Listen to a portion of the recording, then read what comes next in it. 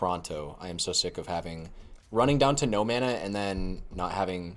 It's really just that. Well, no, we don't have mana regen either. We need cold-hearted calculation.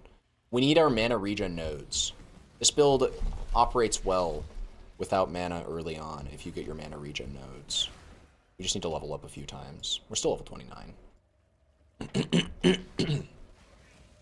Okay, but yeah, I did equip my MTX, and I actually increased the refresh rate on my monitor to, I guess, to use the full capabilities of what I bought it for. So now it should be running at 120 FPS. I also capped my in-game FPS because I don't see any reason not to. It's going to be gated by my monitor anyways. And what else? We're still super slow. I applied my MTX if I didn't just say that. I don't know if I said that, sorry. Oh yeah, our damage is still boo-boo. We need charge mines pronto. Pronto, pronto, pronto. Because charge mines will give us power charges, which will give us power siphons, big, like, you know, the whole fucking reason the skill is good. The fact that it gives you free scaling with... We're gonna die. I feel like I'm gonna die. Dude, why does death feel so... What are these guys? Gemling... Oh, these guys spawned because of the all flames. That's what's going on. But they're dropping gems. I can get... actually, GCPs early on are pretty dope. I can get quality on... what's the main thing we need quality on? We can get throw speed. I'm not seeing my... my loot filter wasn't turned on. Excuse me. I'm missing a bust back here. That's another bust. Yeah, this is some primo annoying shit. Okay. 13 to 40. Okay, I'll actually roll with that. Let's go back to Talent Cell, and then I might actually just craft this wand right here. This wand already looks like it'd be an upgrade, just as a white item, which is kind of embarrassing, but also at the same time indicative of how good our previous wand was. Yeah, I'm not actually high enough level to... No, I'm not high enough int, which is another problem this build runs into. You actually run low on int early game, pathing the way we do. So 13 to 40 has 9% quality. If I just slam this with 2 black... Yeah, we're using this for sure. I'm probably close to that int cap anyways. Or I'm probably close to that requirement anyways on int. Yeah, we're literally 1 int node away, which I believe... No, we're not going to get that for a little bit. I'm going to grab this. Grab this. 1, 2... Actually, I could skip this. I could go 1, 2, 3, 4. This will be my intelligence. But I kind of want to rush it, so 1, 2, 3. Get some int, get some mana. It's super important that we get cold-hearted calculation for the mana. That's a big node I have been shirking on. We will actually blacksmith whetstone this up, and I should roll it, but I'll roll it after I get the last whetstone that we'll apply. We can buy those for 3. 3 scraps? 8 scraps. That's painful. I have 3 right here. Let me get my RS client. We got automation. But Detonate Mines is a skilled gem that only is sold by Lily in Act 6, which is so cringe. So I do have to wait 3 more agonizing acts. I should probably keep that gem. There's a good chance I need it at some point. These are the gems we'll need. Don't need this. 640, this is an increased recovery rate, removes curses on use. Actually seems pretty dope. Better than this. Yeah, we're going low, slow, and no, we're going low, slow, and deliberate, because I really want to win the game. I want to win the video game. I don't want to die. We're gonna grab some crafting mats. We're gonna use those on the wand when we are able to equip it, but not a moment sooner, because there's the chance that we find a blacksmith whetstone. And if we do find a blacksmith whetstone, then that's well, that's a huge upgrade to the wand. That's more quality. It's more fizz. We are running hatred, so fizz is super good. Really just upgrading our wand is so big for the build right now. Because like our damage is okay, but it could be better. And the wand upgrade it's just massive. It would probably double our damage. Probably literally double our dips.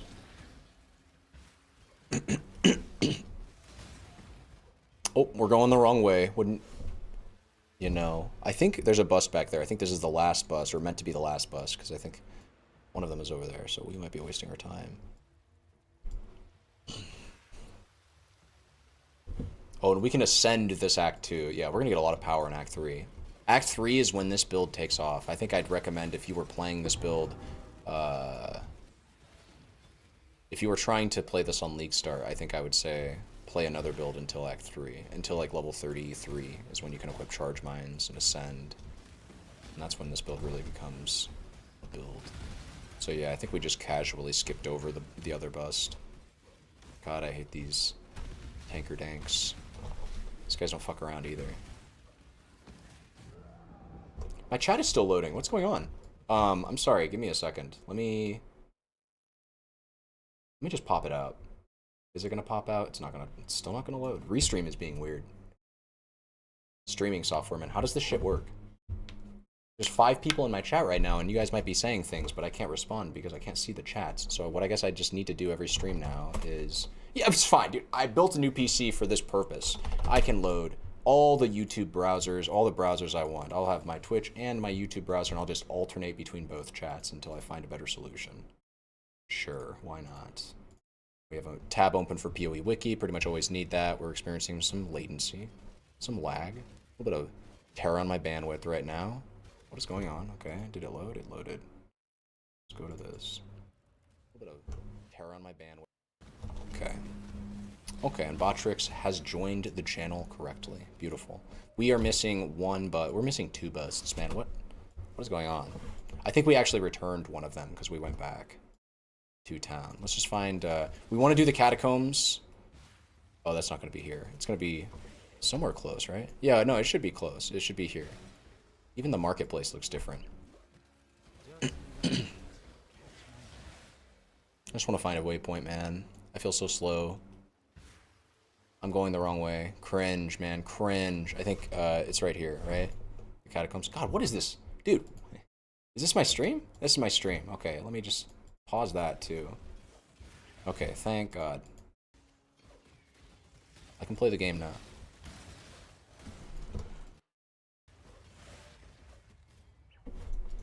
Pop out these chats.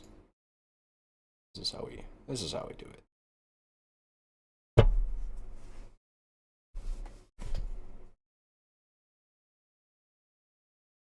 Boom. Boom. Nice. Okay. Nice. Put you down here. Can I, like, minimize the chat? Sure, that's just gonna have to work, I guess. Do it like that.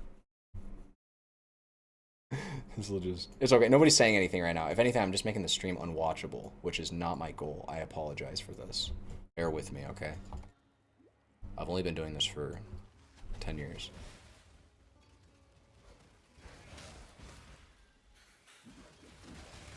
Should do this quest.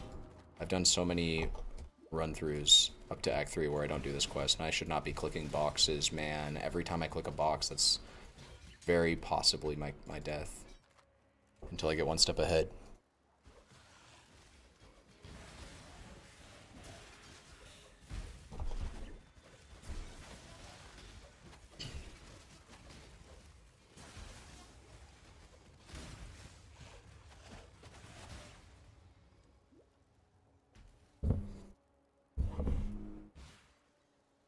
Okay.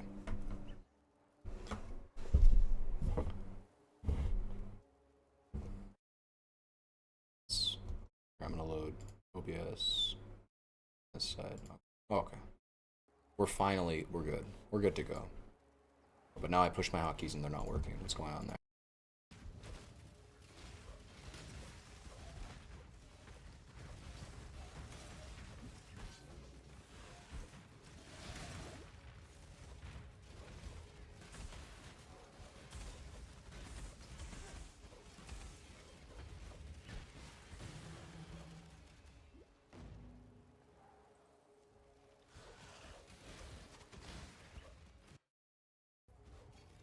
Why do I keep... I should just disable that hotkey.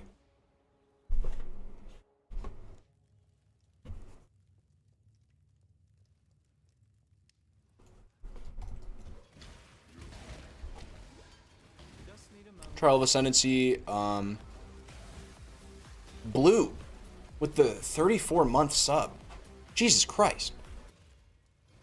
That's not the notification that you should hear.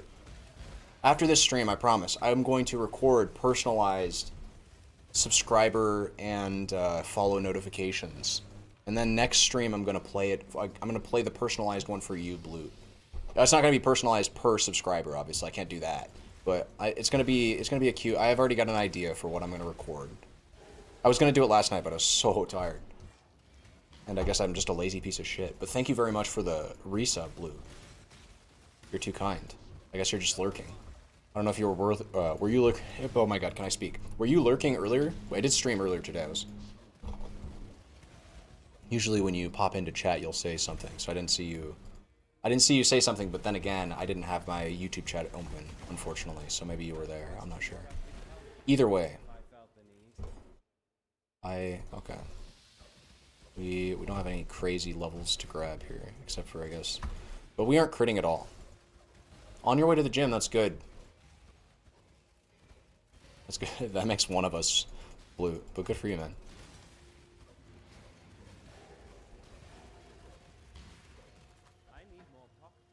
The gym could be your sanctuary, man. Oh, I said I was going to get int. I need to go rush int so I can roll this wand. That's right. That's what we're doing with her passive tree. Grab, and then grab that. We don't even need Saboteur yet. It's not like I have enough mana to make use of the mind cap increase. Okay. I just never have Quicksilver flat. This is the reason why I need another Quicksilver. It's because you, early game, just don't have the constant... enemies aren't dying quickly enough. This will be my replacement chess piece. This is the 4-link. It's blue, triple green, so we will need to recolor it to 2 blue, but this is absolutely going to be the chess piece that I use probably until I get a 5-link. Maybe not. I mean, it's not great. It's just a strapped leather, which is not like a noteworthy base at all. But let's go back to town and figure this situation that we're in out. Oh, crap. My map. I could have just looked at the portal. Could have just looked at the right side of my screen.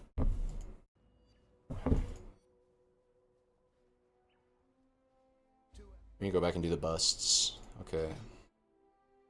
Keep that.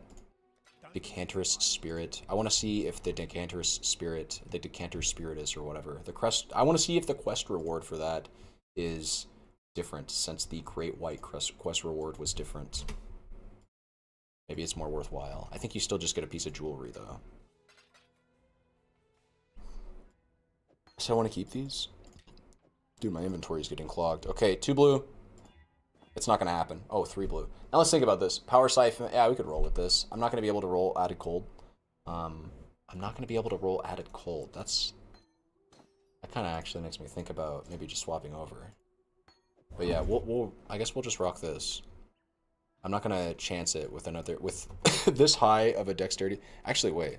What's the dexterity requirement? 32? This should be easy. This should be easy to hit 2 blue. We should be able to hit 2 blue, right? I don't know. I feel like it's just dumb to roll over this when I could just roll this with the added lightning. Whereas Charge Minds is going to be coming from this quest, I think, that I'm doing right here. I'm currently working on the quest. Or I think it's actually in the library. That's where you get Charge Minds. But either way. Get rid of that. I guess transmute it. Get bleed. It's freeze, that's fine. We said this would be a good... I guess Solaris Lorica is no longer going to be the upgrade for as long as I found this 4-link. And I guess I need to find a 4-link up here or something like that if I wanted to go differently. Oh, I see. Our int requirements. We're literally 1 off. Cringe. Cringe. Frostblink. I need a shield charge. Yeah, I need shield charge. Oh, shield charge is kind of bad right now. Leap Slam if I was dual wielding. That's what people are doing these days, I think. I don't even think shield charge is available now. I'm not gonna play without Frostblink though. That's a dumb idea. I could roll these. Like, why am I rolling complete trash? Okay, lightning res and attack speed.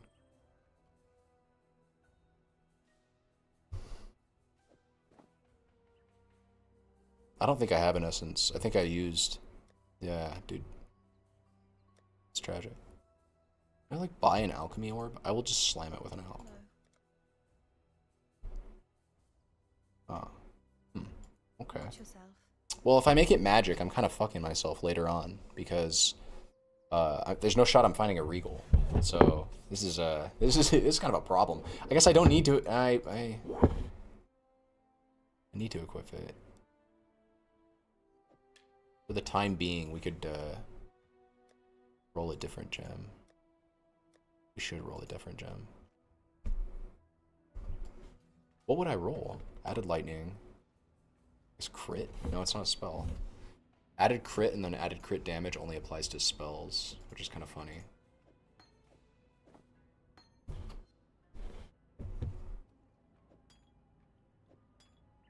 I'm not on my stash. Okay, we're wasting all the time. This is dumb. What I should do is just real quick upgrade my other flask. Because I can. Didn't I have? Yeah, I had these. Talamoana? You getting by? Stay out of the shadows. I should have sold this. You're looking sharp. Get the mana regen. We're gonna get the. But for right now, because we did make the. I mean, we kind of made the character worse if we just roll like this. So, but I don't see much of a other solution. I feel like we upgrade the character becomes upgraded very quickly if we just go find an alchemy orb. A little bit of mana. Not having Frostblink equipped is dumb. So, like, that's a movement skill. What would I do? I could D-level Frostblink now. I could just go buy another Frostblink. That would be the solution. Is there even a quest in the library? Siosa is the person I'm looking for. No, I think it's just the trial. Should definitely have Frostblink for this. Oh, I'm gonna kill my character by doing this. I guess here's what I could have done. I could have just done like some shit like this, I guess. So we're missing the mastery, which is giving us actually probably a lot of damage sometimes. Maybe not. I don't actually know how resistances are, what the resistance situation is on mobs early game. Maybe they don't have any, like maybe even unique monsters don't have resistances, and so speccing into things that invert their resistances might not even be like worth it. Wait, where's the other one? Crematorium, that's right. In the left hand, surety in the right. I just want to check over here real quick to see like what is the point of the catacombs. It's just the trial of ascendancy. There's no Siosa is the library. So there can't be a quest in here. I would just be wasting my time. I think we'll run out. We'll run out like this.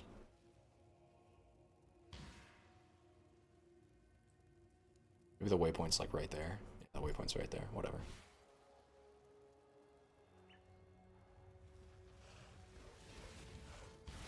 Let's go find the next area because we've already mapped out a good chunk of the marketplace. And then we'll find we'll find the waypoint to, I think it's is it the docks? No, I don't know where it is next. It's the battlefield. And I think it's over here.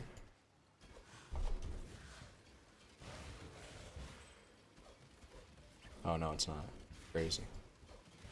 It's up here. So we go to battlefield, we'll find the waypoint for that area. We'll do the quest there because it's just like grabbing a flag. Then we'll come back and do the bust, and then we'll get 2 passives that way. And just go boom boom, get our intelligence that way. Use another one of our regret orbs on the int that we just spec'd, and then get that mastery back if we want it. But maybe we won't. Maybe we will not be getting that mastery, and maybe we'll instead be going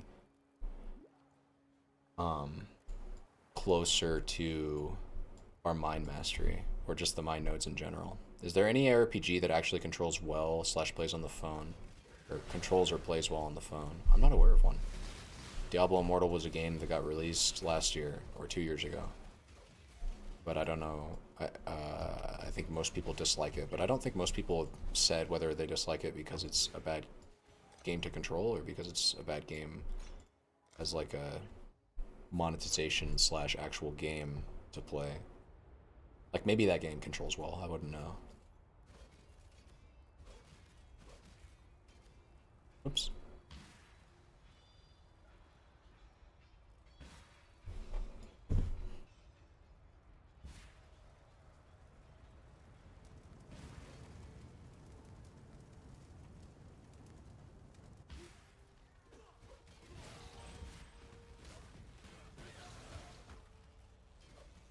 You know, path plays like dog water on consoles. I think that's an unpopular opinion, actually. If I can share the experience of my good friend, it doesn't matter who he is, does not matter. He's just some dude he's the dude that I was talking about yesterday that I played this game with off stream. I think he plays exclusively on controller. And he actually says he likes it a lot. At least the combat, he likes it a lot. And then they added WASD and controller support to PoE too. So I think the way GGG views it and the way a good chunk of the player base sees it is the opposite. They actually like the controls. Half the game is menuing. That's true, and from what I've heard from those players, that part is at least more painful, if not like significantly more painful. Dealing with the menu, that's actually something that the people that I know that play with controller, what they do is they do that. They basically don't interact with as many menus as they can throughout their gameplay experience. They'll do content that does not have much menuing, I guess.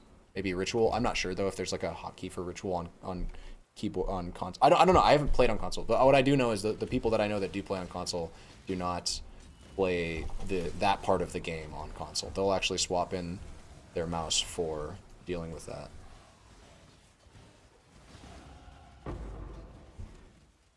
I could not imagine trying to do a trade on my mouse.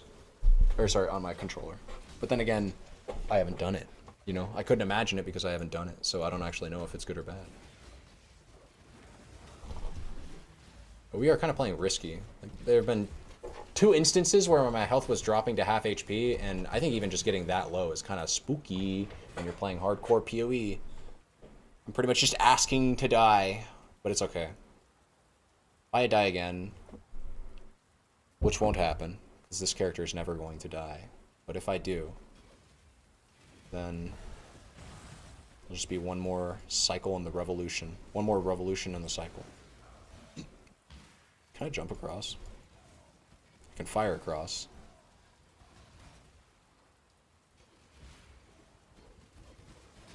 This is the reason we're here, the thematic soul fight. But we're also here to talk to the homie Fairgraves. Is hardcore even hardcore if you don't die once during the league? Yeah, true. If I never die, am I really playing on hardcore? I'm just playing PoE at that point. Still playing. We're basically playing the same game. If I never die and you never die, and we're both playing in different leagues. If I'm playing hardcore, you're playing softcore, and neither of our characters die.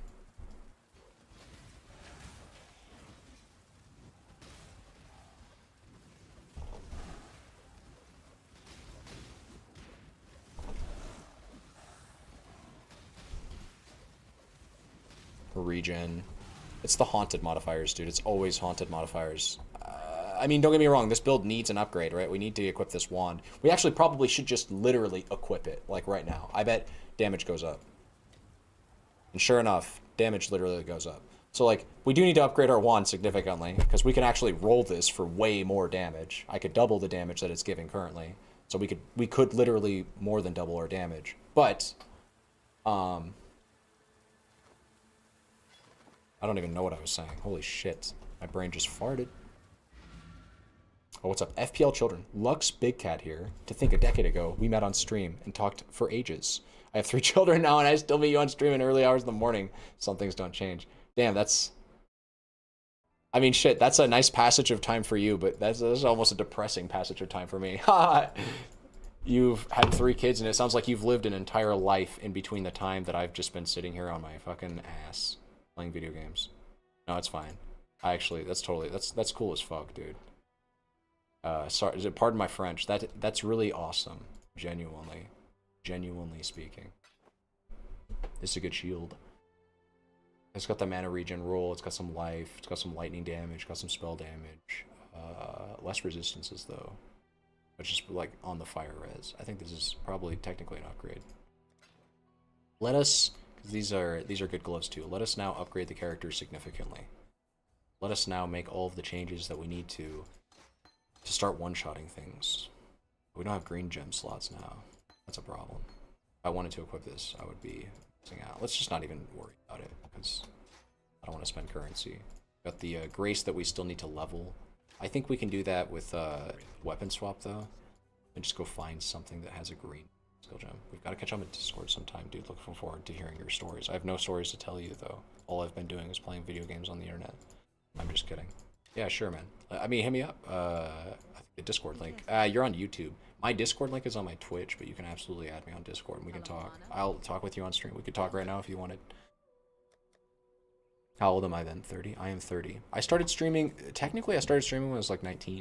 I started streaming when, it was in 2012 to 2013. I started streaming Heart of the Swarm.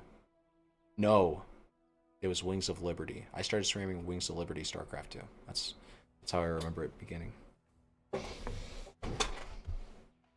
Wings of Liberty StarCraft 2, I was streaming, I think I started my stream as what it still is, or aims to be today, which was back then. I remember I was streaming, my title was like free StarCraft 2 Masters Top 8 coaching, because I was trying to give coaching lessons to people, because I myself was a platinum player when I started playing. I started playing the game, calibrated at like gold or platinum, and I remember my interaction with Twitch, my entire, like the way that I had come to understand Twitch as a platform was that it's a place where people go to stream their gameplay and commentate their gameplay. That was my initial understanding of Twitch. And back then I think it wasn't even called Twitch, it was like Justin. But I viewed Twitch as that. It was a place where you went to play games and talk about the games while you're playing the games, like just stream of conscious, talk about the gameplay. So I tried to emulate that formula. I like 80s people. They're very responsible in everything so far I've seen. Well, that's a generalization, but there might be some truth to it. 36 this year, but we heard that. You coached my game too, I believe. We bonded over Earth Spirit. At heart, the new Dota patch, though. Dota's still a good game, even to this day. And Earth Spirit is still a good hero. Always done a good job despite all of the shit they get, and despite all of the deserved shit they get, because they have definitely mishandled the game in some ways. But Dota's still a good game. Earth Spirit is still a good hero. I could almost say the same about StarCraft 2 if it wasn't so fucking dead. I feel like even though my story on Twitch and playing these games that I've played is a very humble one, even to this day, because I have not popped off. I am not some 5,000 viewer Andy, Wired Guitars, making hundreds of thousands of dollars a year, streaming to twitch.tv and youtube.com. That didn't happen, right? That's not the story of, obviously, right? I'm streaming to 7 people right now, combined, across 2 platforms. Even though that's the case, I still feel like things have been generally good for me, and I have nothing to complain about. Life's just chill, dude. You're right. Like, I don't want to talk about fucking accomplishments or whatever. This community that we've carved out, this space of people like you guys, right? Dorkamus, FPL teacher. I'm not entirely sure what your original aim was, so I feel bad because you obviously remember me. But that's my point, is the people that have come and stayed in this space of the internet that I can kind of call my own. It feels really cool and wholesome. I love all of you people, genuinely speaking, from the bottom of my heart. I'm sure that's cringe to some people. I don't care. I love all of you guys. This shit's cool as shit. There we go. The last roll, we got a...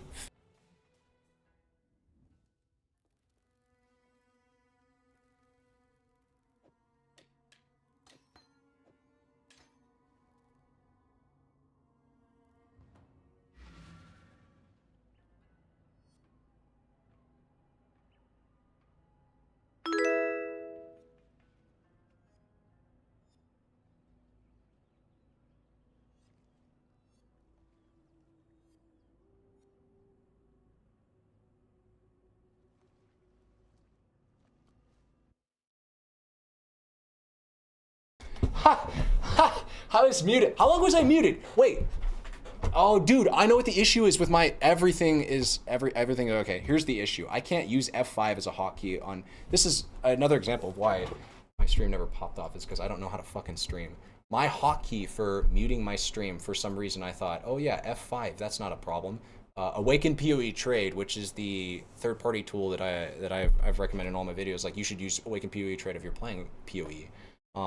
The go to your hideout hotkey is F5 as well. I don't know how that didn't register in my brain when I was trying to set up my hotkey for muting my stream. So let me go to my stream hotkeys. Somebody followed earlier. I didn't see that, but thank you very much for the follow. Let me go ahead and let's just change this to F6, right? You know, what could possibly go wrong with F6? Oh yeah, that's my F6 is my. It's that. Okay, so F6 isn't gonna work either, dude. What do people use? They have like a stream deck, right? That's what I need. I need to spend the $100 or whatever it is to buy a stream deck where I push buttons, right? If I want to mute my stream, I just hit the button on my stream deck that says mute stream. I just hit that button and then it mutes my stream, right? I need to go all out. I need to just put like $2,000 into another 2,000. I need to put yet another $2,000 into my rate. So now I got a good computer. Now I need to spend $2,000 on. No, I'm just kidding. I just need to figure out a good system for this. That is possible. Everything is achievable with the mindset. We're gonna make it F7, and we're gonna see if there's a conflict. Okay, that's where we're at. I need to go do the sewer. We have the docks. Did I do what I needed to do in the docks yet? I didn't even get the waypoint. Should probably check that. Am I a YouTube partner? We actually, good news about that. We actually did just get monetized the other day. Well, they're sending me something in the mail that I need to respond to, but I haven't gotten it yet. But it's like some tax confirmation documents. Once I get those, I will be able to monetize YouTube videos, which is cool. I really don't need to make a lot of money at all doing this to be sustainable, or for it to be sustainable for me.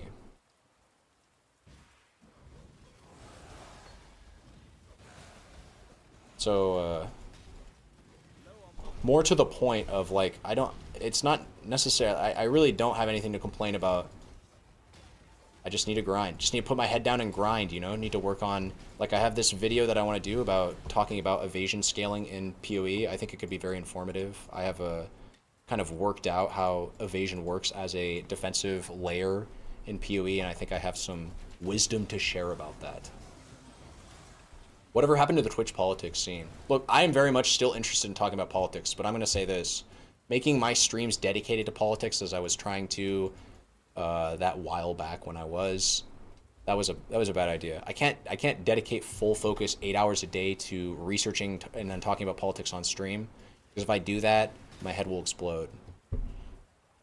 I think I've found in general, this is like life lesson, by the way, or not life lesson, but my experience told as though I feel like I have a better perspective on things now. And that is, the less I focus on, not the less, it's not, because it's not the less, I still stay informed, but the more I focus on like actionable steps when I think about politics, I have a whole like better mindset towards it. Right, so what I mean is, when I think about a good example, a current issue of today that people, this could potentially be a good chess piece. I'm going to pick it up just because. Israel-Palestine is obviously subject, maybe one might say a contentious subject. It certainly is, and it deserves to be a contentious subject. It's a complicated issue that involves a lot of actors in the world, on the world stage. And I still need more int. I didn't realize that. That's cringe. We're going to path up here and satisfy our int that way. Anyways, Israel-Palestine is a flame that got reignited recently with, not recently at this point, but October 7th, you know, and then the aftermath invasion of the Gaza Strip and, you know, basically the annihilation of like upwards of like 23,000 people has reignited a lot of the conversation surrounding who has the right to own that land. And that's something I'm invested in. That's something you can see that I'm invested in if you go and check the VOD from 2 to 3 nights ago when I talked about it at length, ad nauseum, with Jake and Sparefoot on stream. We had a big fucking, like, the stream was like 5 hours, and like 2 to 3 hours of it, basically actually 4 hours, basically the entire stream, because Sparefoot came in at the very beginning of it and I greeted him and we talked a bit about politics. Ironically, you know, I don't do politics streams anymore, but it seems to be the case that I will always be talking about politics in some fashion. That entire stream was basically dictated by the conversation of Israel-Palestine. I just leveled up a character in hardcore that eventually died, I think at the end of that stream or the beginning of the next stream. But we were talking about Israel-Palestine. So I very much still do talk about politics. Definitely sound a lot older and more controlled than the Brood Terrorblade ES days. I don't know what that means. Only I'll be able to catch you when you wake up early to do work. I'm a teacher now, but I'd love to learn politics from you sometime. You would not be learning politics. That's another thing. You don't learn. This sounds. I'm not trying to speak down in any way, shape, or form, but I just want to make it abundantly clear that punditry, the idea of someone who has like some nuanced perspective to give to someone else about the world, I can teach you something. I dislike that when it comes to politics. I think politics are like, I think the way that people politic and should politic is very much like more an individual thing.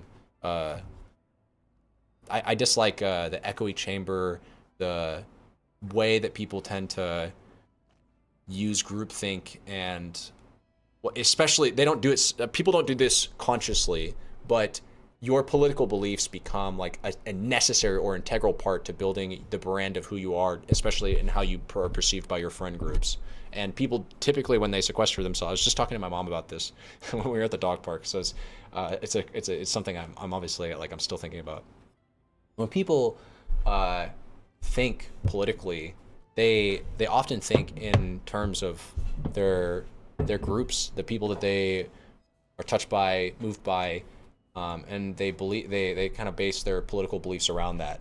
Like, oh, my sister's trans, or my brother's gay, or I guess on the other end you could say my mom's a Catholic, or I was raised Catholic. You know, these things that touch us very personally form our entire worldview, and I think that's kind of, well, while it's not wrong, it's like it's very natural. It's like going to happen, of course. It just gives us a very narrow perspective on things, where your entire life is just one of 7 billion lives, right? There's and in a very specific location and in very specific circumstances. But the world is so much more complex than your individual life. This is the way I see it, by the way. So maybe you disagree, but this is the way I see it. The way that most people politic is bad.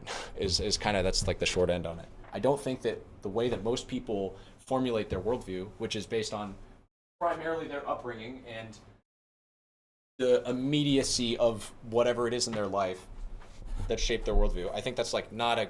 I don't think you get a comprehensive perspective on anything if you just if you and I think it happens. Again, I said this earlier. I said this at the beginning of this diatribe, but I think it happens whether we know it or not. I think a large part of politicking is your unconscious biases creeping into how you want to express those to people around you. So if you're actually a racist, well, nobody politics as a racist these days, or very few people are out there professing to the world, I'm racist. But instead, right, because there are still a lot of people that are racist, they don't even believe it in themselves, but they are racist in a way that like it would be indisputable that they are racist if they were able to understand what it is that they're doing. This, like, okay, so for instance, I need to put this into example so it makes any amount of sense. There are a lot of people that will say things like, I am not racist, but I do support voter ID, I do support strong border protections, and I just generally do not think that people that are not born from here, sorry, that was a like double negative. That last sentiment was supposed to be, yeah, like you support strong border control, you think that we should be like actively searching for people that illegally migrated here and making sure they go through due process. And you have this sort of identity tied to the country that you belong to. You think your people are a better people, and that being raised in your country makes you kind of a better person because of the values that it instills and the things that you're taught in that country relative to the rest of the world, right? I think thinking that is something that a lot more people actually believe than they'd care to admit. Maybe they wouldn't word it exactly like how I said it, but a lot of people do believe thoughts that are essentially that. They essentially think, hey, you know, I'm Dominican, and Dominican people, we're just better, man. We're built different. We're based, you know what I'm saying? We just know it. Or I'm American. Again, you can especially think about it when you think about American, or I can, because I'm probably because I am from America. I think there's a lot of American exceptionalism all around me. American exceptionalism is a belief that people that are from America are just kind of intrinsically better. I said I was going to go back and do, whatchamacallit, the sewers. We were going to go with the last bust, which I believe one of them was over here. No, I think one of them was over here. I think we just left one behind. Anyways, yeah, I think the way that most people politic is bad and wrong, and it just doesn't. It's not like productive. But, well, actually, it's indisputable to say it's anything but productive. It is productive. Every time people go out and do any kind of activism, or especially, I shouldn't say every time, but politicking is some of the most productive things you can do. Going out and protesting, if actions come from that, that can be very directly impactful. It's not that it's a waste of time. Or it's not that it's not productive. It's that it accomplishes ends that I don't think people even really mean to intend. Like, it's very difficult, in my opinion, for me to say, even right now, that I support any one group completely, right? I support a lot of Black Lives Matter tenets as a group, as an organization, but there are some elements to Black Lives Matter that I do not agree with. And if I went out and like tried to brand myself as a Black Lives Matter supporter, as opposed to just somebody who agrees with some things that Black Lives Matter has said, basically, I think labeling yourself as a supporter is kind of like, in general, it's a little weird. Like, what am I a supporter of?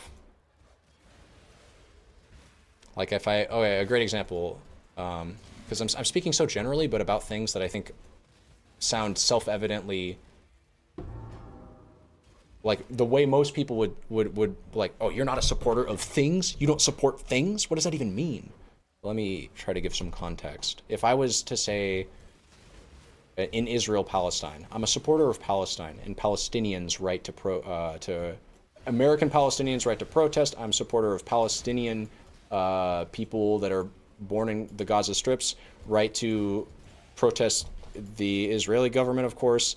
And maybe you even would go as far as to say, hopefully not in my chat, but yeah, that you support like Hamas as an organization, that you think that Hamas as a political organization is deserves to exist, is legitimate in their goals, and does not do anything harmful with respect to, I guess, just directly or indirectly harming Jewish people, honestly. Directly via, obviously causing fucking October 7th and like going and raping and killing thousands of Jewish people in what is effectively their version of 9/11, or indirectly by doing things like spreading lies about the Holocaust, which Hamas as an organization has absolutely done. Right? Saying you're like a supporter of Hamas is pretty crazy. Most people would not say that. Most people do not say they're a supporter of Hamas. Most people would say, I'm a supporter of Palestinians' right to protest their government, or more specifically, the government that they live under oppression in. And that's fair. You can absolutely support people's actions and rights and whatnot. But supporting a group, throwing my allegiance behind any one organization, I don't even call myself a Democrat. The Democratic Party has done some fucked up things before in the past that I do not want to have to like co-sign or be in a conversation defending. Like, I'm not a Democrat, I am myself. I hold my own opinions, and if you dislike that, then we can have a conversation about that. But don't try to lump me in with, I guess, a bunch of other people's beliefs. But that's also kind of like that's its own... I run into problems thinking that, too. Because a lot of the people that think that are libertarians. And this is yet another, like, man, if that instead of increased crit strike chance for spells, what if that was just increased crit strike chance on the wand itself? What if that lightning damage of spells was flat lightning added onto the wand? You know? Wands are hard to roll. They can roll attacks, spells, they can roll dot. They can roll everything and anything. Anything, everything, and all at once. Let's see. Purpose of political discourse is to gain perspective, no? Very few of us can carry out legislative action. True, from Malaysia here at least. It does shape who you are, but you can grow, but who you are can grow too, especially with age. Political views at 20 and 30 will change, and eventually at 42. Yes, that's another layer to the whole throwing allegiance behind an organization. is difficult for me because it is very possible that I do not support the same organizations now that I did 10 to 20 years ago. And if I wrap my identity in with like a group of people or an organization as opposed to an idea, then suddenly I'm like cementing myself down with a group of people. And so it's like, oh, you support, you support, you like R. Kelly's music? Oh, well, did you hear that he just peed on a girl? Actually, even just saying, I like R. Kelly's music. Like, if you said that you like the person's music, I think that's pretty fair and innocuous, difficult to attack. Oh, I like this person's music. Well, do you support them peeing on little girls? No, but I do like their music. That's fair enough. If all they do is make music and pee on girls, then that could be a little weird, though. Like, okay, but by liking their music, you're basically supporting their peeing on little girls venture. Because all that dude does is make music and then use the wealth that he makes for making music to find himself in positions of power where he can pee on little girls. So, the straw man arguments drive me up the wall. False equivalencies, ad homs, unnecessary balance arguments, fallacies, etc. The relatively conservative Eastern world would happily keep their values. I myself lean right on most policies because I turned Christian 6 years back. Because of the massive... Well, even that statement. You lean a certain way politically because of your religious values.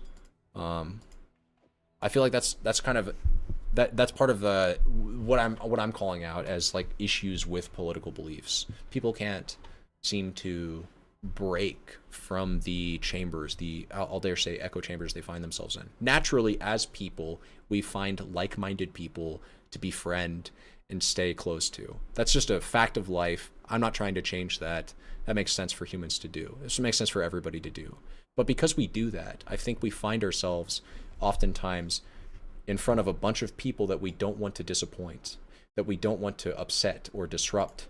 We don't want to like fuck with the way that they live their lives because our lives become intertwined with theirs. And so suddenly when we start to think about things like, I'm changing my mind on such a subject as gay marriage. And this is not for me, by the way. I have my beliefs about gay marriage. I think gay marriage is totally fine, and I'm not changing that. But I'm just giving examples of beliefs that you might have in your brain that might change over time, but that because you are in a social circle with a lot of people, it becomes difficult for you to change your beliefs because you have friends that believe the other things, and they still believe the other things. They're not changing their minds at the same time that you're changing your mind.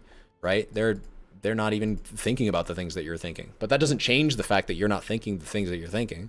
You're still thinking like, hey, shit, I don't know if gay marriage is really all that bad. Maybe it's good. Maybe it's fine. Maybe people should be allowed to be gay and do whatever the fuck they want. And because you're having that belief while other people aren't even thinking about it whatsoever, and it's a big deal, right? Because those other people that aren't thinking about gay marriage in the same way you're thinking about it, they still think a lot of things about gay marriage. They still hate gay people. They didn't change that. Their passion against gay people didn't change. They just aren't. Yours did. Is what it is. All. It's like a lot of people. They stay entrenched in a certain belief throughout most of their life, and instead of finding ways to challenge that and see if it's really as extreme as it is or it needs to be, what they'll do instead is they'll block out the people that challenge the extremity. They block out the people that say, hey, maybe you're wrong about this. They don't ever think, oh, wait, maybe I'm wrong about this, and maybe I need to change. They just say, I'm going to change my world around my beliefs, which means only people that I agree with are going to be people I associate with, and I'm just going to live in my own comfortable little world, surrounded with like-minded people exclusively. And they stop, I feel like they stop growing. I feel like they lose the ability to change their mind. Well, if you lose the ability to change your mind, you suddenly, dude, there are so many things that you become shit at, complete terrible at, if you never allow yourself to be wrong. You cannot play anything competitively. If you are so full, if you sniff your own farts that hard, you can't play any games competitively. You're fucked. Dude, you are so fucked. You're so fucked in so many domains of life if you are so high off your own farts that you're sniffing them like glue. Like a child sniffs glue. I never sniffed glue, though, as a kid. I guess the other issue with politics is that it makes some people essentially nope out of streams, especially Not something I'm as concerned about, though, because if I talk about politics, I've noticed the viewers kind of stay the same, right? I have no viewers when I don't stream politics. I have no viewers when I do stream politics. So I'm just going to talk about whatever the fuck I want. But I'm just kidding, of course. You guys watch me, and I love you, so I don't have no viewers. What's FPL saying? FPL saying, you should start cooking channel, though. Still missing that stream from your spaghetti. Listen, that's actually not too crazy of an idea, and I'm just going to say keep an eye out, okay? Because I do, I mean... I don't know, you're watching on YouTube right now. Did you see the vegan smoothie recipe video I made? I like food. And cooking is something that I should do more of, but I do like food. I agree with your premise on social circles, but I would push back on political choice based on social circles. The moment you know you're in an echo chamber, you do everything to not be trapped in it. But I don't know if most people even make that realization, is what I'm saying. I'm saying I don't think most people are even willing to accept that they're in an echo chamber. I think most people, or... maybe you're just wrong. Maybe it's like, I don't think most people actually see it that way. Maybe most people like being in an echo chamber. That's the other perspective. Like, I guess fundamentally what I'm trying to say is it seems like there's a good chunk of people out there that just cannot deal with the idea of them being wrong. Challenging one's own belief isn't the purpose of discourse. It's actually to surround themselves with people of opposing nuanced beliefs so that their perspectives evolve over time. It sounds like you're saying what I'm saying. It sounds like you're saying that, yeah, that is actually the point of surrounding yourself with other people who think differently than you, is to not necessarily to change your thoughts, but to have your thoughts. It's like it's literally like just a grind is how I see it, right? If I put myself around people that disagree with me, then because we disagree, so we have some subject of which reality we do not see eye to eye on. And because we have some reality that we disagree on, two humans do not like to exist in opposite realities simultaneously. Something called cognitive dissonance arises. And when that happens, you'll do anything and everything to justify your worldview in front of that other person.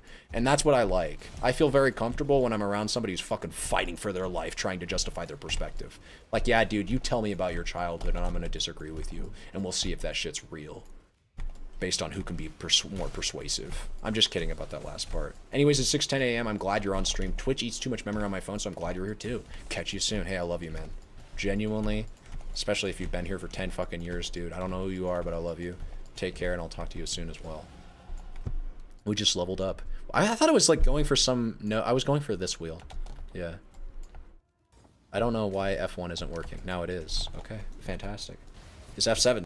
F7 is working, dude. I've got a stream deck on my I've got a stream deck, and it's called my keyboard, and I'm a genius. I have no clue about vegan smoothie though, but I'd like to see more. Yeah, like I said, cooking streams are not out of the equation. Okay, they're possible. I could do it.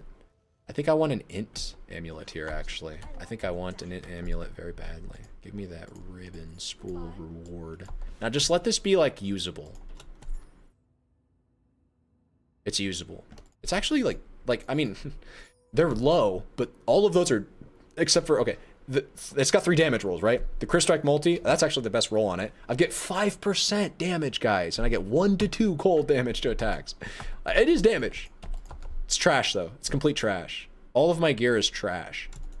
I'm probably going to upgrade my gear just literally, I think this is a better helmet. Unidentifying random shit will upgrade my character more often than it doesn't. It's a bittersweet situation to be in. Hey, this here, like, it's trading out trash for trash, though, is my problem.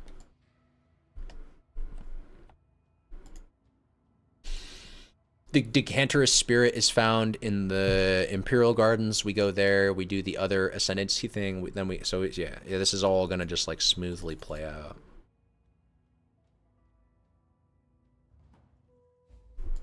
Okay, what's this over here? Is this the last bus? Did I not do all the bus? What the fuck is this? No. Cringe.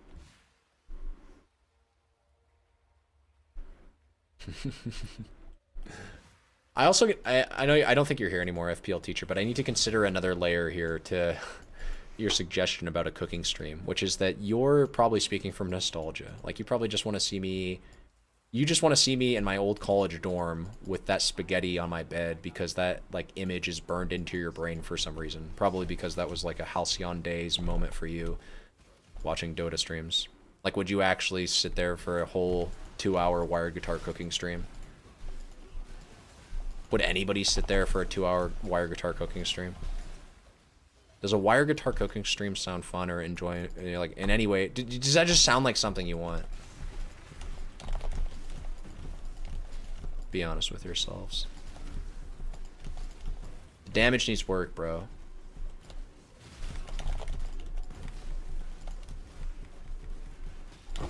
Cool, though.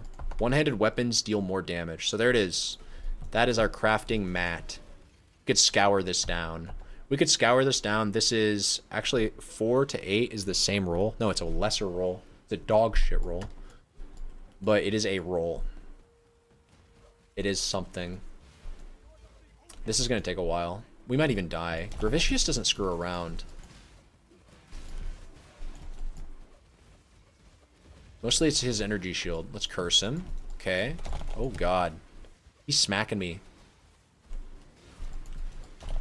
We are stunning him sometimes, which is kind of cool. I should equip at least skitter bots. I have enough mana for at least that. That would like give me 15 to 20% more damage.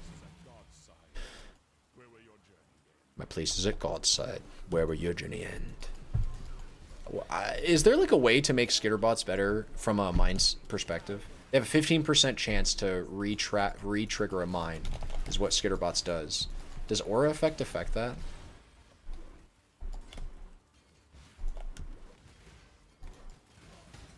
I don't know. Skitter bot's just kind of lame.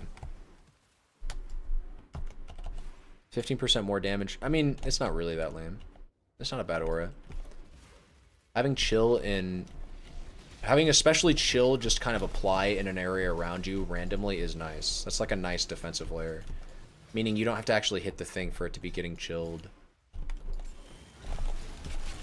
I really shouldn't be clicking boxes, remember? What if that was a freeze box? Who's this guy? Who's this bozo? He's dead. It's a chaos orb though. Was it worth it? I don't know. I think most people have self-determination to an extent, but I don't think most people have free will. We make choices and decisions, but we're limited by our environment and our biological processes. So the chance of us doing X and X versus Y is determined by some function. That function has parameters for hunger, mood, social support, etc. I agree with that. Your mood being your mood, and therefore we'll just say you're the CPU of the human, the central processing unit that makes all the decisions in your brain for you. Your choice as to whether or not you're going to be productive or be lazy that day is largely probably determined by factors that are technically inside your control, but you don't think about as much, so making them kind of invisible. So they're actually kind of outside of your control. Things like your diet. How shitty your diet is something that you probably don't have as much control over as you think, and it's because the way you make dietary decisions, unfortunately, has been ingrained to you at a very early age and is now tied to your mood, which is affecting your ability to make decisions. So like you're not happy, and so you're not gonna make a good decision because you're upset, right? You're not happy. You're not feeling good. Well, even if you want to make the more rational, correct decision in that moment, if you say to yourself, "No, I'm gonna change," well, you're fighting against your emotional state of mind at that point. And man, dude, emotions are very powerful. In the moment, your emotions can be the difference between you going and working out, and I shouldn't be clicking boxes like I keep fucking telling myself. Like, there, dude, my emotions. I want to click the box. I want to get the dopaminergic reward of getting a decent drop. Like, give me that superior... I don't even know why I should not open the gem cutter ones, but I want to find good loot. I want to find... I want to find a wand that gives me triple damage, okay? But, that dopaminergic pull of I want good thing to happen is controlling my emotional state and overriding my ability to make the rational decision, which is to not click the box because I could die. I have no clue about vegan smoothie. Yeah, we read that. Sorry. That's why I don't think people can really take themselves out of echo chambers. It requires the individual and systems to align. Well, what it sounds like you're saying, and this is something I kind of agree with, unfortunately, is that when people do get, quote unquote, pulled out of an echo chamber, they just find themselves in a different one. So they're not really getting pulled out so much as they're getting, like, Well, they are getting pulled out. They're getting pulled out and then pulled right back into a different one. When people make those changes, it's like you said, it's only when everything aligns to incentivize them to make the change. They have to have a different echo chamber saying, no, leave your previous one and align with our values. Because God forbid you ride solo for any prolonged period of time, right? God forbid you just say, no, I disagree with this group, and it's not because of anything or any reason other than I just disagree with the group. And if me having to ride it solo is better than... Or if me having to write it out solo is my only alternative, I'm just gonna stick to it, and I'll side against the group. Like, the fact that people don't regularly or usually think about making that decision is, I think, the big culprit here. People unable to make an anti-group choice when an anti-group choice is basically at ends with their ability to get social validation or every day or just interact with other people. It's understandable. I'm not trying to fault individual people for this. Because I'd probably make the same decision. Dude, if it would only take a few of my social groups, like I currently have my family. If it was my family versus nothing, I'd probably side with my family over...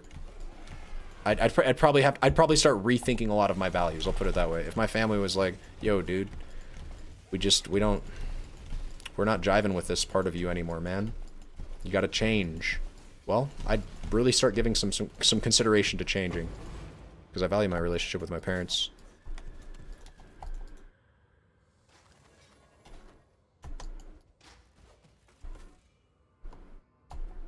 Like other people value their relationships as well. It's kind of... It's like the way we've structured society's fault, but really it's not a fault. I just think it's just the way things are. Even though your values, your political beliefs, these things, I think we teach them as though they are supposed to be personal.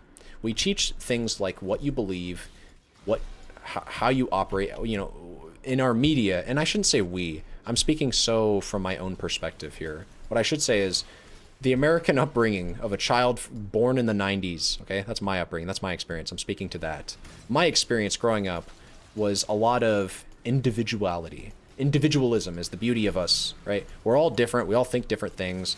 And in your media, you have fucking characters going against superstructures all the time, right? You got fucking... Right now, I'm super into, like, One Piece.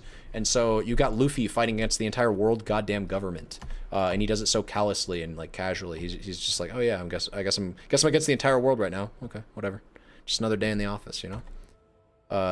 The main character of most of our media is meant to serve as not only a like vessel to communicate the watcher's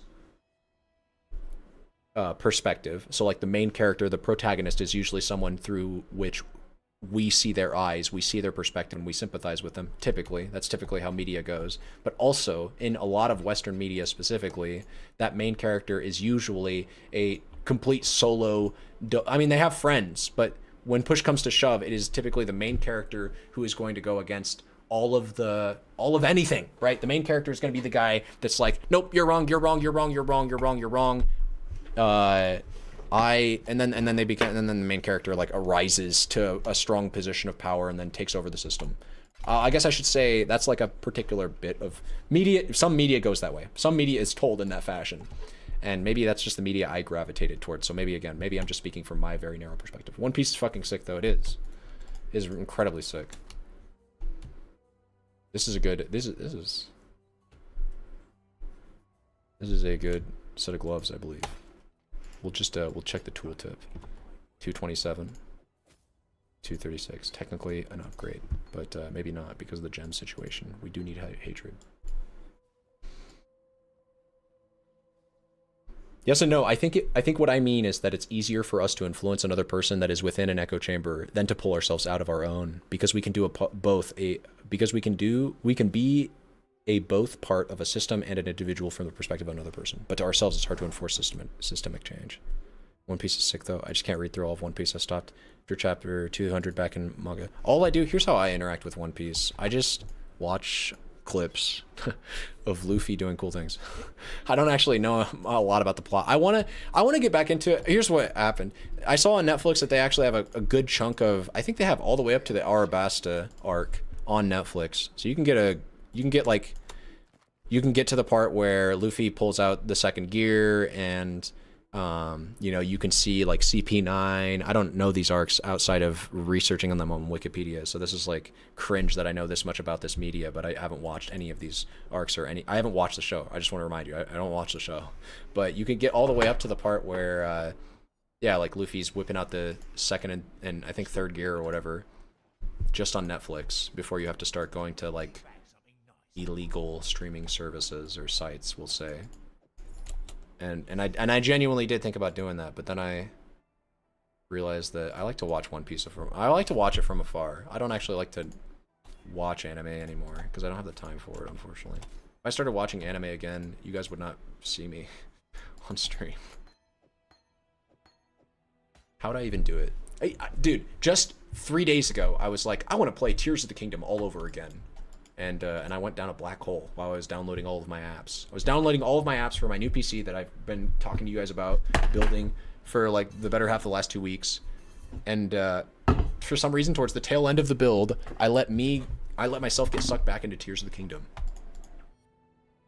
I'm afraid to even look at what chapter the manga's at now. There are over 1,000 episodes.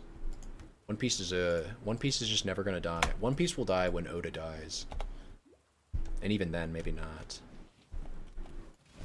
Okay, we should have some more damage. What do we want to do? We want to go to the Imperial Gardens. And then I think that's our Ascendancy. / Decanter's Spirit quest reward. We get to see if there's any value whatsoever to that.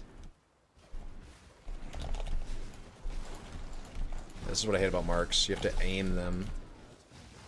There it is. He's dead. I just want to see the single target check. This guy is lightning and shock resistant. 1% shock. Okay. Sag. I still have hatred equipped. What I need to do now is... No, we need to go back to this. Yeah, fuck hatred. It's like 30 damage. Dude, screw hatred. Let's get Wrath. We need to go get Wrath. And this is a fool's errand. Okay, let's go get Wrath. Wait, can we get Wrath? Or is it too early? It's from Clarissa. It might be too early for Wrath, because Hatred was I think, Act 2 quest reward. No, we got Wrath. We got Wrath on deck, baby. Can equip Grace now, too. Start leveling it. Added cold damage, fuck that. We got Charge Mines, though. We do not have Charge Mines. We need to go do the Library quest. We'll get Charge Mines. That'll be a huge boost to our damage. Huge. Absolutely massive. We'll be able to start going crit. Automation plus... What is automation for again? You can't do... You can do Immortal Call. Immortal Call automation is Immortal Call a gem that I have access to. Not yet. For the aspect of being a system... and an individual. If you're a Chinese immigrant talking to a racist whatever, you represent both the individual, enter name, like that person that you are, and then also all Chinese people, yes. Yeah, I mean, shit, we were doing it a little bit earlier in this stream. I'm not gonna call people out. I guess I am calling people directly out. I was doing it too. The generalizations. So I think FPL teacher was saying earlier, they were saying... Where is it? Yeah, he was saying it was about my age, right? It was like, you seem a lot more controlled or whatever. It was like, what? What does that mean? What do you mean controlled? Dude, this is okay. We need to level the aura that we just equipped before we do damage with it. And then Grace is going to be all of our mana. So we need the mana reservation efficiency nodes. We just took a shit ton of damage, too.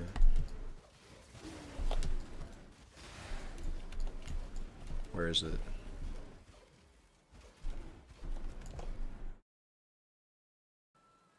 You definitely sound a lot older and more controlled.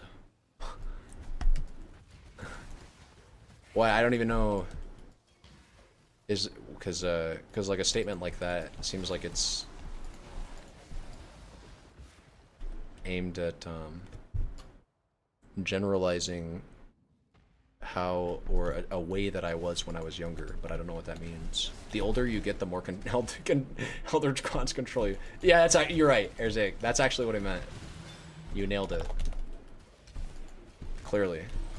I'm a fucking idiot, of course. Such folly. Obviously, that's what he meant. Duh, man.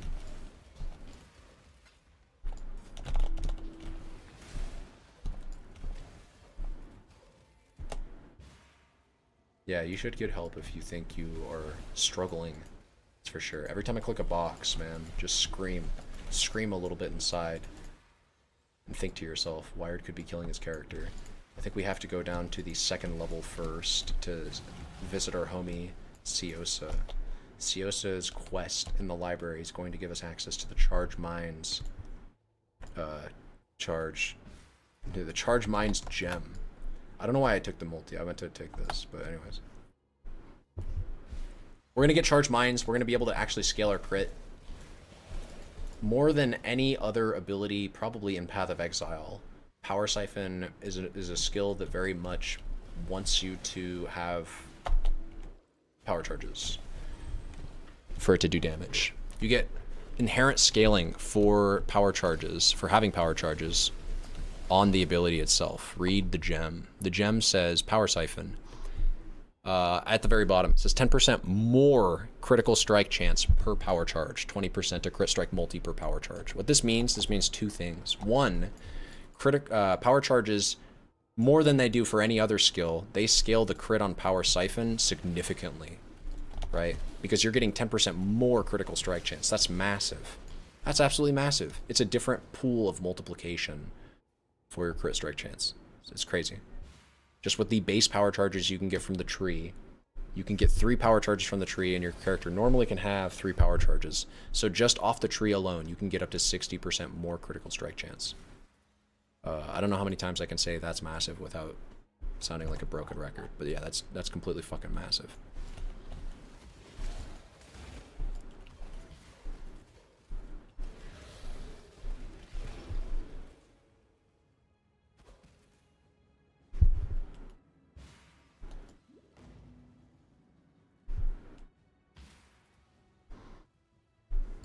And when you're doing, I forgot to say this, when you're doing mines, right, when we're playing with mines as we are on this build, that was a shit ton of damage. Unresolved, I use double haunted modifiers, okay. When you are playing a build that does mines, anything mines related, anything traps related for that matter as well, you get access to a skill gem that we're about to get access to called Charged Mines or Charged Traps, which generates frenzy and power charges every time, or has a chance to, every time you throw the mines or traps. And it's such a nice and easy way to generate charges that, and because we don't have Ralakesh's Impatience right now, we are going to be using it. It also gives you a crap ton of trap throwing speed for the mines, or sorry, for the charges, and crit strike chance for the, so charges naturally come with benefits, but then also in addition to that, having Charge Mines as a support gem gives you bonus benefits for the charges themselves. And we actually get to make use of charges incredibly well. Being a attack-based build, we make use of attack speed. Some people don't know this, but the way that the mines that are thrown that are projecting out an attack, they do go by your character's attack speed. Your attack speed basically scales your detonation speed. So having higher attack speed makes your mines detonate quicker. It's like a quality of life kind of, but I want to say like a feels good quality of life stat, but actually not having any attack speed, the skill does kind of feel poo-poo. Your mines take forever to detonate. It kind of is a problem. Attack speed ensures that as quickly as you throw them, they will detonate and auto-fire, or auto-target the enemies that they are supposed to. And yeah, that's just a very good thing. But then also we make use of the more damage obviously from frenzy charges. We make use of the power charges, critical strike chance that they inherently provide, of course, because we're a crit based build. We also get benefits for stacking power charges that are outside of Power Siphon and Charge Mines. We get, like we pick up Malachai's Loop for spell damage. We pick up this node up here on the passive tree for more spell damage. We just get a shit ton of scaling off our power charges, which is one of the reasons, probably the main reason this is a power charge stacking build. It's because we can stack power charges and get a shit ton of damage off them, of course.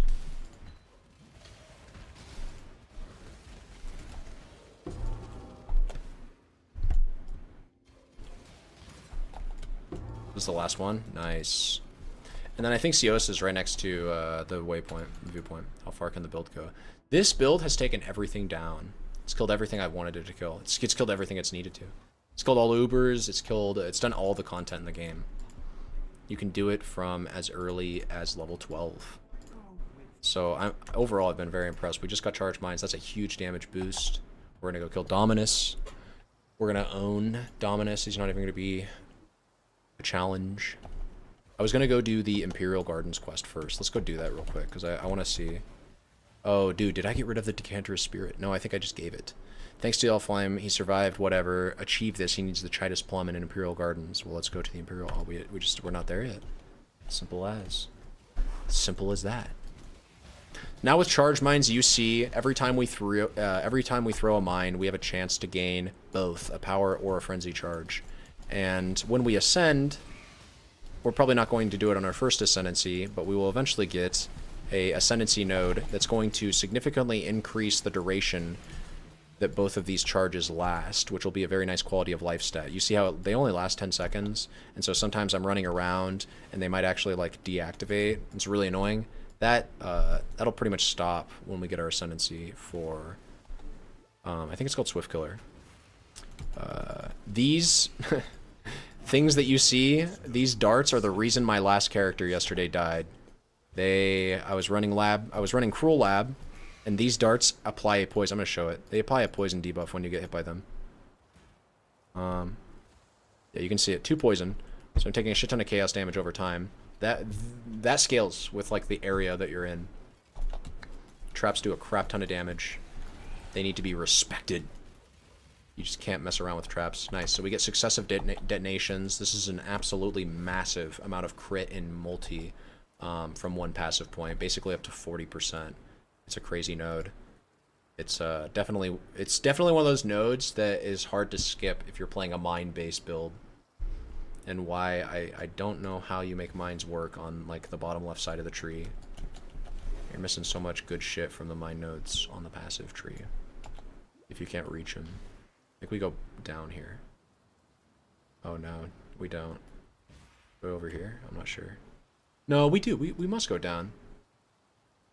We're going for Dominus's entrance, and we're going for the Imperial Garden first. Look at the damage, though. I'm very impressed right now. I think Dominus is going to be easy sauce. We're going to clear Dominus and Malachi just on this setup alone. Or we could, probably. I'm going to unlock this door. I don't even have... Wait. Wait. I didn't kill Piety again, did I? I don't remember killing Piety. I didn't. Dude, I did this earlier, too. Holy cringe. I just completely skipped the Piety quest line because I didn't talk to this dumb fuck, so I didn't get the quest for it, so I didn't make the mental connection. Bro, I'm fucking... I was just kind of trash. Like, well, hold up. This isn't complete trash. We didn't get the plum, right? Let's just get the plum, man.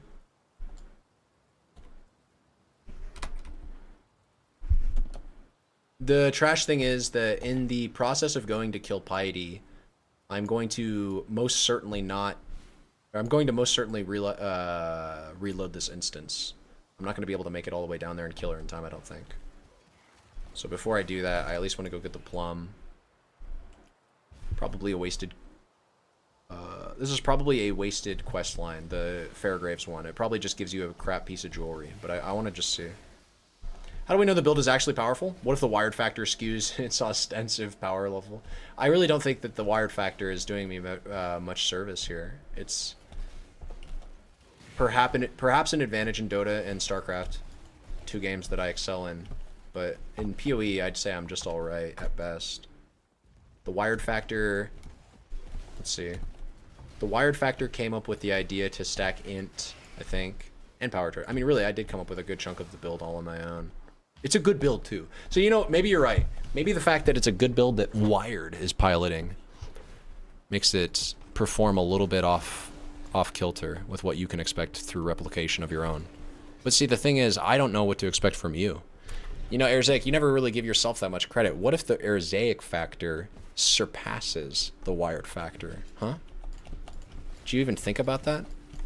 What if you were actually the real hero? What if this stream is actually Arzaic's stream waiting room? You never think about that. No evidence to back that up. There's no evidence to claim contrary to it, though. You don't know is the thing, and you'll never know if you don't explore that, right? No evidence to back it up, but no evidence to say it's not a possibility, at least. And yeah, we did do this. So grab a coral ring that's complete trash. Oh wait, this is not trash. And also, what I had previously was definitely trash. So yeah, that's actually like just goated. Yeah, Fairgraves, you take your whatever the fuck just happened to you. I think he just killed himself, which I didn't mean to kill him, but okay, let's do some. Oh, never mind. Am I in display capture? I'm not. Blacksmith whetstone. I do need another colossal, but we'll worry about that later. So what did we just made an upgrade, I think. Yeah, it was the 3 to 8 cold damage and a fair amount of life too. Actually, yeah, that's like 100 life. Jesus Christ, that coral ring is goated. That's basically like a 20% increase to my survivability right now. This coral ring alone just increased my survivability by like 20 to 30%.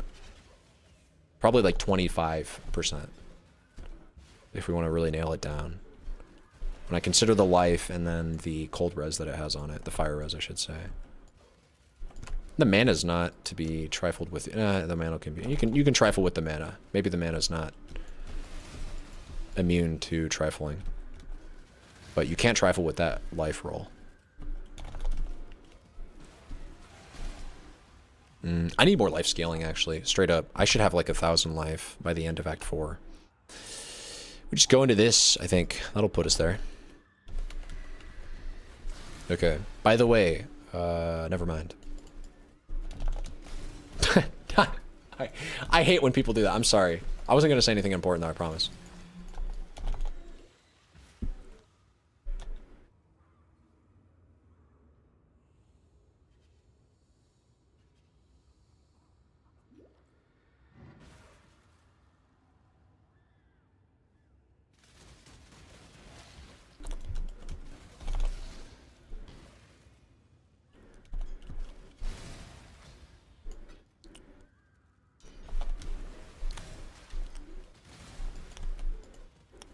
$23. Wow.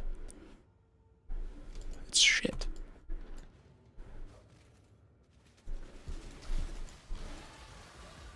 Now, Assassin's Mark is really like, it's putting us there. It's putting us at Great Cap. Oh wait, dude, what am I doing? I should be leveling Precision if I don't have Grace equipped. Level Precision, get to hit cap, get back to hit cap. The damage is gonna feel great. I'm serious. This is the kind of build where I can do Malachi on a 4-link with no Grace, and I can just outskill him, you know? Maybe that's the secret to hardcore. You kill everything on screen, and then what's damaging you, you know? What's there to build survivability for if everything is dead?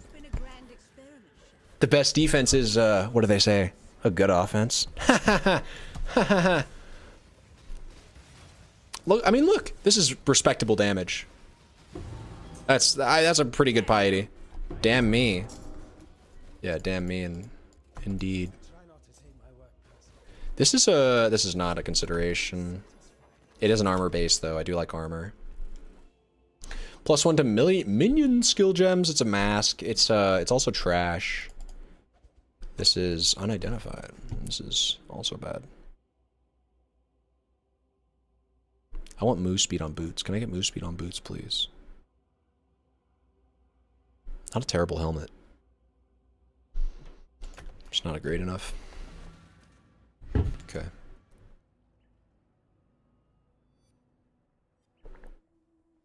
I think we get one passive from our homie Grigor. Yes, I will get rid of you. Tread carefully. No.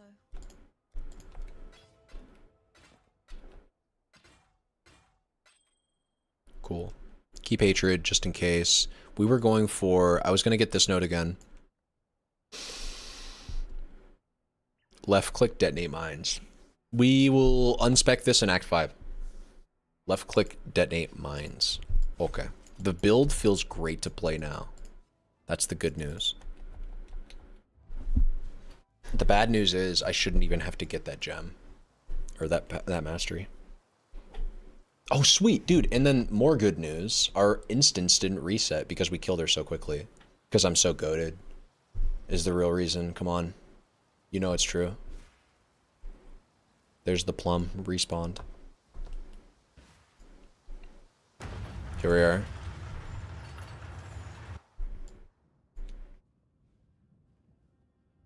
Whoever built this was desperately compensating for something. That's a goated line. Assassin read my mind, actually. I hate shields.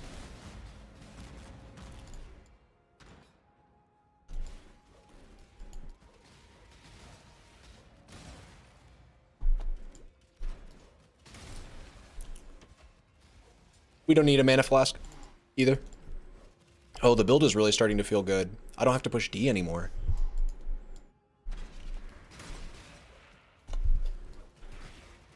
Can play with one hand. Wouldn't recommend that on hardcore.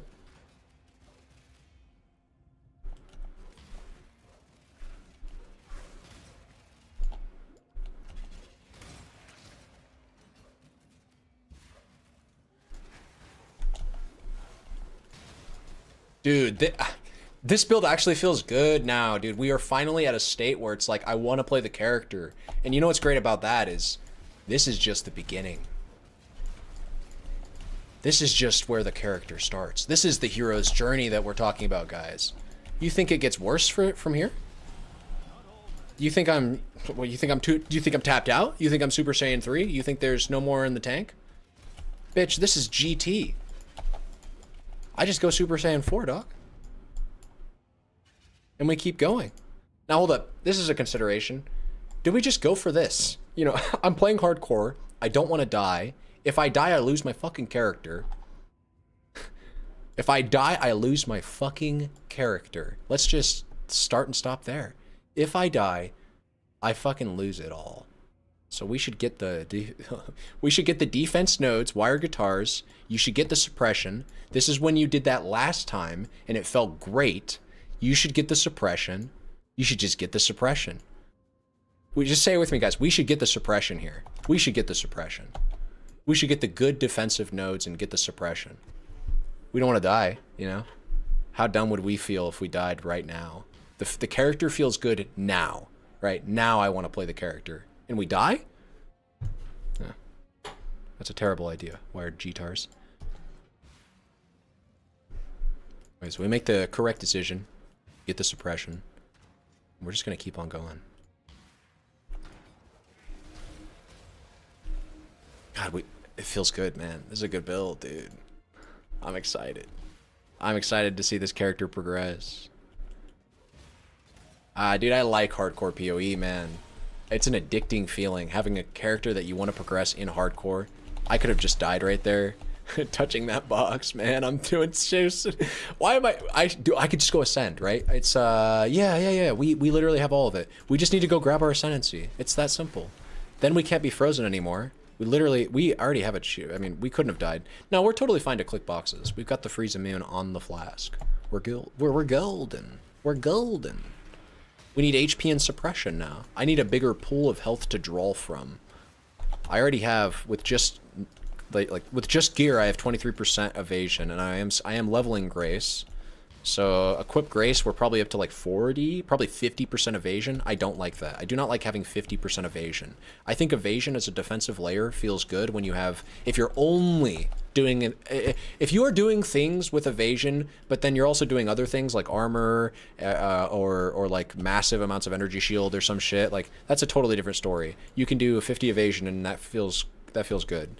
But if you're relying on defensive evasion as your main defensive layer, I really don't think it starts to feel good until you're like at 90, preferably 95. Preferably literally evade cap is when evasion starts to feel good. And that's kind of the sad reality of evasion. That's what I want to talk about in my video. Probably like I could actually, it's just that actually. That's all I really need to say. Evasion as a stat doesn't feel good until if you're only stacking evasion and health and like suppression. Right? If you're not doing anything else, if you're not doing like fizz taken as, or if you're doing something with armor, then you can get less evasion and kind of get away with it. But honestly, if you're doing something with armor, you're probably a champion, which means you're probably going to have 90% a chance to evade and 95% fizz anyways. Like you're probably going to have 100,000 evasion and 100,000 armor, so you can disregard what I'm saying if you're a champion. If you're doing anything with both armor and evasion, then you're either a ghetto-ass elementalist, detonate dead character, trying desperately to get any defenses on your shit-ass ascendancy, because that's all you can do, because all of your ascendancy gives you, your ascendancy gives you a shit ton of damage and proliferation, and it gives you some like good elemental mitigation, but it does absolutely nothing for your fizz hit. So you're just like desperately like, oh, please let me get armor and evasion anywhere I can and just try to call myself tanky. And you're not, and you're just not, because you don't have that engine that like champion does. You don't have like free armor and then like free aura scaling so you can scale the bejeebus out of your armor. And these enemies are known to have deadly bleeds, so I need to be scared. And fucking this guy, Dominus, has a bit of a scary move of his own that I need to be worried of. I'll show you it in a second. It's not this. If you have capped lightning res, this shit does not matter. Oh, I guess you don't get to see it because our damage is just that goddamn good. This world is an illusion, exile. There's this lightning slam punch thing that he does. You want to be careful of that. That thing can hurt. The thing can F you up. G. Yeah, we're not going to go up there and get the mana, the reservation efficiency. It's not worth it yet. I think we cursed him, right? Yeah. The cool thing about curses, marks, sorry, the cool thing about marks are you just apply them once. And I am worried. Yeah, I shouldn't be worried. I should just focus on dealing damage. Our damage is amazing. Don't worry, just kill things. Even 100% evasion isn't foolproof, and certainly you cannot get 100% evasion. The evade cap in this game is 95. Oh, I should have clicked. I don't think I have any of those. Cannot get evade cap, but you can get... Or sorry, you can get evade cap, but the evade cap is not 100%. But you can get other layers of avoidance, which stack multiplicatively, kind of, with evasion. Actually, it literally does. It stacks multiplicatively. It rolls one and then it rolls the other. So you never get to 100% chance to avoid anything, but you can stack so many avoidance layers. Well, actually, you can stack those too. You can stack evasion and avoid, and that's how you... Those are... I think that's it for avoiding attacks. I guess you can... There are some ways of just straight up, like, 50% chance when a hit hits you to just ignore it, I think. But those come with, like, significant trade-offs. Things that, like, outright let you ignore damage don't usually come for free. That shit is expensive in one way or another, either through trade-offs, opportunity cost, or it's just, like, some broken piece of gear that everybody wants and you're probably not going to be able to afford, if you catch my drift. Evasion is a good stat in this game now that they have support for mitigating the damage that evasion characters would have to take from a mitigating one big hit. So Wind Dancer is a great example of a node that kind of like so before you would either try to find a way to get Fortify or your build would just you would get one shot. You couldn't exist in hardcore if you were playing an evasion based character, because that one big fizz hit that hits you that goes through your evasion, it's going to kill you. And like, sure, you have 95% chance to evade, but this is Path of Exile. 95% means, okay, you're going to get hit like 4 times a map. Because, bro, in Path of Exile, you kill hundreds of mobs a map. Thousands, potentially. Like, you're going to get hit by something. 95% chance to evade does not mean you're never going to get hit. It means... I mean, it's weird. you are very rarely going to get hit with 95% chance. Evade cap feels great in this game. I'm not trying to shit on it as a defensive layer. I'm just trying to say that before, there was no way, or there was very few ways for you to just like mitigate a big hit, right? You didn't have things like Wind Dancer. You did have things like Fortify, but Fortify was so hard to get on a bow build. You had to do like weird, you had to play champion basically. And that was what you did. Bow builds played champion and they got Fortify because you just needed an answer to the the one big hit that comes through occasionally. Evasion builds can survive basically on using, especially these days, nothing but a big pool. So, and this is very good with going hybrid. So this is one of the things we do, especially on this build. We actually go hybrid for a good chunk of its early game. We scale a big life and energy shield pool with Ghost Dance, or not Ghost Dance, the Ascendancy node that's down here that gives you your evasion and energy shield scaling for having a evasion and energy shield helmet and chest piece, right? Respectively. You get that node and then you just start scaling a big ES pool with your life pool. And then with all of the evasion that you have and all the energy shield that you have, you can grab things like Ghost Dance. That's what this is, Ghost Dance. So I don't know what the heck I'm talking about. One with the shadows? Born in the shadows? No, it's not Born in the Shadows. You know which node I'm talking about. I call it the engine node. It's the node that gives you a crap ton of evasion and energy shield scaling for getting a crap ton of evasion and energy shield on your helmet and chest piece. I already said that. We just got another node. We're just gonna get the life and suppression nodes. Probably should be getting the suppression nodes first. I guess technically this is kind of a suppression node. Suppression if I have full HP.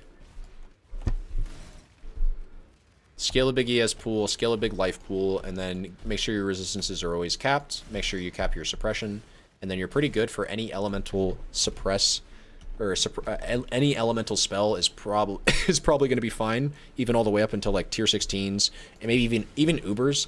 Literally 75 max res with 100% chance to suppress damage. As long as you're not fighting something that penetrates your shit. If it's throwing a spell at you, you're pretty darn chill with just that alone, which is one of the reasons why suppress is so powerful, because just suppress works on so much. It just deals with spells as a very scary big hit.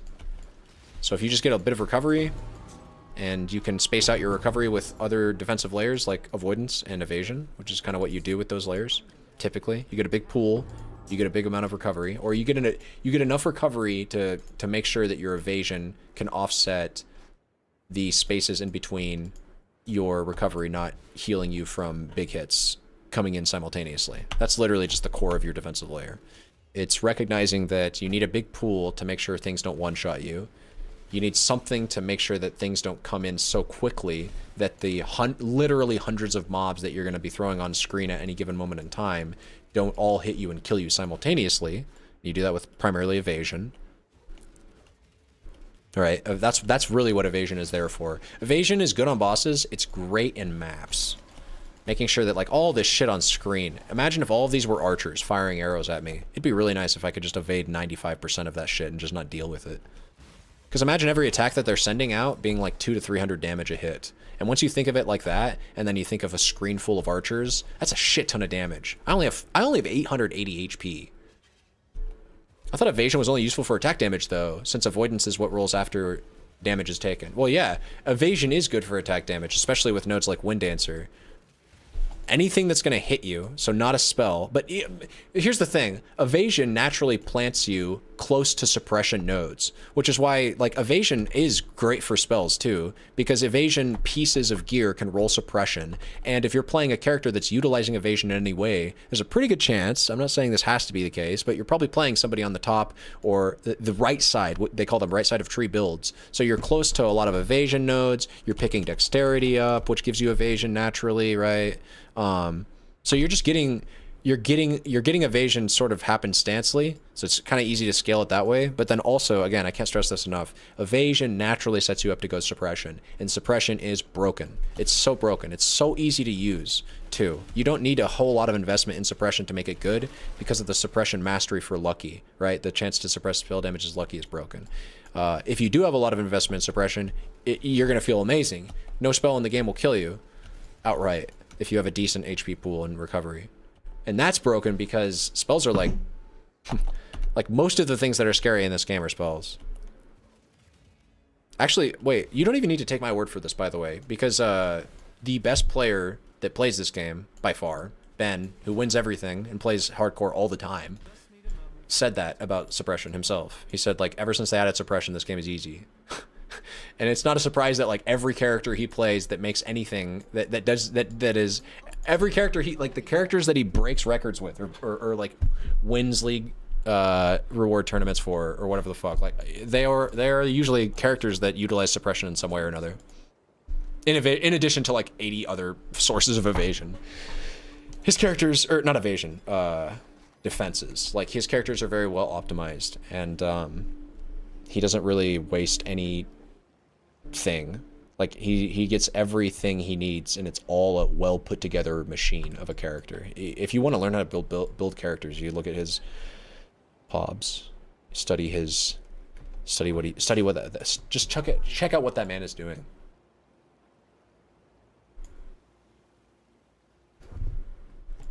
You need to control and load up a vendor's inventory that way.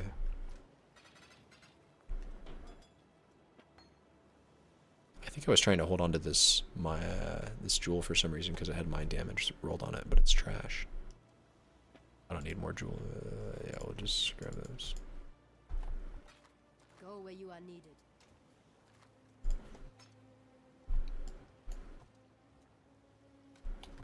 I should level the automation gem. You just get cooldown reduction for free. I think I want automation with Immortal Call eventually, so there's no reason not to level it. I would like to slot in a Grace right now. I need a Jade Flask. That's what we need. And I seem to be causing it a little indigestion. Wait, what? Does Silk give me a reward that I didn't claim? I think Silk gives me a reward that I didn't claim. Ooh, what's going on? Scary. Lightning resistant. That kind of explains it. What's my lightning resistance at? We are not capped lightning res. It's our lowest resistance by far. That also explains it. Okay, then. There you go. There's your answer. Path of Exile is a lot easier of a game than you think. You just gotta learn to read. And you have to read quickly.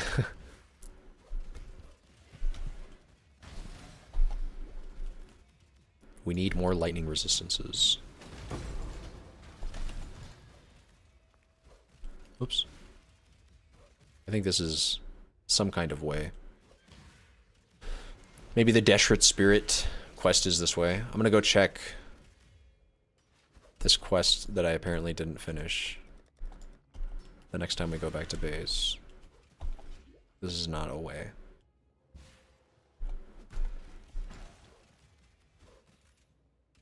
I.e., if you get hit by a spell avoidance is what triggers, since you can't evade spells. Yes, you cannot evade spells, but again, I cannot stress enough, suppression is busted.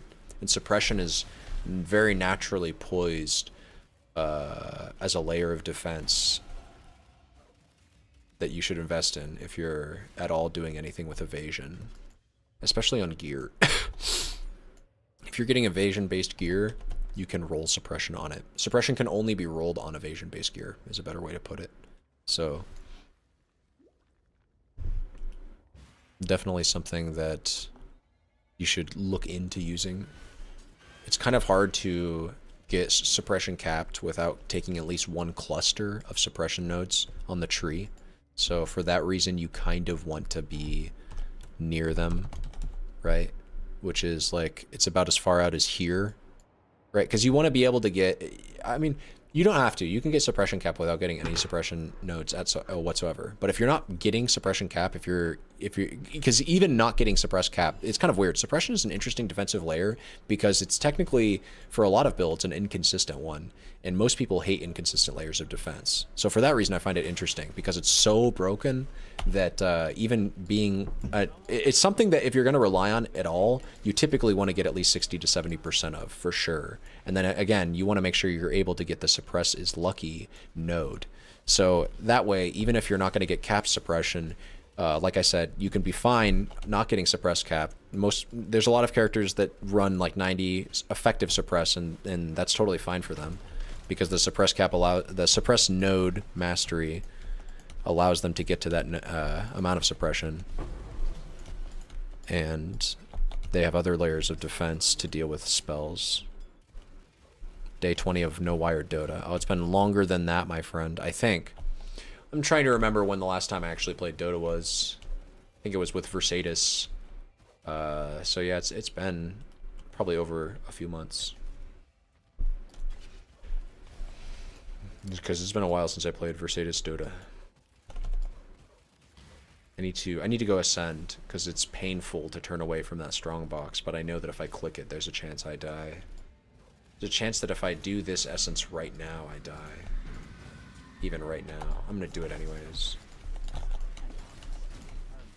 Nah, we're clean, mate. We're clean. We're clean. The build's too spicy. The build's just too phenomenal. And also, hey, we're at what are we doing? We've almost got a 1K life. I'd really like to be at 1.5K by the end of Act 4. That'd be great. In addition to this, being at 1K life, we are at a little bit of suppression when we're at full life. Right? Yeah, we have 10% suppress when we're full life. But we should get the suppress nodes now for sure. Said it earlier, I'm standing by it. Because, I mean, like, what do I look like? Am I trying to go fight Kitava without suppression? You know? Like, are you really trying to go fight Kitava without at least a little bit of suppression to deal with this stray, flame blast, whatever hit? I mean, I think one of those things would kill me anyways. I just reached Ancient, by the way, being on Guardian Archon years. Jesus Christ. 10 years of spamming Brewmaster, and you just hit Ancient. I mean, hey, listen, that's a victory, and that's actually cool as shit, because now in Ancient, I assume you're like, you said you just hit Ancient, so I assume that means you're low 4K. At low 4K, and I still stand by this, I think low 4K is when Dota really starts. That's when players start to get that, like, that spark of, like, genius. Playing with low 4K players, they will occasionally make a very correct decision. And Dota starts to become interesting at that bracket, in my opinion. I know that sounds massively cringe to anybody that's like 6K and above. And, you know, I'll remind you that at one point I was 6.5K. So take that for what it's worth.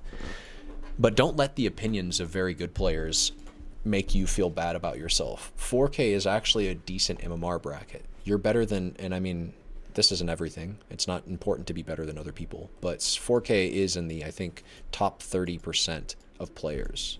I think. Something like that. Something 25 or 30%, I believe. The last time we were revealed numbers on that, I think that was the statistic. No, I just spam Brew this year. That's a good idea. Listen, Chewy, I think if you continue to spam Brew, based on what I see on Monkeys Forever stream, that hero is still very powerful if played a certain way. And Brewmaster is the kind of hero that you can play 1,000 games on and still find a lot of fault in yourself, especially pertaining to how to make that hero work in lane, in awkward lanes that he might not be belonging in. Because Brewmaster is the kind of scrappy hero that I believe if you spam Brewmaster hard enough, you can find out how to make him work in any lane. Especially with the way they've reworked his passive. Highest rank is 4,000, not good enough. That's funny. So that's so funny because I'm like, hey, Chewy, 4K is when the game starts to get interesting. Hang in there, Chief. You're about to experience some very interesting Dota, and I'm proud of you. And you're like, well, unfortunately, I only hit 39.98. No, listen, Chewy, don't let that. Listen, I have a friend, Beef. Maybe you know him. Good old Beef from stream. Used to show up quite a lot. Beef at one point was very close to 5K. He was 4,999 MMR. Literally 1 MMR off. And that shadow carried over him forever. He never actually hit 5K. He went on a losing streak afterwards, and he quit the game shortly after that, and he gave up. He was just like, I'm fucking sick of this fucking game. And he's an amazing person. But Beef, I think Beef, to some extent, let that hold him back from playing Dota and enjoying it. Fuck rank at the end of the day is really what I'm trying to get at. You're better than a lot of other people, but like I said, who really cares? What's important is, are you having fun? And I think you are, right? Like I said, playing Brewmaster is a fun experience. Or I don't know if I said this, but I meant it. Like, Brew is the kind of hero that you can always find fault in yourself on as a hero. He's a very difficult hero, especially with respect to his laning phase. It's kind of a weird thing to preach about a hero that's definitely a micro hero. But Brew is one of those heroes that early game can feel awkward as shit if you're in a bad lane. And making him work in those contexts is, in my important. I'm clicking this and I'm like, I shouldn't click this. So sorry, but we didn't die, so whatever. And I got a bunch of. I mean, that's why I want to click it. Is because bubblegum currency is dope. Don't let PoE stop you from reaching 8K. I mean, okay, listen. That's not what I was trying to say. I'm not trying to say don't follow your dreams. No, you should stop following your dreams if you have dreams in Dota, okay? If you're playing Dota still because you have dreams and aspirations to go far in the game, don't. Pick something else. I'm just kidding. No, but I'm playing Poe because I'm chasing my dreams, okay? I believe in PoE too. I believe in this company, dude. I think PoE is man, because I do really like Dota. I like StarCraft. I like all of the games that I've played. I like a lot of the games that I don't play on stream. So like I really don't want to just say PoE's the greatest game ever played, ever built, or whatever. No, like I've spent the majority of my life playing video games, and unfortunately that means that I am a snob. That means that I have very complicated thoughts on video games. PoE is definitely one of the best games I've ever played. It's an incredible game. And that's why I'm playing it, because it's an incredible game. PoE is an incredible game that I believe in. It's a game I want to make content for. That's another good way to put it. Like I'm excited to talk about this game. That's the best way to put it. It's got that passion for me that Dota did, and I still have for Dota 2. Of where I just wake up and I'm like, man, I just want to talk about this fucking game, dude. I just want to have a conversation with someone. I think the numerical values on this particular whatever are just out of control, and I need to have a conversation with someone. I don't know, the older I get, the more I realize that the amount of effort required to hit high MMR in Dota 2 is not worth it. Switched to chess and got ego checked when I couldn't break out of 1600. No one to blame but myself. That is a aspect of the game that some people struggle with. I will acknowledge that. I never really did. I don't think. No, that's not true. I went through moments on my stream of struggling with this, where because Dota is fundamentally a team game, you cannot play Dota if you are not playing 5v5. You can play solo 1v1s, whatever. But most people that play Dota and interact with Dota and consider themselves good at Dota respect your MMR, which is obtained in the solo queue or even party queue environment, still playing 5v5 games. And because of that, there's always that mystery in the air, the question of, hey, you know, Dota's a team game fundamentally, and because it's a team game, it means that sometimes I might lose games and that might not be my fault. So what if all of the times I'm losing it's not my fault? And what if I'm never actually at fault of anything, and the reason I'm at a shit MMR is because of my teammates? And that thought is poison. That thought ruins so many people's like brains. I think Dota is the kind of game that I was able to achieve whatever the fuck I did achieve. What 6.5K, whatever, you know, again, I wasn't great, but I think I was pretty good. And I could have been better. That's the main thing I'm trying to focus on, is that I never really had that mindset of like, all right, I don't think I stuck with that mindset for too long. I would have moments, I'm sure, like, because I'm not going to act like I'm always above it. Definitely. I remember moments of like going on long losing streaks and being like, bro, my team's fucking ass every time. It's my teammate's fault. But like never once have I renamed my in-game name to something like my teammates are trash, or like on my friends list, I know I have this guy on my friends list who says my offlane equals downs. And he just goes into every single game of Dota 2 with that IGN broadcasting out to all of his teammates, right? And it's just like, okay, like, so you're already saying from right off the bat that your teammate sucks. And I don't know, I truly believe that people, unfortunately, try to fit roles one way or another. If you keep telling somebody they suck, they're going to start to believe it. The fact of the matter is, if you sit there and criticize someone constantly, you can't really expect them to do well, because like you're just yelling, or you're just criticizing them the entire time, and their headspace probably isn't in a very is not in one of self-improvement or I should try to as good as I possibly can. And that's where I think a lot of people fuck themselves in Dota. They get it in their minds that it's not my fault, it's my teammates' fault that is holding me back from IMMR. And that's a poisonous mindset to have. You're removing your agency and your sense of autonomy from the game.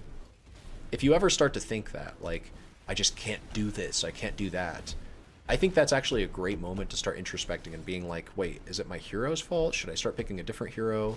Why is it that I feel helpless at this moment in the game? Like, why is it that I feel so beholden to my team at these moments? Like, you should be questioning why you feel that way. You should not ever be complacent with that thought, in my opinion, of, oh, X person or my team controls my outcome. I guess it's okay to have those feelings if you're questioning them. If you feel like your team is often dictating your outcome of the game, it's okay to question that. But being complacent with it, I think, it will lead you to stagnation and failure. It will ruin your ability to play Dota at a high level. It will ruin your ability to enjoy Dota as well, which I think is probably the main thing for a lot of people. I'm going to equip this even though I lose a bit of res because I'm getting a shit ton of evasion. So if I pop Bismuth, I'm still pretty much capped. That's the main thing. And I knew that was the case. And I don't need these. I want this. And another unidentified buckler we should pick up. That's 2k MMR difference. We're saying, I don't know, the older, it's also blaming balance of heroes. When I took the RNG element out of the game, I still had issues climbing. Realized it was a me issue. I just want to be an ancient player because I keep saying I'm an ancient player. I don't care about my team or the enemy team. Yes, I see what you're saying. And that's a good mind. At first I was like, you're telling yourself you're an ancient player, but I was thinking from a 5k player perspective. If you keep striving for better, if you keep saying like, I know I'm better than this. I know I can do better than this. And you just really try to internalize like, how can I be doing better? You'll go far in these games for sure. Or I'll put it this way. That's how I went far in all of these games that I played, right? Top 8 Master, StarCraft 2, almost GM. And I'm like, don't let me stroke my ego too. Like, fuck me. These are just online video games. I think these things actually translate out to a lot of other elements in life, which is mainly why I'm talking about them. I feel like so many people, myself included, we could be living like more efficient lives if we just took more things into our own hands and realized how much agency we actually have. People think their locus of control is a lot smaller than it actually is, in my opinion. In my experience, really, is what it is. In my experience of living on this planet. This is strength, max life, reduced charges used. And this has my 25% move speed roll on it that I was looking for. So like this is a 100% an upgrade. Also there are situations where you've peaked but don't realize it. I just like some players are bad and won't improve sometimes someone has reached the theoretical limit of their MMR. Players are bad no matter if you are Ancient or Guardian. But okay. Okay. Yes, people are bad, but I don't know if that's as immutable as you're making it out to be, Dorkimus. It is true that like putting any kind of like claim of at some point things are going to get better because, oh, 5k players are better than this. Oh, 6k players are better than this. Don't think that. Please do not think that. The trench never stops. The trench never stops. BSJ was right. I was right. Okay, there are bad players at every bracket. The truth of the matter is, what defines a bad player is going to constantly be changing for you, especially if you're climbing, right? What's a bad player in 3.5k is not the same thing as a bad player in 5k. Sometimes it is because people do smurf or people do buy accounts. So sometimes you have a 3k player in 5k games ruining them, and he's also bad in his own bracket, but he never plays in his own bracket because he's always buying higher MMR accounts, and so he's bad at 5k and he's also bad at 3k. So he's the same level of shit at both. But what I'm really trying to get at is, if you think as you're climbing, let's say you're climbing MMR, and Chewy, you just said you were. So we're going to use Chewy Gummy as the example in our current situation. Chewy Gummy's been climbing MMR, he said, and he finally hit Ancient because he's been telling himself for a while that he's an Ancient player. The fact of the matter is, when you set out on your climb from Ancient or Guardian or wherever it was that you were at previously, you were probably in a bracket that was like, you know, Well, we'll put it like this. You were probably 750 to 1,000 MMR below your goal. Your at the time goal of hitting Ancient. And back then, or should I say at that bracket, a bad player is defined in a way where it's like, okay, can you at least get 50% of the CS? Yes? Okay, you're probably not terrible. No? Okay, well, you're a bad player even for this bracket.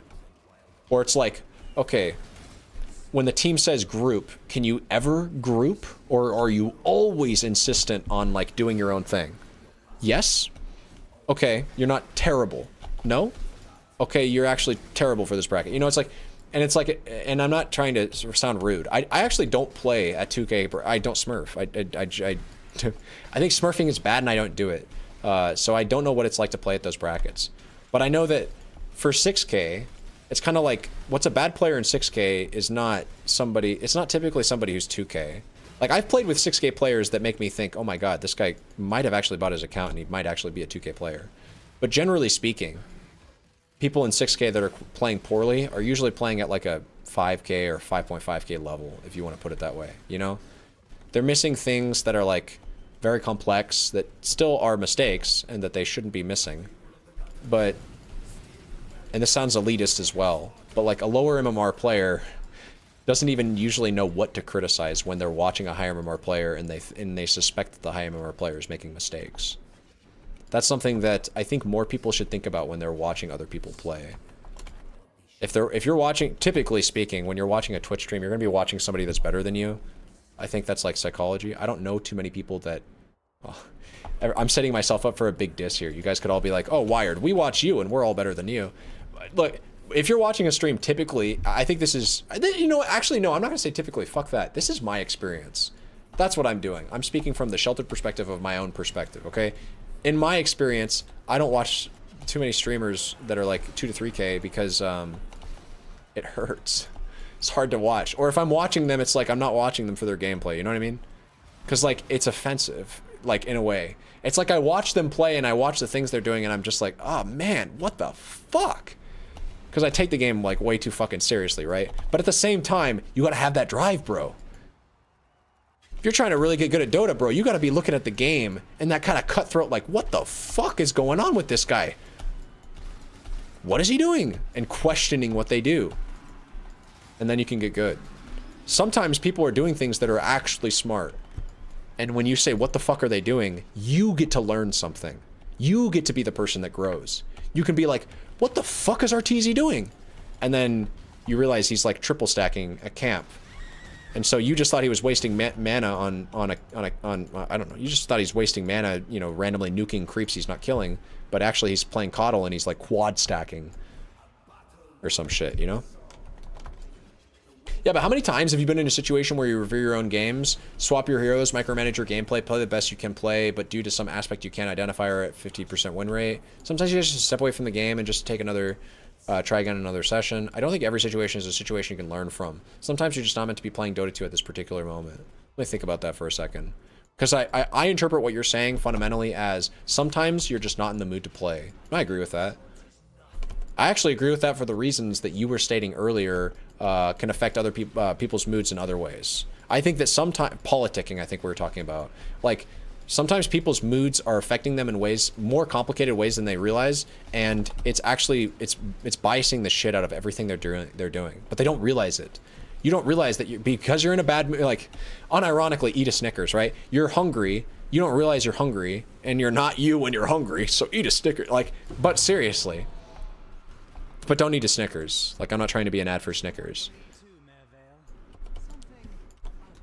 So with Dota, some people just shouldn't be playing Dota when they're like, when it's 3 a.m. and you're tired as shit and you keep hitting Q again, right? When it's 3 a.m. and I'm playing PoE and I know I shouldn't be playing PoE and I keep saying I'm about to die. If I keep playing, I'm going to die because I'm tired and I'm not like thinking my fullest. It's like it's almost like we know what we shouldn't be doing, but we do it anyways. But in Dota, yeah, if you're chain queuing at 3 a.m. because you're addicted to the game, and you know you shouldn't be queuing if you care about your MMR, and you do care about your MMR, but you also really just want to fucking keep playing Dota, and for some reason you can't play casuals. You just can't play normal games, right? You have this stigma against wasting time playing normals. Even though normal games are just as competitive these days, people in normals try harder than in ranked, and that's actually on facts, by the way. You can disagree with me, but I know you're wrong.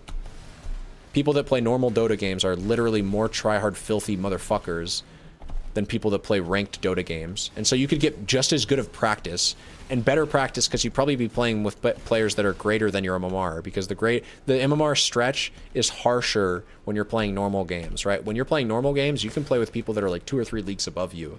Your shadow MMR for normals is like fucked because Valve doesn't care and because the game's losing players. Even in Turbo LoL, I don't recommend Turbo if you're trying to learn how to play Dota. But you can do whatever you want. Of course. But you knew that already.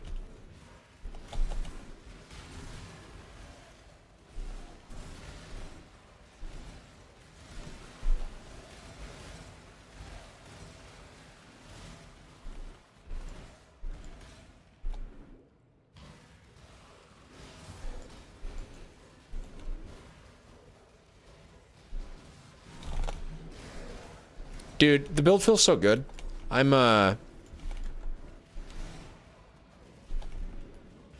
thinking, what am I thinking, actually? The build feels good, but I need more charges. Yeah, that's what it is. I just want to see Mauled Wired brew again. What you're going to see is actually Mauled Wired loses his character in hardcore that he spent 20 fucking hours, 40 fucking hours playing. So don't worry, you're going to get a big Mauled session. And I'm going to make sure that when I start to get into slightly rippy content, I turn on my webcam. In fact, why don't I have my camera on right now? Bro, you guys need to see my face when I die. Give me a second.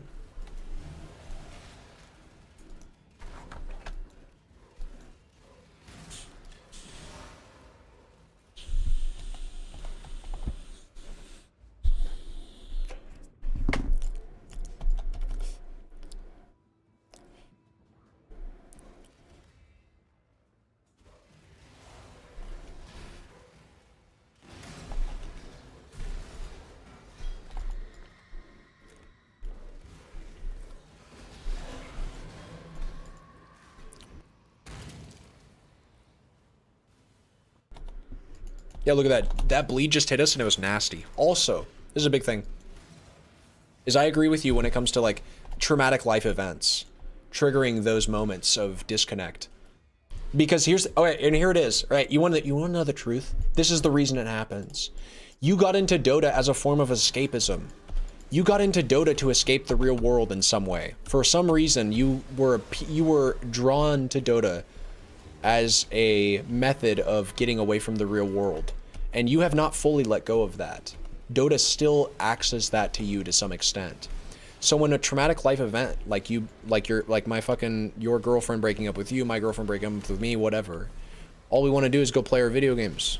We just want to try to we want to try to forget about reality for a second and remind ourselves about what it was like to be a kid, or what it was like to escape into a fantasy land and take on the appearance of the literal fucking incarnation of the devil and cast doom on squirrels as they run away into trees, right?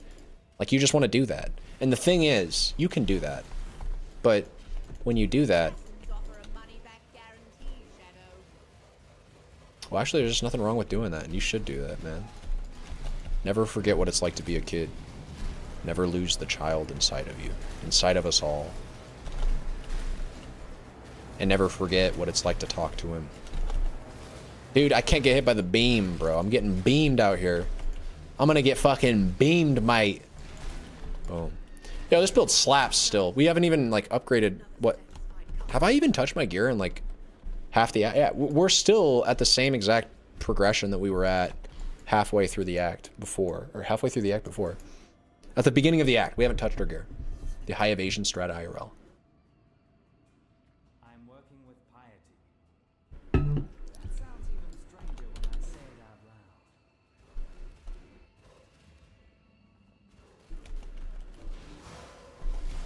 I wonder how the stream's coming out. I actually just touched my monitor's refresh rate. We should be at 120 FPS. I don't think that actually matters, though. Right? The human eye can't see past 60, right? I mean, right, guys? right? That's what I've been told. Can the human eye see past 60? Comment below. These bosses are so easy in this PoE. Well, you'd think that, but, man, just wait for Ubers, dude. Okay, also, you think that, but, oftentimes it's not bosses that kill you in this game. It's fucking random trash mobs. It's yellows, it's rares. And it's not because they're hard, it's because your build's bad. PoE is a different game than Dota. If you're looking for a super skill-based game, I'm gonna actually say PoE delivers way better than most ARPGs. PoE's good.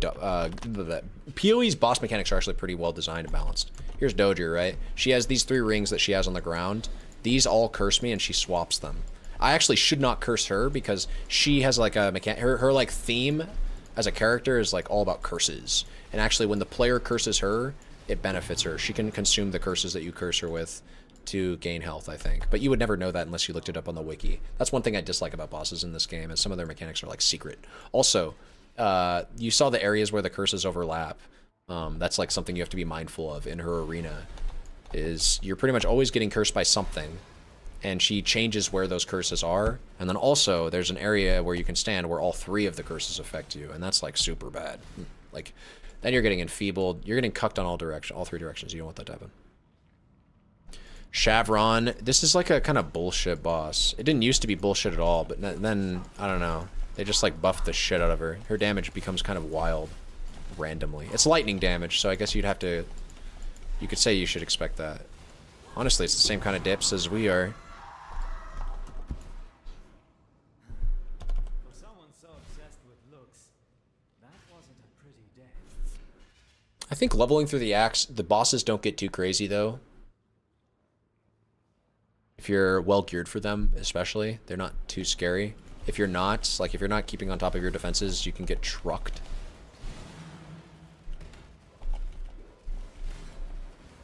You get absolutely manhandled. Kitava will one-shot me if I get hit by her flame blast. I need to make sure I never do. Playing hardcore, it's just not an option. I can't not, you know, care. Or I guess I could not. I could just not care about spell suppression, and then if I get hit by her flame blast, I can get sent back to standard. But I'd prefer the living route. What's up, Co? Mr. Co. Mr. Co.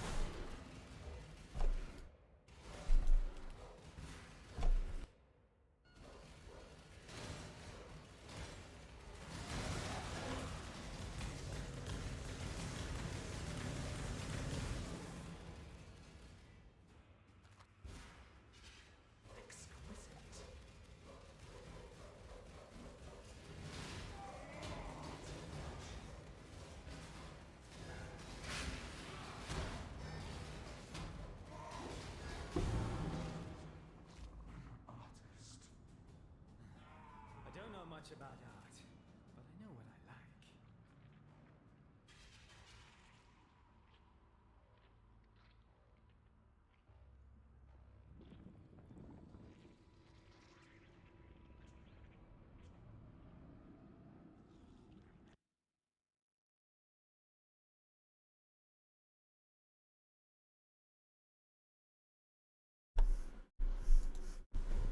Okay.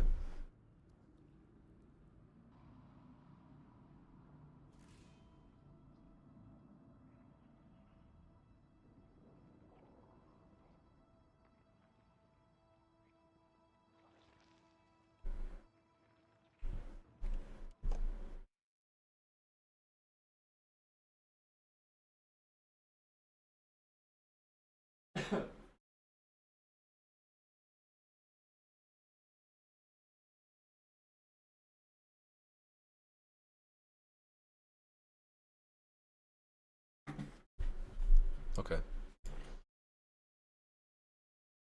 He's gonna move now. Yo, I want to see your dog. Also, it seems you are already high level, but your equipment seems normal. My equipment is trash. Am I high level though? I'm level 43 and the mob zone is 40. Yeah, I kind of did. I really shouldn't have over leveled, but at the same time, it's hardcore, so it's probably for the better that I'm not taking on too many risks. I'd rather be over-leveled than under-leveled, I think. I followed your performance. My Big dog, he's like... of hubris, and I very much enjoyed it. Now you and I will create the He's most like 40 pounds. He's like 45 pounds. We're going to make your death really count for something. Now, exile! I could die here. Just never get hit by that move. Now he's gonna do the thing on Piety. And then we mark her. Oh god. Now, exile! I should always be at full HP probably. It's probably just like... Okay. Here's the thing. I didn't say this before, but I actually got very close to... In fact, I didn't need to say this before because you can just go check the stream. Yesterday's VOD, I nearly died to Malachi. I nearly got like one shot by his little, I think it was his balls that he spawned and then his little nades that he throws. What it means to be Should stand a little bit closer. Curse him. That move, the little hand tentacle thing, is pretty spooky. Spoopy doopy. accept the gift of immortality. Okay, insta kill everything. Trying to stand in between all the balls. So use the flash to run away from him when he does that. And he does this thing. The gift of immortality. Pop the thing instantly. Our damage is just exceptional. It's just exceptional. Try to not get hit by triple balls. Bigger than last... True eternity. Excuse me, sorry. Bigger than last time. So in love with death.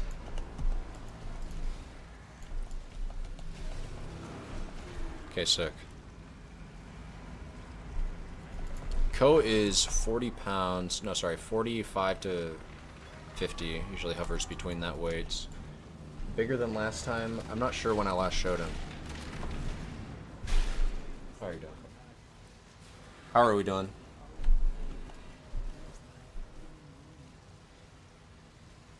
How are we doing?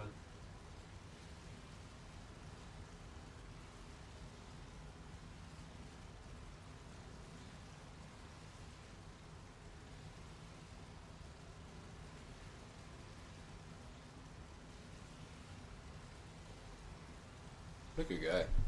What a champion. What a champion last time for me is last year. Oh, fair enough. He's probably a little bit bigger than that. Try to get more of him. It's kind of, the camera doesn't want to tilt that way.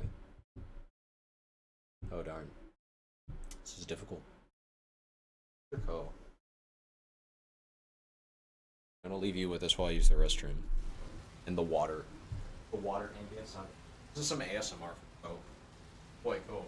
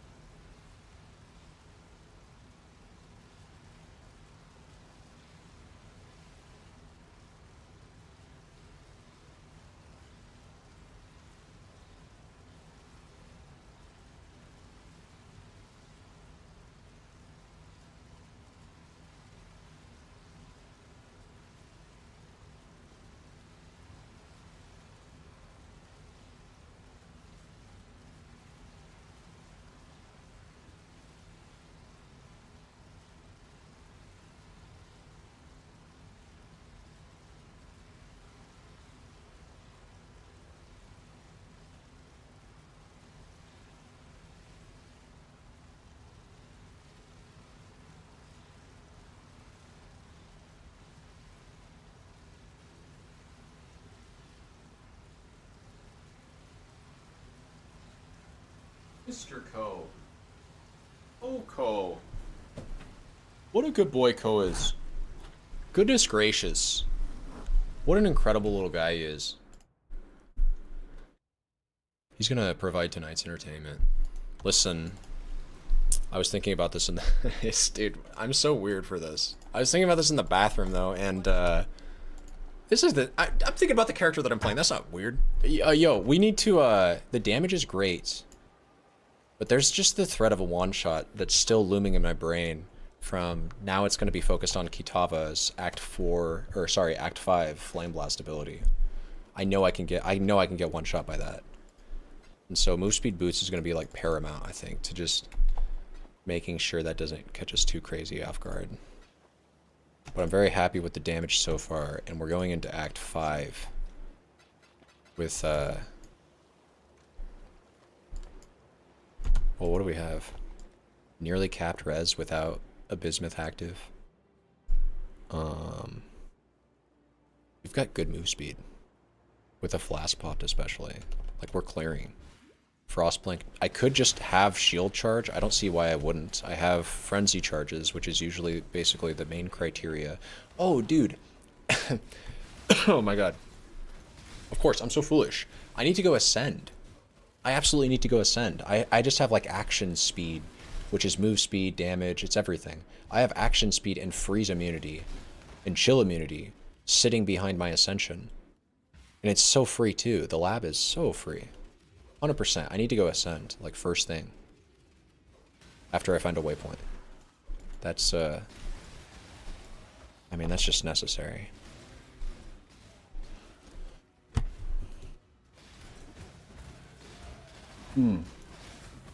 I'm playing one-handed, which I definitely shouldn't be when I'm, like, getting smacked by a ghosted mob. Look at this, one-handed. Did you see how long I chilled at half HP for? That's so bad, actually. Imagine I die there. Do you know how pissed I am at myself for drinking water if I die there? This is why I say PoE is not a hardcore game, but I'm playing it anyways. You think I give a fuck? You think I give a fuck that I could die at any given moment? And it would literally be my own... It's weird, because it's like, it's my fault for playing too quickly and going for sips of water. I just have that softcore mindset. That's the problem. I need to eliminate the softcore mindset. Speed is not everything. This is some Wired Guitar's slow gaming. Wired Guitar slow gaming is what needs to be in my brain for me to evade death. Speed kills, yeah. Speed absolutely kills, and that's... There's no there's no more true environment in which speed kills than Poe. Maybe driving. Maybe.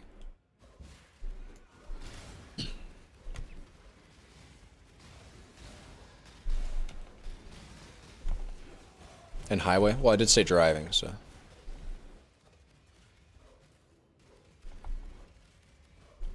We get this node now. Chance to suppress is lucky. And so now all of a sudden our character probably feels like twice as tanky. Because spells are going to hit us half as often for meaningful damage anyways. The spells that hit us are going to do basically no damage now. About 60-something% of the time, I think, or some shit. Chance to suppress is lucky, is especially impactful early game, or sorry, not early game, when you have a low amount of evasion or suppression. We're at like 40% or 39%, but then it rolls twice. When it says your chance to do whatever is lucky, it means that it gets rolled twice. Which means when it goes to roll, whether or not I get hit by a spell, and then it rolls my chance to suppress that twice against the 39%. I feel like I just did that 3 times in a row. What the fuck am I doing? I'm like scratching my eye.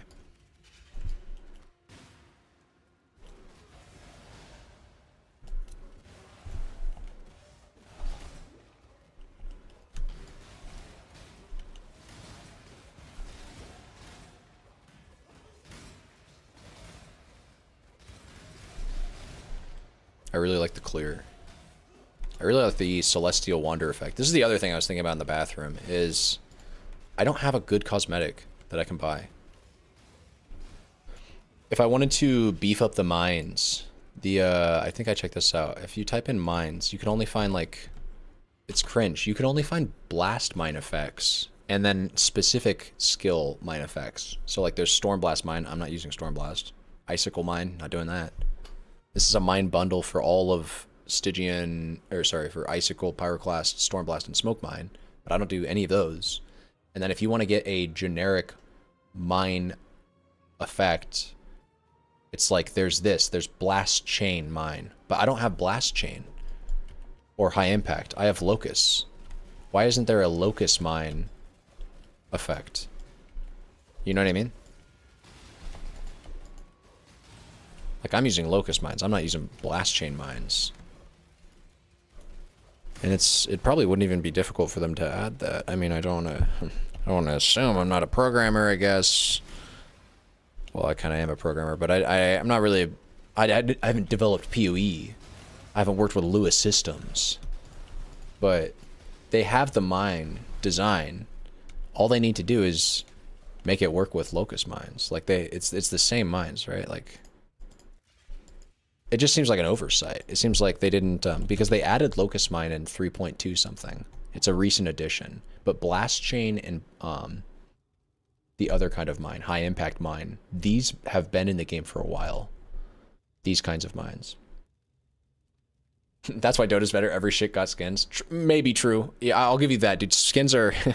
I'm starting to get into skins, which is kind of cringe, man. I've never been the kind of guy that cares about skins before. But for some reason, man, fancy shit in Poe feels good, dude. Having fancy cool shit in Poe feels good. Lightning and cold resistance. That's what we need here, okay? We're pulling out a big ring. Check this out. I mean, it is better. It is, like, significantly better, so that's cool. Doesn't really solve the problem though, right? It just gives us more fire res, which is not what we needed, and transfers the lightning and cold resistance. But it does give us, you know, there's some strength, there's some dex, maybe that'll come into play, some evasion, which will come into play always. For that reason, I think alone it's better. These are all trash, absolute trash. There's flat fire, a crap ton of flat fire too, but I don't think it makes up for all the life I'd be losing. I do really like skins. I would probably buy this. Where is it? Come on, dude. I really gotta keep typing this in. Mine. I would probably buy this Void Emperor Blast Chain Mine effect if I could, like, if it guaranteed worked on Locust Mines. It says right here, replace the standard on a Blast Chain or High Impact Mine support gem with a Corrupted Void version. I assume that means it does not work on Locust Mines, even though I don't see any reason why it couldn't. In fact, even in the preview here, it looks like it's a Locust Mine effect. Like, this is the arc that Locust Mines gets thrown in. So really, I don't see any reason why they couldn't just slap these on Locust Mines, and then you would get $12.50 for me, GGG. I would buy this. In fact, you guys would get more from, because like I would be forced to buy 2 of your goddamn 10, because you guys are smart business people, and you know that charging people in this way makes people buy more. It's smart. It's they run a good business here, dude. They know how to extract the money. When you want to pay for your stash tabs or your skins, that's when GGG gets you. It's a good business model. I mean, I want to buy a portal effect too, you know, like everybody's got a portal effect. I got it. Wait, what the fuck is this? Oh, I just have the effect going, the search going. There's some pretty cool ones. Brew's only got 1 immortal, and it was shit back in the day and trash when they update it. Yeah, are you talking about the Cinder Brew thing? Wait, doesn't Brew really only has 1? That's actually cringe. Dude, that's actually really funny because Brew was one of the heroes that I think originally they were pumping. They were trying to like pump, like that old immortal that you're referencing was one of the like more expensive ones. I think you know what I'm talking about. Like, let me see. I can find immortals.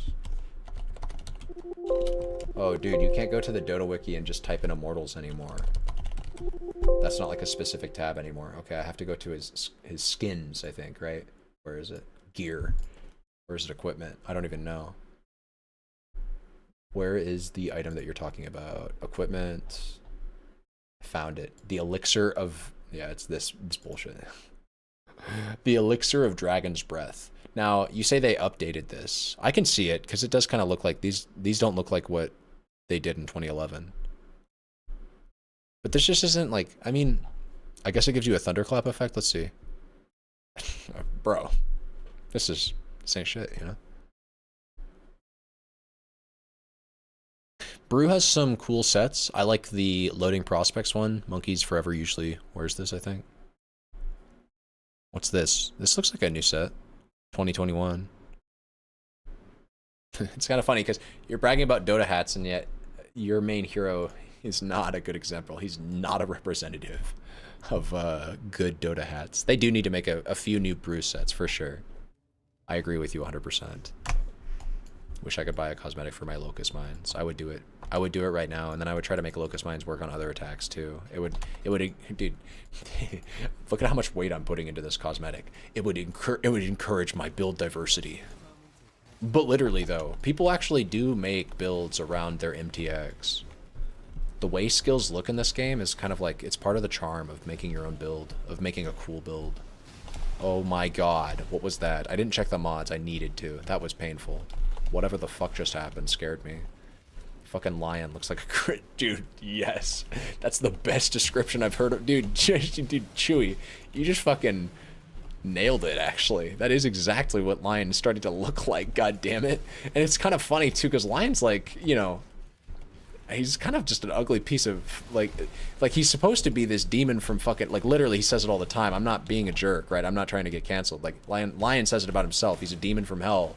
He's a witch demon from hell who literally, when he got his most recent visual update, was back in like 2015 or 14, they literally updated him to be uglier. They said that. They were like, we wanted Lion to be uglier and more menacing, like the character he's supposed to portray. And it's like, damn. They just admitted outright that they updated this guy. Like so it's not my words, right? It's Valve's words. I'm just kidding. I don't know if they outright said that, but yo, Power Siphon alone is the cosmetic that we bought yesterday. It's actually carrying this build's cosmetic appeal. I know that I was joking about it and that I was like, you know what, Chewy, I'm gonna buy this, and then I bought it on a whim yesterday. And then I was laughing because this was like a wasted $12. But you know what? It's grown on me. I really like the effect when the Power Siphon comes back. When it, like, you'll see. Well, you do see. You know what I'm talking about. I'll show you. I'll be a little bit more direct. That, when it's zoop, when it comes right back into you and it drains right back into me. I like that effect on the celestial void effect aspect of it. And I've said this in general. Just the fact that we're doing Locust Mines, like I said this before I bought this cosmetic, but the Locust Mines aspect of this build gives it some just nice visual appeal outright. Like, this is just one of those skills that normally looks cool because of the way that we're projecting it.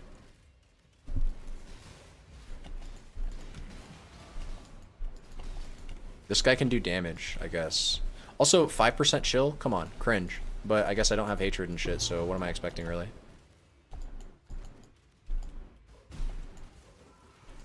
Also, I am relying a lot on lightning damage, and lightning damage is kind of just inherently, you know, inherently fuckety. Fucking lion looks like a Christmas tree. Yeah.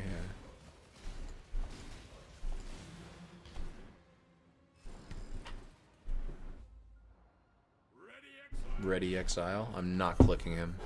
It doesn't matter, he's gonna... Dude, what is this lag? Holy shit, I probably shouldn't play. Probably shouldn't play when I'm lagging, right? That's like a... It's probably a recipe for disaster. So we got the suppress wheel. What do we go for next? I guess we go just, like, more suppress, right? Probably a good idea.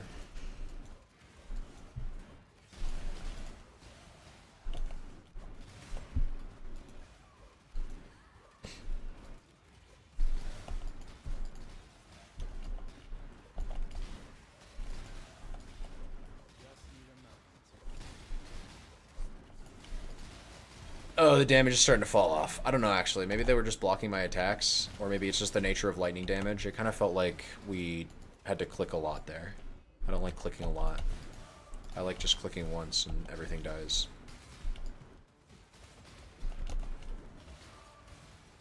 Yeah, like that. More of that. More of everything just dying, please. Kappa.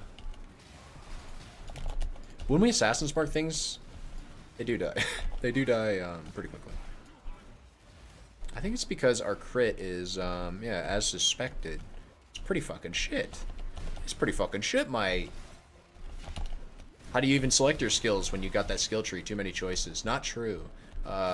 Actually, if you want the real, like, harsh truth, the skill tree kind of pigeonholes you into usually, like, 1 or 2 skills at most. The skill tree, the way it works, the way you're trying to skill damage, if you will, in Path of Exile, generally speaking, is you kind of just want to focus on one main source of dealing damage to everything. So it's kind of like, these days, it's kind of like fuck a single target, fuck a whatever, like, have one main skill that kills everything, and just worry about clicking that button consistently on mobs. You don't want to have a bunch of different buttons that you have to cycle between. I mean, some people like, I guess, you know, or don't mind, we'll say it that way. Some people don't mind a multi-button playstyle, but the fact of the matter is this. The way Path of Exile works is, and the way the hardest content in Path of Exile works, is kind of focused around your ability to control the fight and do whatever you need to do to deal damage as quickly as possible to deliver that damage. If you're fighting Ubers in this game, unless you're invincible and cannot die to anything that they do, which is really, really hard to achieve, but you can do it. So yeah, unless you're completely invincible to Ubers, like in their damage, then there's a good chance that everything they do can kill you and, you know, kill you pretty quickly or easily. It takes a very tanky and strong build to just like not care or disregard Ubers. Now, that being said, the endgame version of this build kind of gets close. I killed every Uber on this character, not this character obviously, but the version of this character that's super decked out that I've streamed content on it before. You can go back and check the VODs if you're curious, or I've made videos about it. We hit level 100 doing the shrine strat. We didn't trivialize Ubers. I have to care about their mechanics to an extent, but we can do them deathless.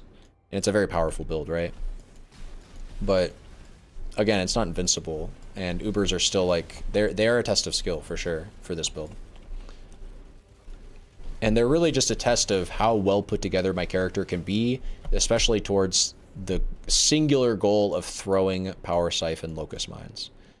And that's like most builds in PoE, which is what I guess I'm trying to say. Most characters end up just being a character that's got a lot of defense coming in from very efficient damage pathing that is itself, the damage pathing is focused around like, well, either doing one skill and propagating it out a fuck ton of times, like cast on crit kind of thing, or in which case, you know, you're scaling the number of times you're casting the spell through a proxy, like Cyclone or Blast Rain. You're like doing a skill and then you're critting every time you do the skill, and then that crit is causing a spell cast for something that you, so you're doing an attack, and that attack is usually some meaningless attack that you're not doing that much damage with. But the important thing about it is that it's an attack that can crit, which allows you to cast the spell from the cast on crit spell gem that you're using. And you're doing that so that you can like trigger, you know, 15 fucking casts a second. And so you're doing some crazy shit, cast on crit, you know, that's like how the archetype works. That's a way to deliver damage. You can deliver damage with mines. You can self-cast shit. You're asking, is there a necromancer build? Yes, there are many viable summoner characters in this game. Many. I usually try to play one. I mean, I try to play one every league. They're very fun, actually. You get really tanky. Summoners are summoners. It depends, actually, on what you define as a summoner, to be honest with you. Oh, I didn't realize Co left. Mr. fucking Co. Mr. Co left. If you're talking about a summoner like a totem build, because that's you're technically a summoner, you're summoning totems, and totems are doing your damage.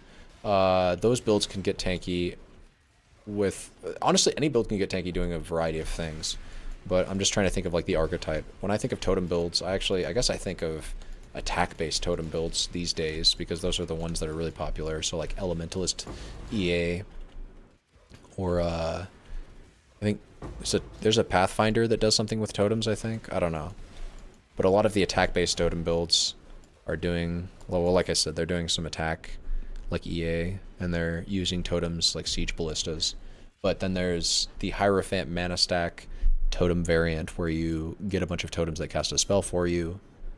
There are totems that specifically cast spells, and then there are spell totems, which you can attach any spell to, and then the totem will cast that spell. And then that's kind of like an extra damage scaling vector, right? If you summon more totems that are casting the spell, then you're getting like more instances of the spell cast. So if you get something like Ancestral Bond, which turns off your ability to deal damage, but it gives you an extra totem, then it's like, okay, I just summon an extra totem, which is an extra thing to cast the spell. And then Hierophant gives you +1 totems, and then you can get multi-totems support gem. You can basically get up to like 5 or 6 totems casting the spell at any given point in time. And it doesn't use your mana, right? The totems are casting the spell, they have their own mana. They don't actually have their own mana, they just get to cast the spells for free. That's a viable summoning build. They get pretty tanky too, because you can also cast a decoy totem. Decoy totem is like one of the most broken skills in the game. It just completely it destroys enemy AI. It turns enemies into like dummies, basically. And what I should have been doing, and what I should be doing, is pathing down here and getting my charges. That's what I should be doing. Getting extra charges is really good when you get charge mines. I only ever liked Absolution. Absolution is a very good leveling skill, or it was, I remember, that into the end game, in my experience, had a little bit of awkwardness to it, because the way that works as a summoning skill is you use the attack, Absolution, and then on rares or unique enemies, it has a percentage chance to summon your summons, which are actually doing all of your damage, right? Your character does a little bit of damage with Absolution, but the summons do most of the damage. And to summon them, you either kill a mob, which guarantees summons one of them, which is pretty easy when you're running through maps. Well, Absolution is going to be pretty good at killing the mobs, because just killing a white mob is actually really easy. You can do enough damage to do that. But against a rare or unique enemy, you can't kill it very quickly. But instead, you're just going to rely on the percentage chance to proc on enemies. Well, unfortunately, that's like it's just awkward. It has an awkward play style. I think that's fair to say. I'm gonna die here, actually. I just realized. I didn't consider that running this zone meant that, well, no, we have, theoretically we should live. We have capped spell suppression. He does have a damage over time beam that he does, but I'm wondering if my health pool is, if just my generic life and energy shield pool combined is gonna be enough for me to not just completely get cucked. You can also go to negative 200% lightning res, yes. Yes, you can get a shit ton of minus lightning res, and then that's super good. If you're doing something with the Doriana's prototype, that's really good for your damage. But at the same time, I've got to say, Doriana's prototype comes with a pretty big downside, which is you kind of not even kind of, you just completely, like, have to build a character around it. And dude, Innocence can definitely kill me with this move right here. This move is scary fucking shit. And that move is also scary, but it takes so goddamn long to do. And then he's going to summon more mobs, and I'm going to get my Bismuth Flask up, which is really nice because god damn, our shit's, we're squishy without Bismuth up. Without Bismuth, our Lightning and our Cold Res are not capped. It's not really that scary, but it is pretty scary against this guy. This guy does a lightning damage attack. But I think we're actually good for good old Innocence. I also should be like, I should have my posture checked. Go away, shut the flip up, mate. Mate. Oh my goodness. Here, I'm gonna go mute. Oh.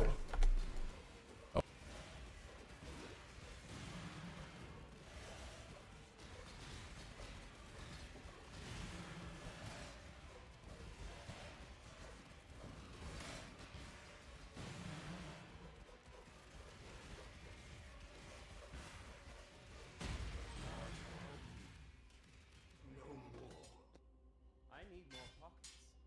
Innocence.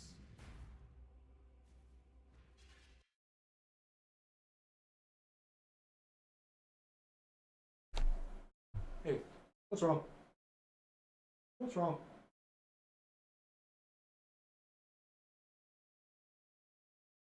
What's wrong?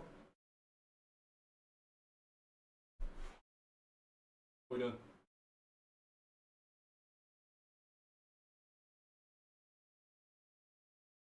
Boy, cool.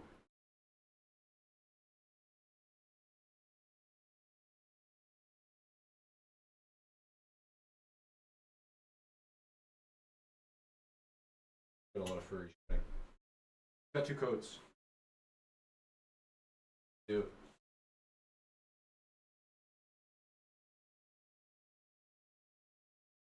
That's good boy, Cole. Here's your man. Boy, Cole. Because. Oh, okay. Okay. Okay. Here. One sec. One sec. One sec, Cole. Here. Hold up. Hold up. Go. Go. Back.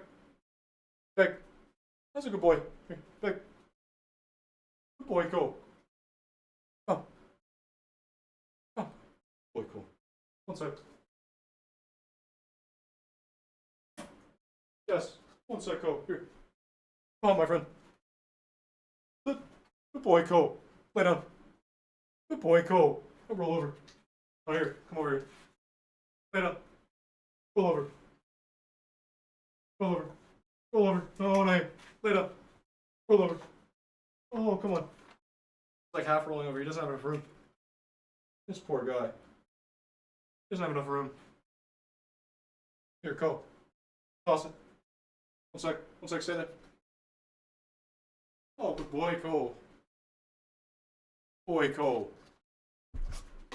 That's a good boy. That's a good boy, Cole. It's a king right there. This is a king. King Cole. King Cole.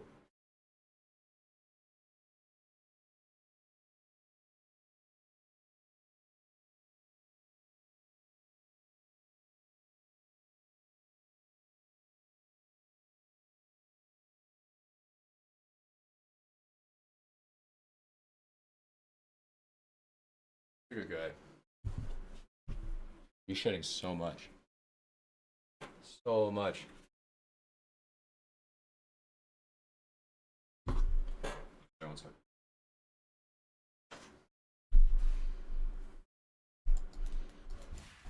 Okay. What are we're doing this.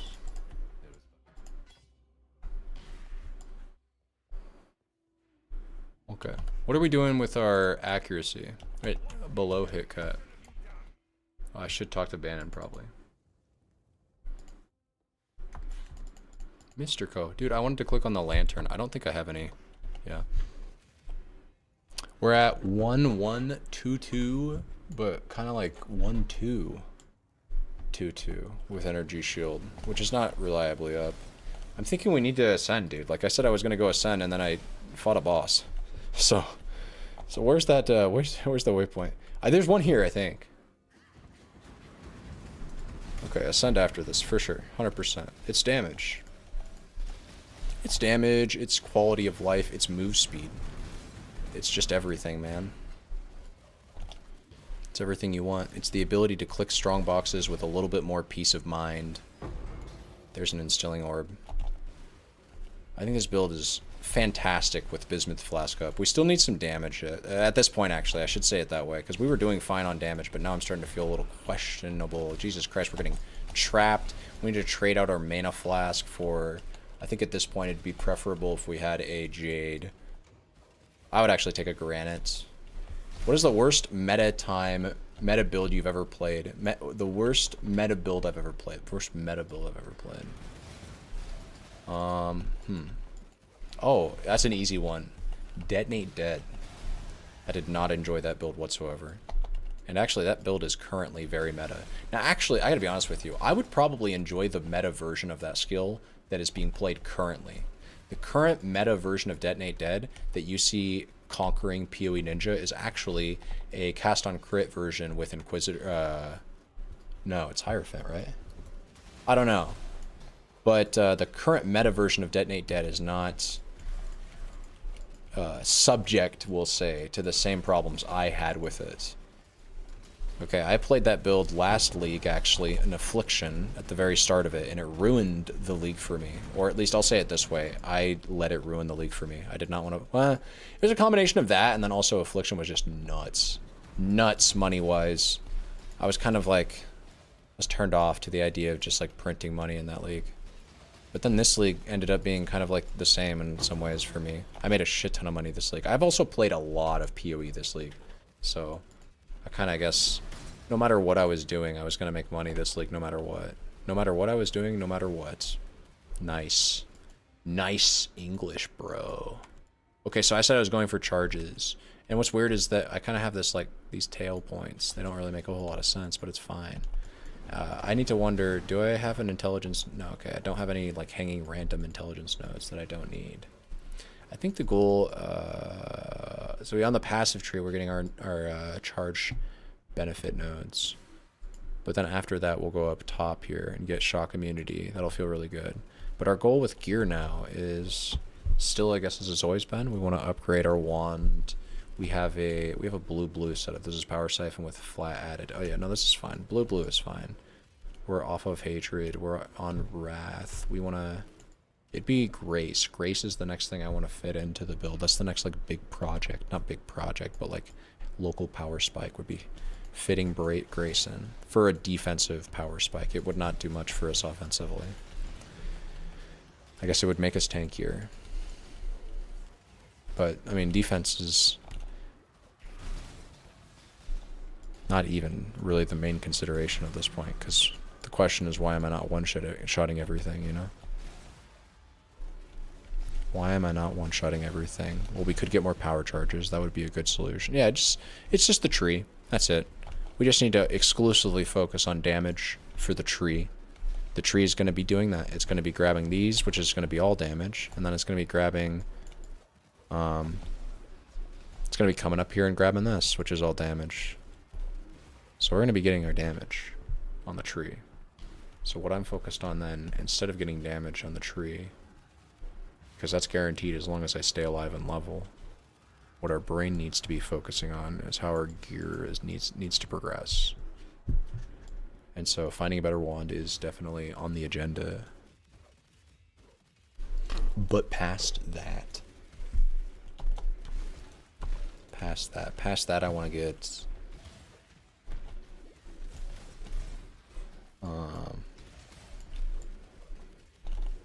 Well, do I have bleed immunity on a flask? I don't think I have bleed immunity on a flask. No, I don't. I didn't even roll these flasks. I could take them off right now and roll them. Let's do that. I don't think I hit really seething and then another seething. So like I just potentially made them worse, maybe. They're now giving me just a like there's no I don't they're not really going to counter dots as heavily is what I'm saying. Or arguably made them worse. I don't know. This is always the worry. 2 seethings. One of them is a gain immunity to shock if used while shock. That's cool. I can dig that. I have to click this. I guess I should probably pick up corpses. I don't know. I really don't want to corpse craft. I feel like corpse crafting also ruins the playthrough a bit because I'm testing to see if this is a viable League Star build. And if I'm testing that, but I'm playing it with extra mechanics that are juicing my character, then is that really fair? Also, dude, did I hit the thing? Did I hit the thing? Did I hit the waypoint? Because, like, didn't I say I was going to go ascend? I think I keep forgetting every time I enter a new zone that, like, I just need to get the fuck out of here. I want to check those. Let's grab this. Delve is free EXP. If nothing else. And it poops out rares. I can't equip anything. Everything is trash. Okay, here. So we've gotten what we needed from here. We can get like 2 passive points if we just return to town anyways. So I'm just going to step out real quick. I don't need a trial of ascendancy here or anything like that. No. Yeah, okay. So just return to town. Go get your 2 passives.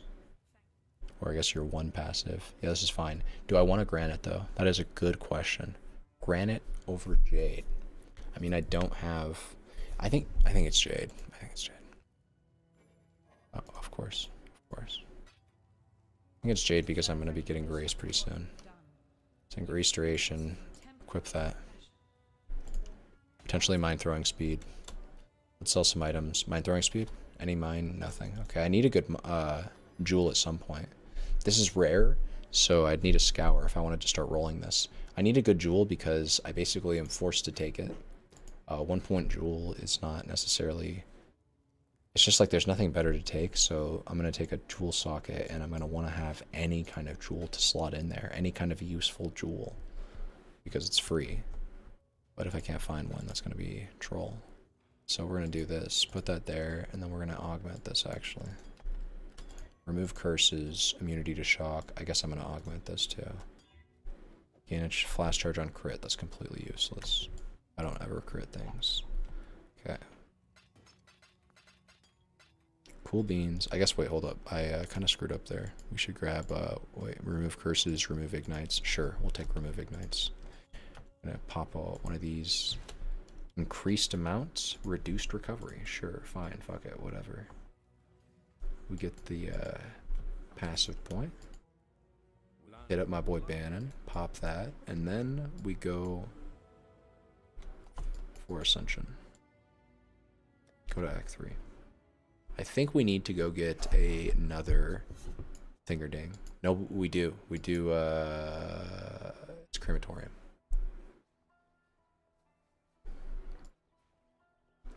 And like I've been saying, Ascending here is going to be fantastic. We're going to be able to get our freeze and chill immunity.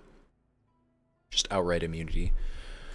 The reason for that is because 1 step ahead gives you, which is going to be the first ascendancy we're going to be taking, 1 step ahead gives you a base action speed of 108% at all points in time. And freeze and chill, both. Freeze and chill, I've learned this. Stun works differently than freeze. Freeze takes your action speed and sets it to 0. Meaning you can't move, you can't act, you're just stuck. You're stuck standing there. Stun does not, you do not get stun immunity from that node though, because stun takes your character and like removes your ability to input commands and removes their command queue for what that's worth. So you are not stun immune, but you are freeze immune and chill immune with 1 step ahead. Also 1 step ahead comes with the, you know, very nice effect of giving you base action speed. That's kind of like, I think it's like Tailwind. It's 108%, which is basically Tailwind numbers. So we're going to be getting 1 step ahead. It's going to be giving us mind throwing speed. It's going to be giving us move speed, which is clear speed. It's a defensive stat too, obviously. It's also defensive because it slows. This is something I was thinking about in the shower one day. 1 step ahead comes with enemies are at most 92% of their action speed. And 92% of their action speed means turbo enemies that run up to you close and become nearby. Oh god. We're not freeze immune yet. I guess I can't click that. It's not really going to matter. We're super tanky for this zone though. But anyways, what I was saying was the 1 step ahead node makes it so that turbo monsters that are especially melee and run right up to you to do their damage are gonna kind of just like not ever be turbo, because they're always gonna run up to you, and the second they get close to you, they're gonna be counted as nearby as per 1 step ahead rules, and then they're gonna be set to 92% action speed. So you kind of have like a hard counter to a mob type. You become antagonistic. You turn off mob turbo. And chill, I think, overrides it, right? So we are going to get some chill because we're going to be doing cold damage at the beginning of this build. In fact, we're currently doing cold damage. We're doing like, I guess we're doing 35. And I guess the main thing is because we're critting fairly regularly. And so because we're critting fairly regularly, we are applying the status effect that comes from any amount of cold damage that we have fairly regularly. And I keep hitting boxes. That's funny, but I don't think I can die, so it doesn't really matter. Anyways, because we're critting so regularly, we're regularly applying whatever amount of cold damage we have worth of chill. and freezing for that matter, if we can. But freeze only occurs if the damage of cold that you did is like enough to exceed a certain threshold of the percentage of the mob's health. So suffice it to say, we very regularly hit any amount of chill if we have any amount of cold damage. And it's one of the reasons why I like running Hatred on this build at early investments, is if you scale a lot of fizz damage, you can scale that fizz with fizz's extra coming from Hatred. So you... And then it gets scaled again because you do like 22% more cold damage. So you get a crap ton of fizz's extra cold, and then you get 22% more cold damage. And you just get a shit ton of cold damage for free, basically. Hatred is a crazy aura. It's cracked.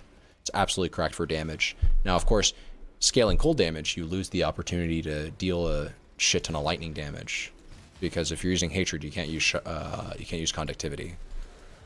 But you'll see we still regularly get like 10 to 15% on trash mobs. I mean, we're not going to be shocking that much. We're going to be giving up a shit ton of damage there, because shock is a good source of damage, right? Even scaling lightning damage in a level 33 zone, I guess I'm only getting like 30% shock on like yellow mobs, which is kind of embarrassing actually. But that's just the way the cookie crumbles.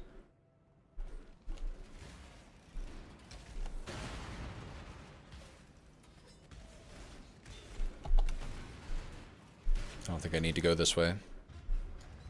Oh, but that was nice. That was very nice loot. I need to go top right. That's the secret to lab. Always go up and to the right. If you ever don't know what to do in lab, go up and to the right. There is your answer.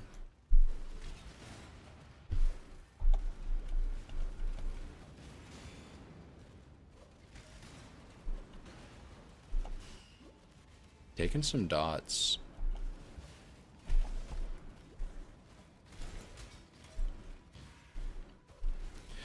I think we want to set ourselves up for having an amethyst flask on our character instead of this bismuth by Act 3. That would be ideal.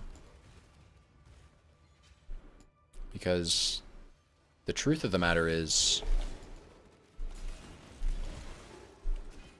poison damage actually can just kill you, man. It can wreck you. And there's a healthy enough amount of chaos damage over time and chaos damage period in this game that not having any chaos res is usually a recipe for disaster. It's usually a good way to get your character killed. Especially going into maps and later game content. There's going to be stray sources of chaos damage that I'm going to have to deal with or die because I didn't.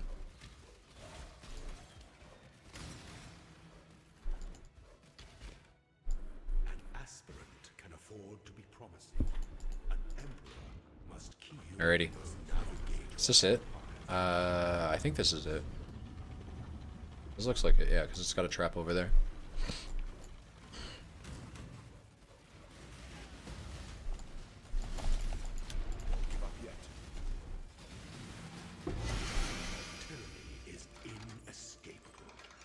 I guess he was like super buffed. I don't know. It felt like our damage was kind of shitty there, to be honest with you. I'm not very impressed, actually. Ooh, impressed by this though.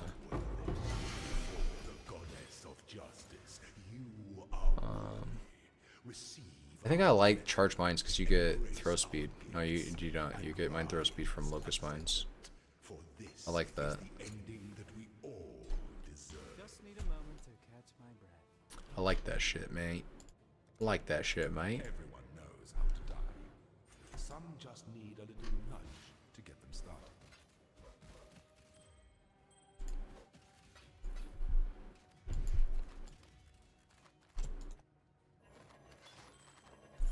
Okay, I guess we'll look at it. I mean, it's like 10 levels below my item level, but it could still be good. Especially the jewelry, but it's actually looking like a complete dud. All of this gear is trash. Sag. But nice, we ascended. Yeah, we ascended. We are better off now than we were before. Allow us to return. I need to fit in grace, and then we'll feel complete. Fit in grace, I could even After getting it, I could grab Wind Dancer and probably feel like totally peachy about that.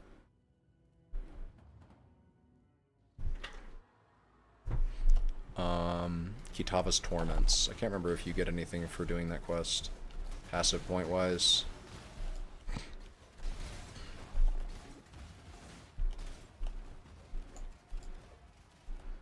Still capped with all of her flasks popped, okay.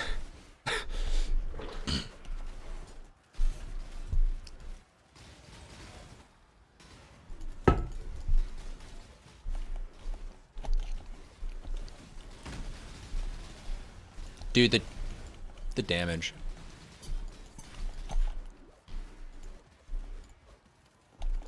Having to curse rare monsters to do any damage to them. I need to re-roll my wand or something. Is it too low at this point? Probably. A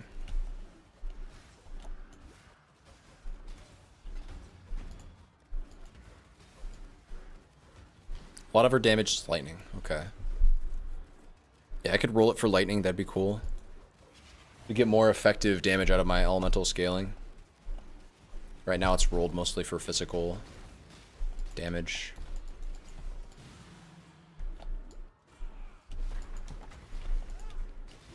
Shock is like 26 on a good day, I guess. I don't know.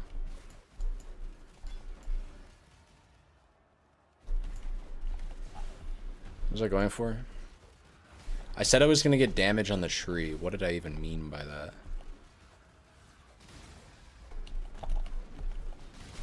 Am I going the right way? I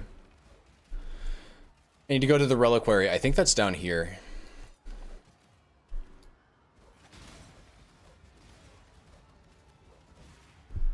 I do believe so. So I was going to get damage on the tree because I was going to get my nodes. Yeah. Frenetic. Here it is. We want to go for boom, boom, boom, I guess, instead of boom, boom. 3 points instead of 2. It'll give us a little bit more int, but more importantly than that, we'll get a jewel socket. And I guess, yeah, we need to put it... We got to put something in that jewel socket. I just don't know what I'm going to put in there.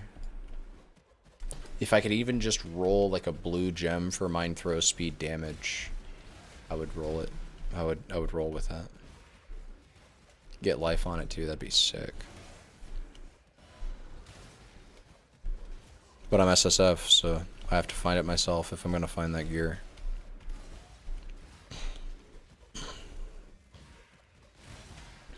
Just need a moment to pause.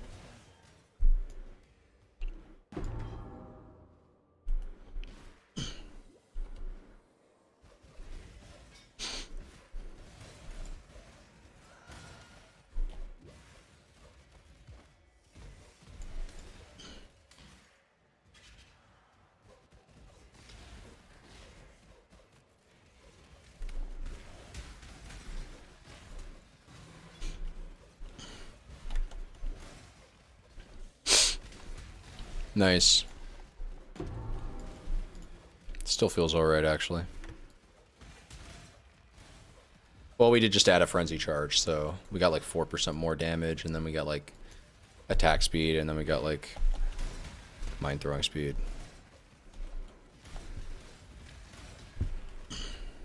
That's what we need, man. We just need more charges, like I said. Get these 2 charges. Get the wheel that gives you power charge support. I guess we have to grab the wand nodes after that and get the spell damage support. Deliver this to Lonnie.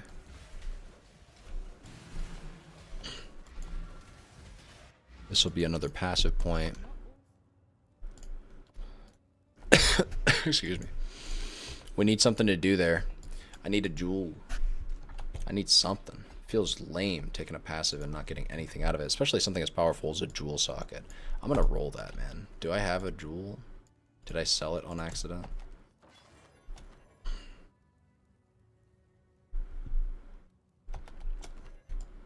%20 move speed? 25? No, we ain't beating that out. Remember, we do this for freedom. Jewels. Yes? I don't think they sell any. For freedom. For freedom. Yeah. Mind damage, but here, can I just check out Craft of Exile real quick? Because I dare say I want to know. Can I roll mind throwing speed on a Viridian Jewel? Jewel, Viridian City. It's the mind throwing speed. Yo, you can. Okay, sick. Well, in that case, okay. 26. Okay, well, wait. Alright, I know what I'm doing. GG. Attack speed. Okay. Wait, here. And actually, wait, I need to check. So, what's a suffix that we care about? We could get, I want to get a suffix I can care about. So, I want to at least have a 2-stat jewel if I'm going to actually roll this, you know, if I'm being serious. Okay, I've looked over them. I've decided what I want. It's got to be something mine related. Ooh, that'd be a nice place to start for a dot build. I am scared of actually lucking out now. Very possible I just luck the fuck out and not get anything. Oh goodness. Multi with lightning skills. Unfortunately, my thing is not a lightning skill. It's just a normal fucking skill. That's unfortunate as well. Lightning res. Okay. Global fizz. Fire and lightning res. What's funny is that might actually be it. Oh my god, Wired. You would settle for some garbage like that? Well, yeah, maybe. There's some strength.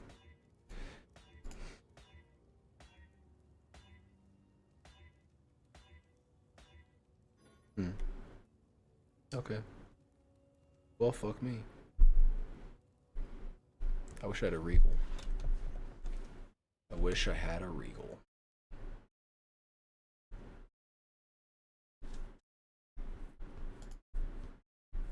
It's tragic, actually. We just spent all of our alts doing that. I don't think I need to be doing that right now. Okay.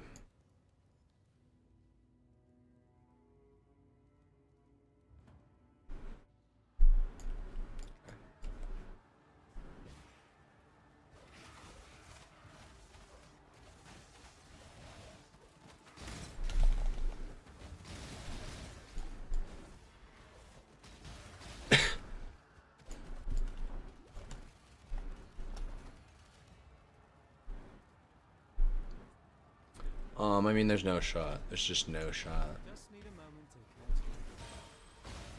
to catch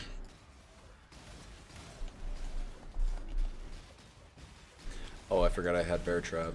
Yeah, we could be doing more damage against uniques.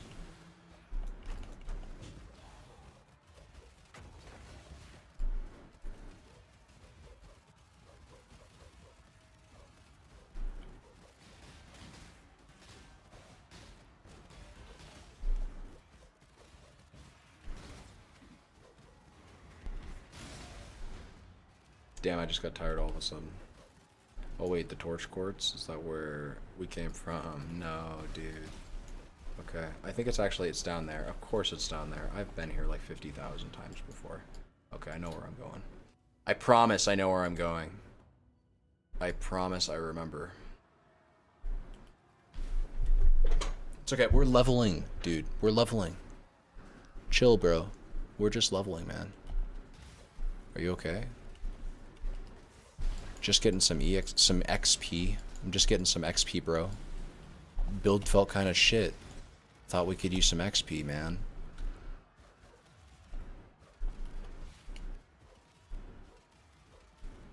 Damn, I'm hungry. I'm getting hungry anyways, I should say. Okay. Mission failed. Just love. You'll love to see it. It is time to hunt. We're hunting Kitavas. I could just like roll with skitter bots if I'm not planning on yeah, if I'm not planning on like actually doing anything with the mana. If I can't fit in Grace, I should at least roll with skitter. There's no reason not to, you know?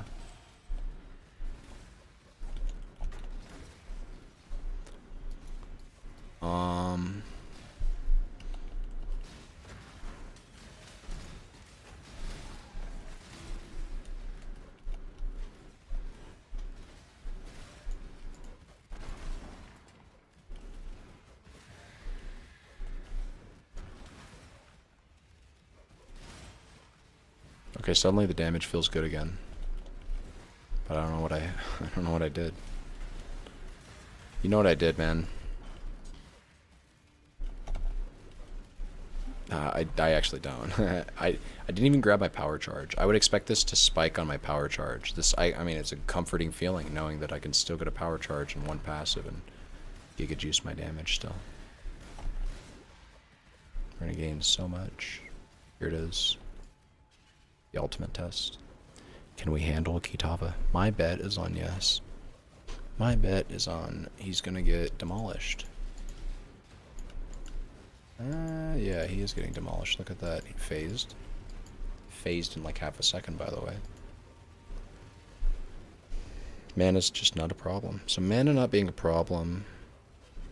Yeah, it's either skitterbots or it's like de-level your precision and then just find a way to fit in. Well, you can't de-level precision, bro. Even just at current level precision. It's kind of shit. That ability can kill me. I just want to say. All of his smacks, that can kill me too, I think. I think I can get one shot by that.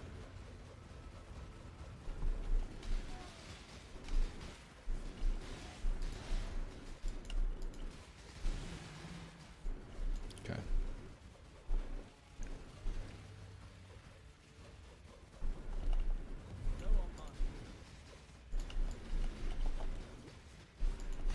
That skill fucks me up, fam. Oh my god, even that skill kind of fucks me up. I think he's dead now. I'm just gonna kill the heart, or do the damage to the heart, and then he's gonna like kind of die. He's not really gonna die. We're gonna die. We're gonna be the ones that almost die. Here we go. Maybe I have to weaken him again. Yeah, I do.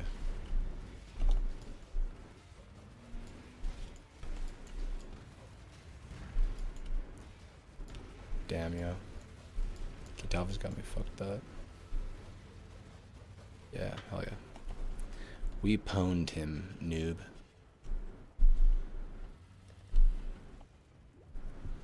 So we're gonna be at like 45 cold res. Yeah, that's gonna be a problem.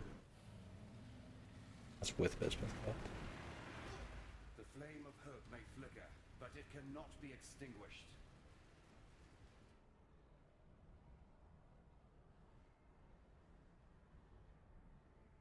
Okay. Sick. Killed Kitava. Do I have skitterbots leveling? I don't even have skitterbots leveling. What am I doing? What am I doing? Skitterbots is still... I mean, I wasn't being particularly praiseful of it before. But the way I see it now is skitterbots is a 15% more damage yeah, kind of. It has a 15% chance of detonating a mine twice. So, I guess taking that for what it's worth. And, I guess I need more of these.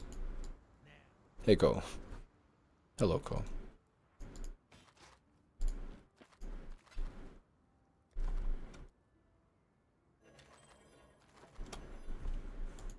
Not right now.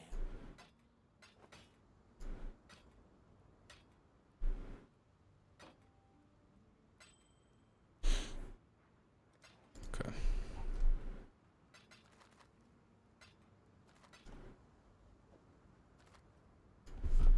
Okay, I'm gonna be right back. I'm gonna use the restroom. Or no, I'm gonna go get some food. I'll be right back. It doesn't matter what I'm doing.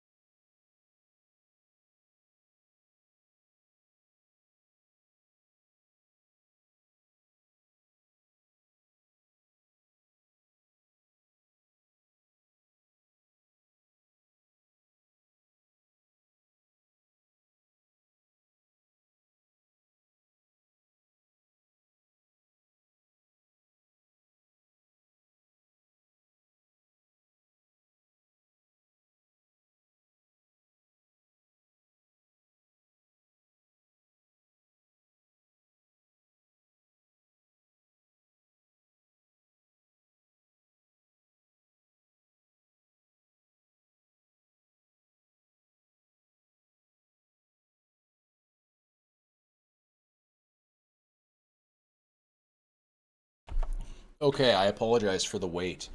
Dude, Ko totally screwed up my shot. The whole plan was to have him chilling like a villain, occupying your guys' perspective. How do I... There we go. Oh my goodness. Surprised the camera hasn't broke yet.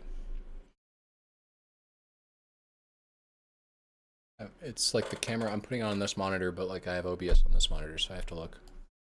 There we go. But now you see how fucked up my head is. Because I have short hair. And my head looks like... I have like a box head when I don't have hair. I've always thought that. It's okay, I'm not self-conscious about it. Don't ask why I don't stream with webcam anymore. LOL. Okay, I have noodles.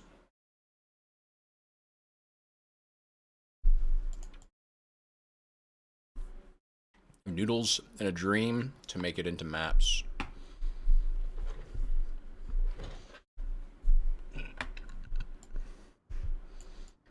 Okay. Okay, we're good. Headphones are plugged in. We go do this, the Twilight Strand quest, so that we can gain access to detonate mines as well as every other gem in the game sold by Lily Roth. And then we'll be I guess we'll be smooth sailing. A deli and a strong box. I don't want to click either of those, man. I'm not trying to spawn more mobs. Not on this map.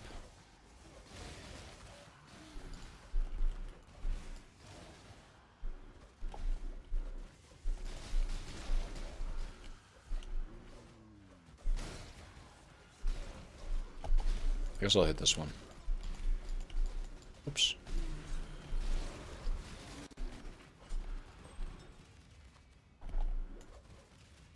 Pretty good on mana regen, but we do need to add another aura that's gonna dramatically shrink our mana. So we're just good for now. Crap. The real trick is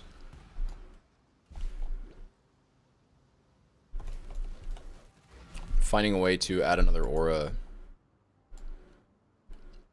with just this side of the tree. Not actually getting sovereignty or either of these nodes. I don't think we can do it. I think 250% aura, 250% plus precision is going to require sovereignty side, I believe.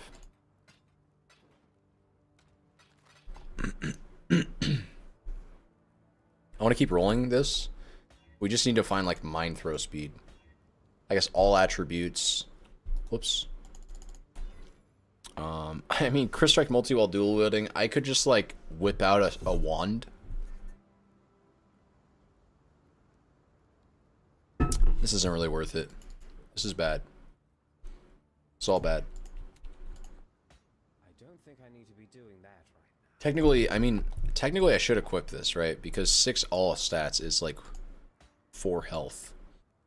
And a little bit of ES. It's something. It's not nothing.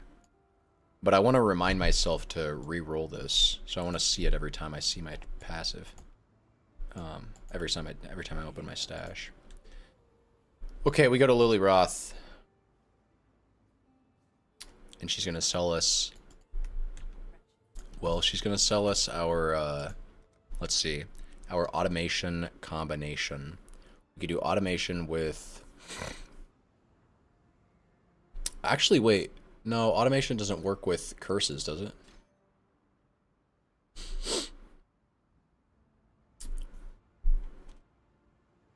Be repeatedly triggered. Used by those. Is it because this is a mark?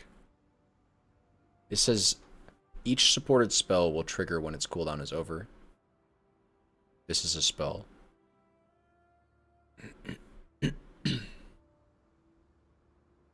Is it because Curse on Hit exists?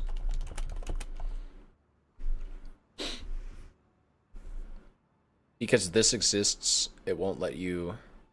Well, actually, wait, hold up. Curse on Hex Touch, of course, does not work with Assassin's Mark. That would be Mark on Hit. I think that's the reason. Hex Touch and Mark on Hit are the ways to propagate your hexes and marks. But the thing is, I don't see any reason why automation wouldn't work based off of its wording. It says while this skill is active, each supported spells will be triggered repeatedly. They're going to trigger when their cooldown is over. Automation support supports spell skills that are instant. Oh, I see. It's because it's not instant. That's the reason. There's a cast time to the curse.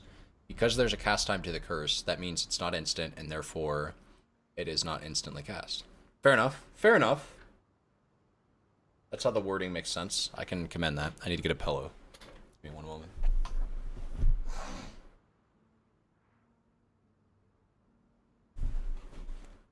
Okay.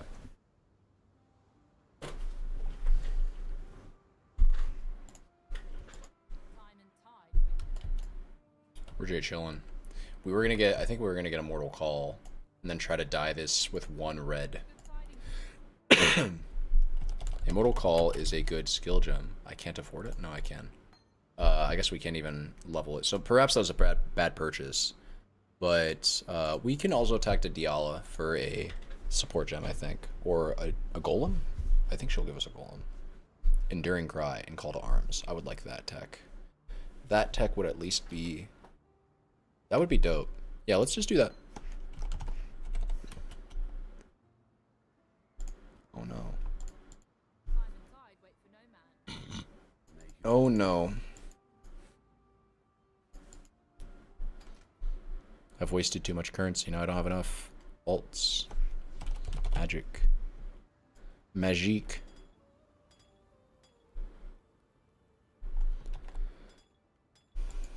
We'll get him. We'll get him. Ooh, that's gross. Where is it? There it is. We don't even want to reroll them. We just want alts. That's literally the only reason I'm doing this. So we have this. We want Call to Arms from... So Call to Arms, Enduring Cry. It's going to cost some mana. It's going to be totally fine, though. I have enough mana for this. And it's going to be a while before I can fit in another... What's it called? It's going to be a while before I can fit in another aura. So the way I see it, this is like a nice tech defensive setup. I just need 2 red sockets. That's it. We're golden if we find 2 red sockets. And by find, I of course mean die our current items. Probably the boots. Because we're probably going to keep these boots for a while. Let's get 4. Okay. Let's get 2. Oh, come on. Don't do me like this. Bro. No. I mean... Can I have... I should have just done this, I guess. I should have just done the gloves. Should have done the gloves. It's an armored base. It would have made it would have made more sense.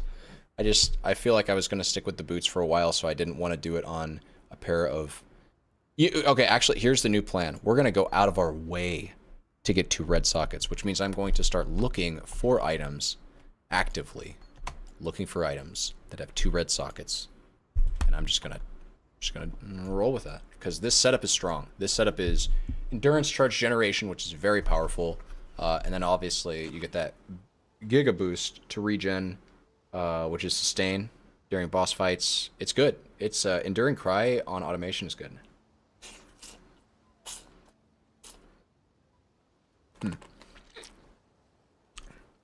Sorry about the slurping.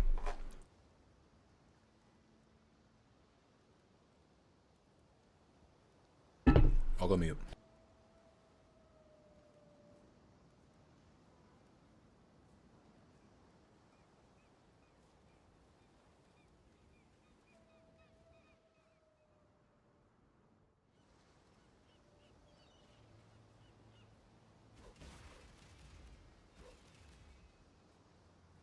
We just need 2 red links and then we're golden.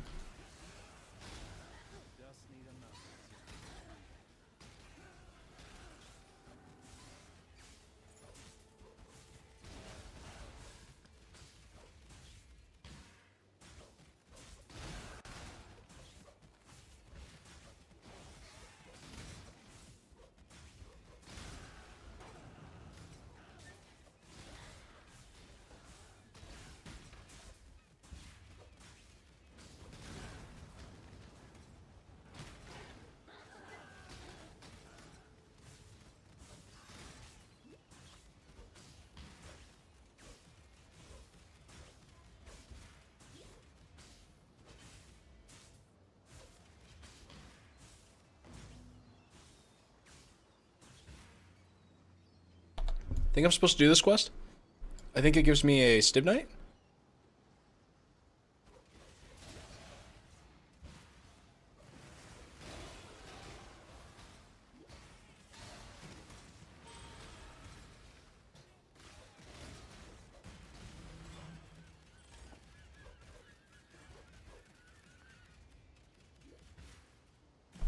Oh, dude, I've got a maybe ingenious plan. I'm not sure.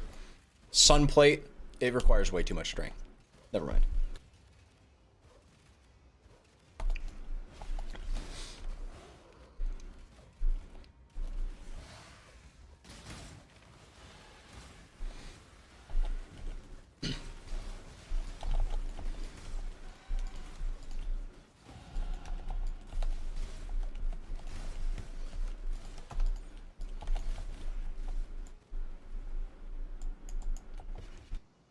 All right, perfect.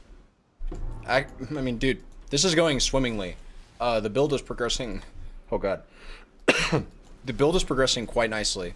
Picking up those charges feels really nice for everything. And then what we get to do next is gonna be great. I'm kind of farming this out. I really shouldn't be. But yo, did we just find an upgrade? 28 to 52. No, Sag. That's unfortunate. Actually, wait, dude. Should I just start rolling on this? Is this actually just as is better? Yo, other wands? Come on, give me something. Bro. Really? +1 to lightning? It's got flat lightning on it. Actually, it might be better. It's got the spell lightning, the spell damage on it. Yo, I could equip this and then like have the promise of an upgrade later when I go for the wand nodes that are gonna be converting my spell damage. Because, you know, like, that's how that shit works. Getting spell damage is good for those nodes. So we're going to equip that wand. It is actually currently more damage too, so it's going to be equipped. Okay, that's fine. Yeah, we're just going to focus on getting better gear through leveling through the axe. Like, of course, you just play the game, you get better gear that way. I don't need to worry about this. I'm going to find 2 red links, no problem. And when I do, we're going to become insanely survivable. That is a shit ton of flat fire. And more crit multi. Yo. Yo. Look at the dams.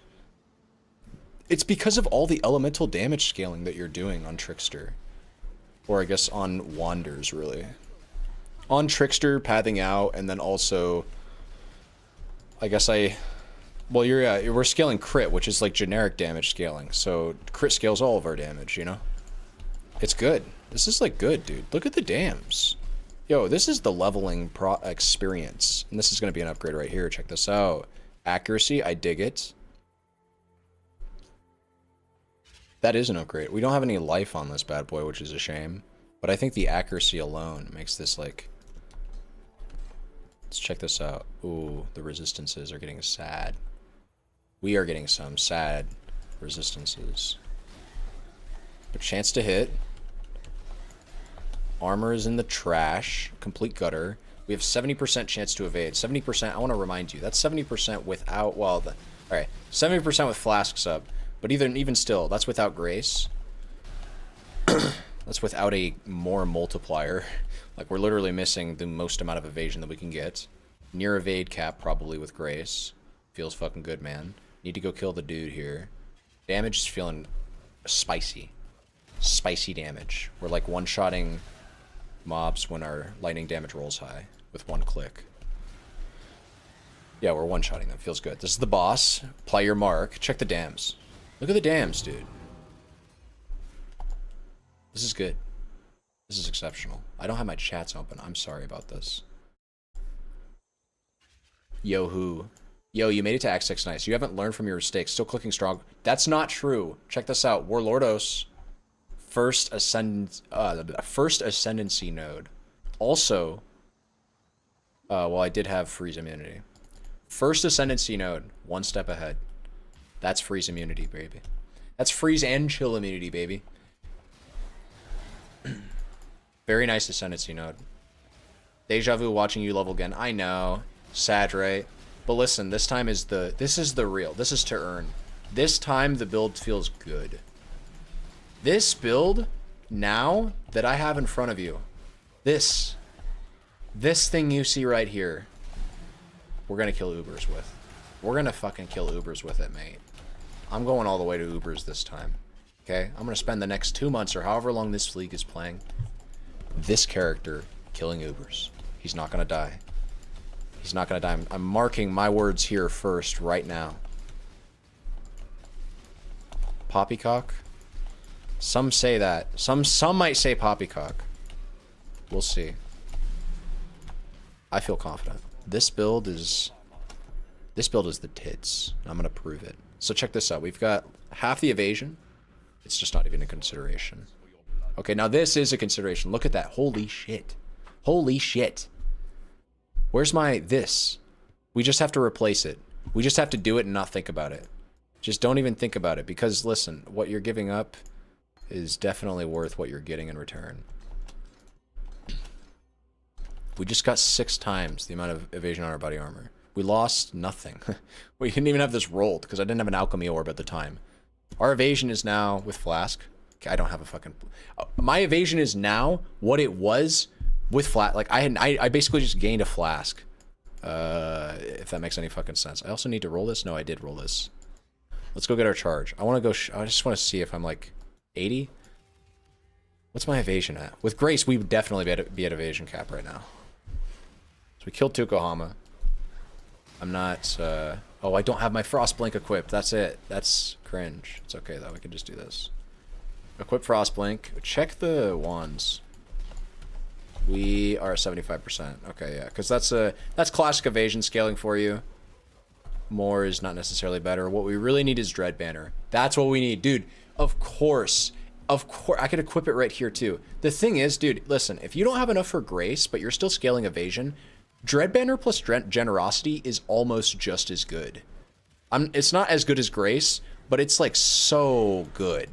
Scaling minus accuracy on enemies is insanely powerful with evasion builds. It's something evasion builds can do that armor builds can't really do, right? Because like think about it, armor builds, what are you gonna do? You can decrease the physical damage enemies deal, I guess. You can weaken their damage dealt.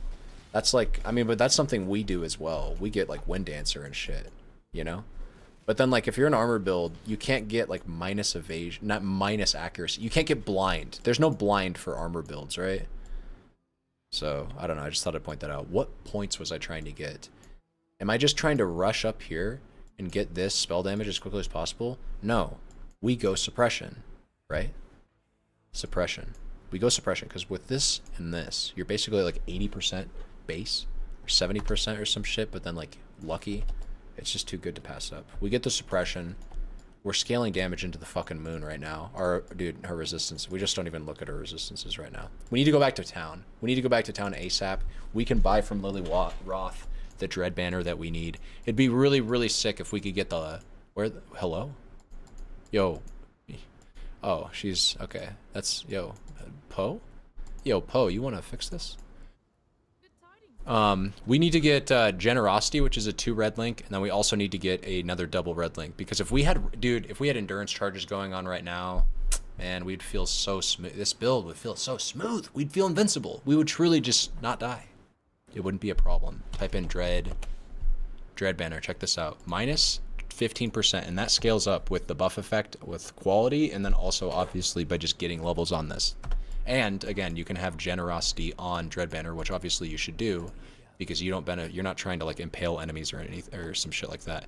Right here, I think we go for the leather belt, because we just picked up that pretty beefy amulet that gives us like 80 damage. It's kind of cringe to say, but this is actually an upgrade. If we don't need the strength, I think it is. It's actually a little bit less health. That's kind of funny. But it does come with lightning res and increased flash charges gained. But less increased flash charges. Wait, hold up. I'm on crack. This is the thing that we had. Yeah, this is way more in flash charges gained, and it comes with lightning res. So we're technically making an upgrade there. I guess unidentify everything. So shit ton of fire damage to attack, accuracy, mana regen I use, strength. I guess technically I use. This is actually an upgrade potentially over the right ring slot. I don't need the fire res. Yeah, it's definitely an upgrade from the damage dealing perspective. The resistance perspective is not. That's not popping though. That's not an upgrade at all, because I don't need an unset ring base. I don't think I can equip this. It's just not good enough. I think I picked this up for sockets. Don't need this, don't need this, don't need this. This is the old dog shit. The old dog shit. We get rid of the old dog shit. We need to roll this with like an essence or something. Hey, what's this? We've got Dex, we've got Fizz. This is crap. Trash, complete trash. Okay. So I said we need to roll some of our gear. We just need to roll that. Do I have an essence? I have armor. We've got cold res guaranteed. Max ES. Okay. Cold res guaranteed. Hey, I mean, that's sick, right? Like, dude, that's gonna stay on there for a while.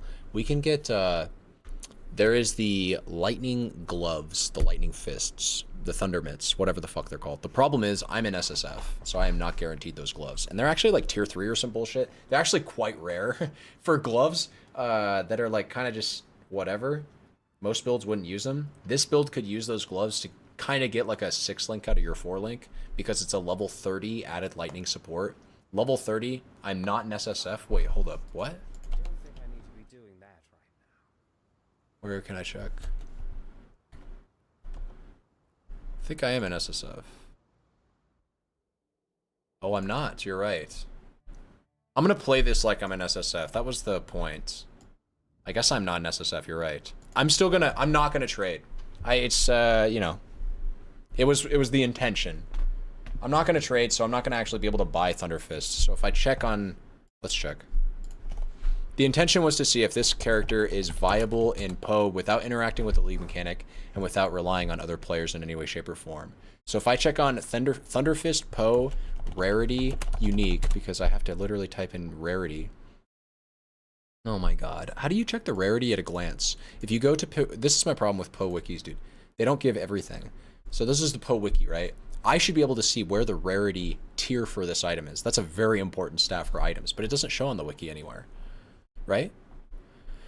Or am I missing something? I have to literally type in unique tier rarity Poe and then go to, I think it's this.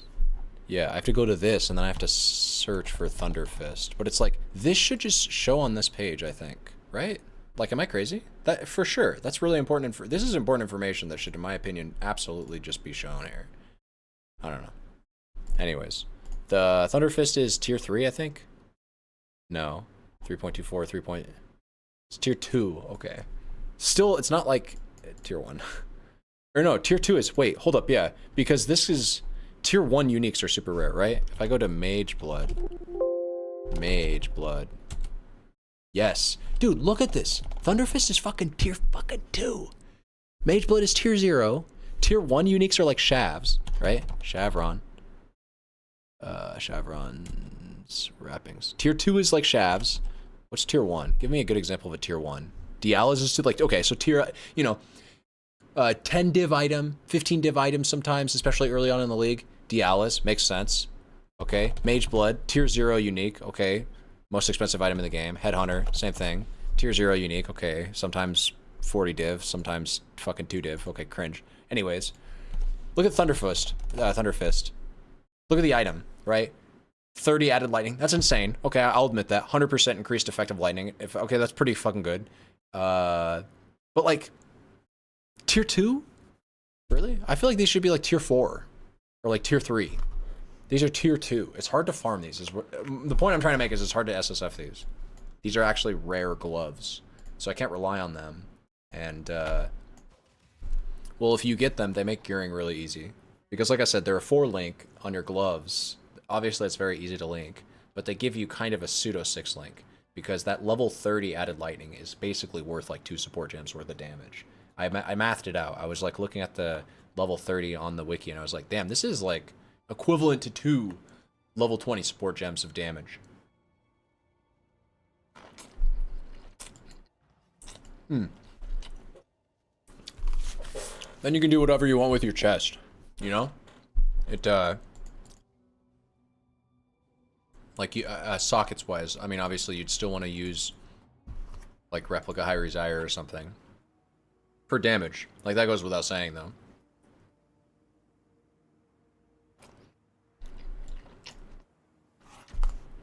But your sockets become like, whoa, what? Oh, I see. I guess I should do this. Oh yeah, we have Dread Banner. We are reducing the accuracy of enemies now by a flat amount. Well, by a percentage. It's not like attached to blind or a mechanic that can be turned off. Enemies can get a stat called unaffected by blind. Dread Banner is not a blind. It's just you have less accuracy. No ifs, ands, or buts around it. Well, actually, there is an if you are nearby. So if you're far enough away or if you're untargetable, you do not get affected by Dread Banner, and that is sad pandas. And that is a real threat that does make Dread Banner worse.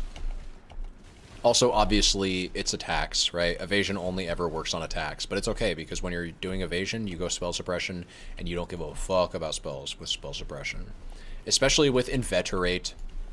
Especially with Trickster if you go Spellbreaker, which you can do on this build if you're so inclined. Actually, I think I'm supposed to.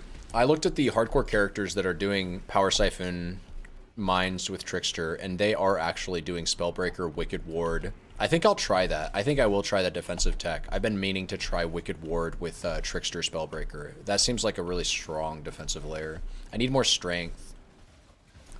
I really like the idea, though, of having the same kind of recovery as like a Juggernaut with Untiring, I think. Tireless? Untiring, right, is the node that gives you damage. Regained is life, basically like life recoup.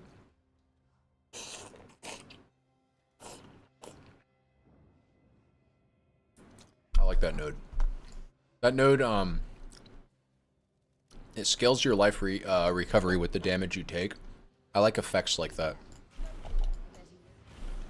The rampy effects.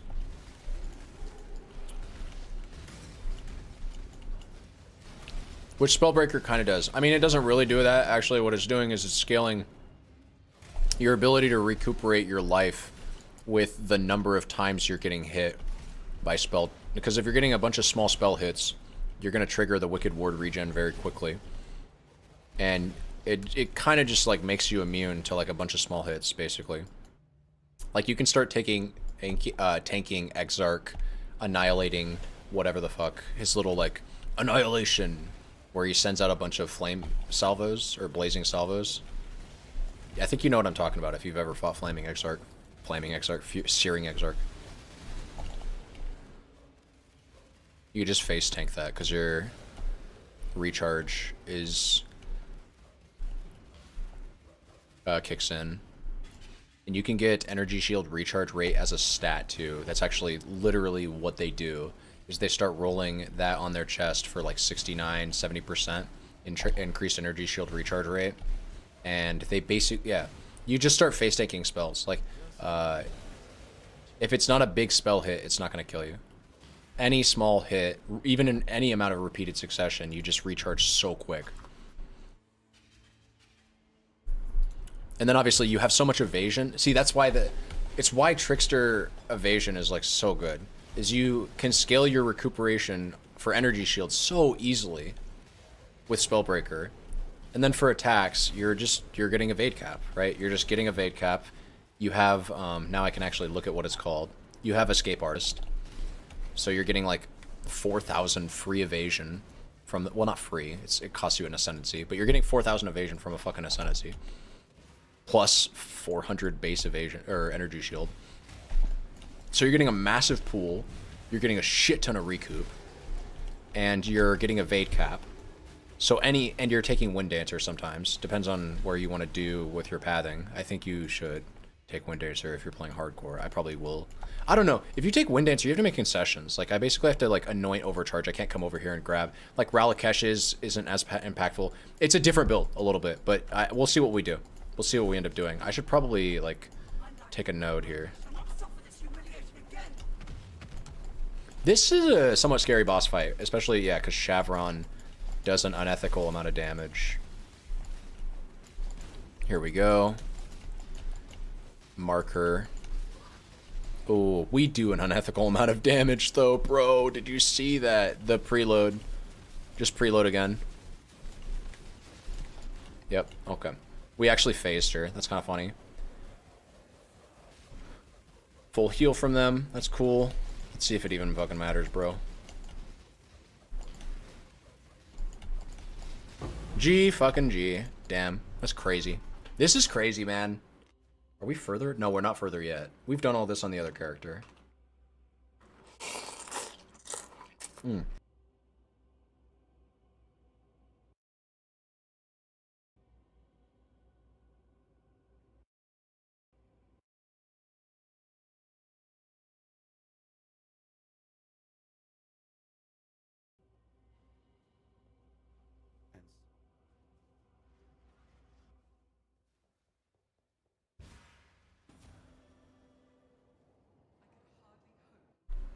I think we made it to Act 8 before we perished on the other character in Cruel Lab.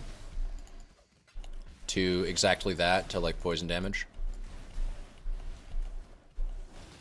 Yeah, these guys, they have a poison degen. Or caustic ground, I should say, that they spawn when they die. Poison damage over time. What do I do about the...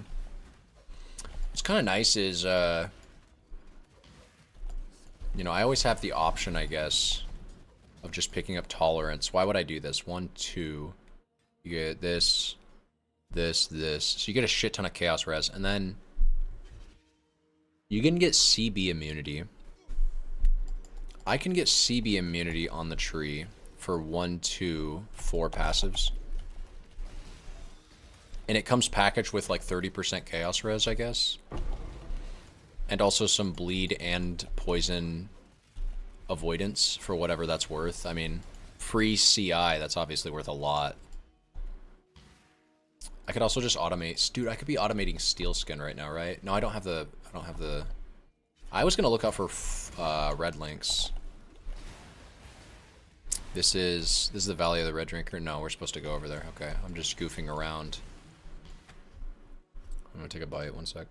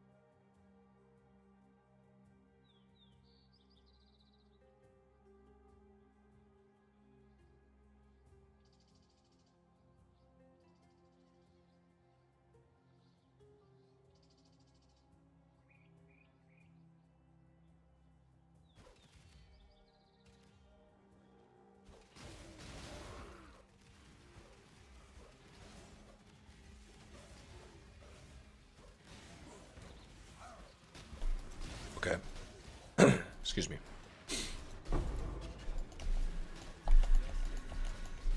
Nice, we're starting to find 6 links. Or 6 sockets. Which I think means we can find 5 links.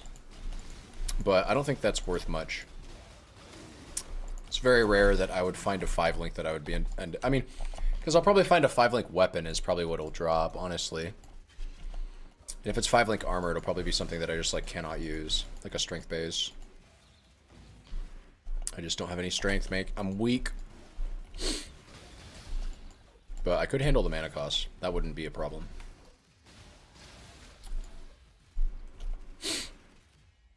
I mean, we would want a 5 link. I just don't... There's no shot I'm getting 100 strength to equip a chest piece. So it would need to be a dex or int base. And not a weapon. There's no shot I'm ever equipping a 5 link weapon. We're not doing a 2-hand situation. Not on hardcore.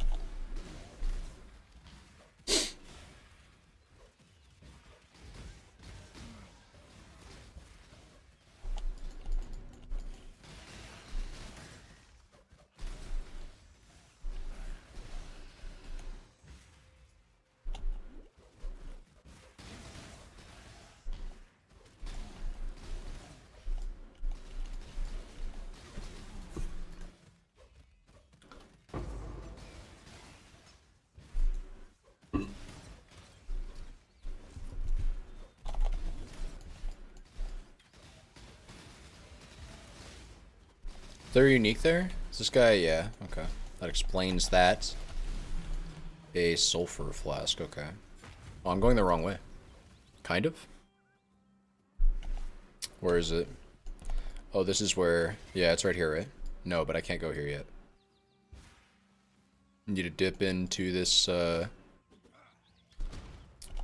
this side fight. I should drop a portal probably, right? Yeah, let's do it.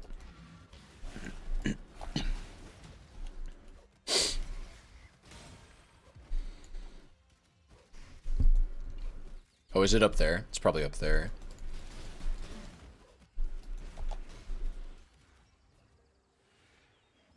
Can I reach? No, I can't. Come on.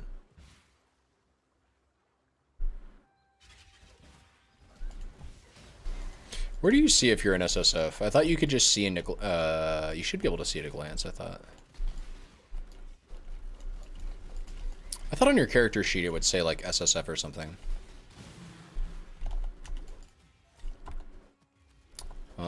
Red sockets. Top right. Oh, of course, of course. Okay, I'm crazy then. I can't believe I didn't recognize that. Thank you, though. It must be here. Moments like that are when the build feels really good. Let's just click this. Oops.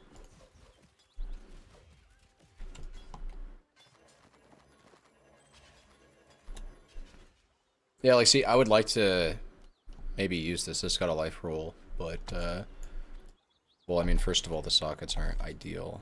Well, no, the sockets are, right? It's really just the strength requirement. There's no shot I'm getting 40 strength. It's just that. Let's not kid ourselves. Also, I guess equipping this would, like, destroy my evasion. But it would also give me a meaningful amount of armor. I would probably jump up to, like, 20% Physmit, which would scale down dramatically as I get into maps. But I've always said even just a small amount of armor really does go a long way against a lot of the reasons why you'd get armor anyways. Like, splashing armor is almost never really bad. Just because of the sheer volume of enemies and maps, you're bound to take a shit ton of small hits in so many situations throughout PoE that just having a little bit of armor to always be able to deal with fizz damage is like, it's just never bad. Now, these boots right here are also something that are, like, never bad. It's got the links that I want. I think is the big thing. But it also has a move speed roll, not the ideal one, but also a massive life roll, which is crazy. I do not need any dex. If I equip these... Actually, yeah, straight up. These are it. This is it, Chief. Secretly worth it because we get to automate Enduring Cry with these boots. If I equip that, yeah, you see that. We go back to... Oh, I see. We had to unequip... Where's Frostblink? What the fuck? I unequipped Frostblink? No, they were in these. Okay, so just equip them right there. That's Dread Banner. Yeah, we're golden. We now have... Now, Enduring Cry has a long-ass cooldown. This is very not what I'm used to with my character, having this long of a cooldown on Enduring Cry. I'm starting to question if this is good, because I know that I'm not going to have the strength required to level Enduring Cry very far. We'll just keep going with it for now. What else did I... Okay, so equipping Dread Banner. Right? Yeah. Let's put that here. We still have Grace. We want to eventually get Grace, so we'll just leave that there. What we have so far is fine. But, nice. This is great. Whoa, shits. These are poisons. Let me check my suppression. Yeah, 71% chance just off the tree alone, but that's with lucky. So I think effectively that's like closer to like 80, high 80s. Got level 3 Enduring Cry. Okay, okay. Hype. The buff lasts so short, too. This is not what I'm used to. But that's fine. It's still good, because just getting occasional endurance charges is powerful. The regen is powerful. The regen is it like even 1,000 right now? It's 300. Wait, we'll be able to level this up a lot, though. No, we won't. 43. We're going to actually hit level. So 300, it's still like a fourth of my life pool. And I cannot for the life of me find this entrance. What the heck? I'm kind of like going in every bad direction. Like I'm not fully exploring one area until I go to another area. This is like such inefficient.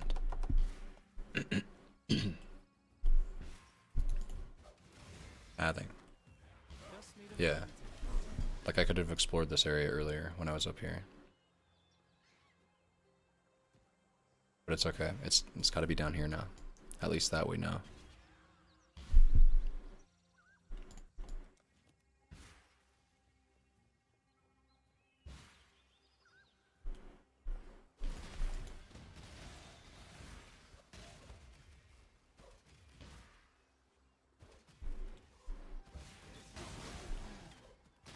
Nice. Charge mine upgrades actually feel good when you are not at crit cap, which we are most certainly not. 72.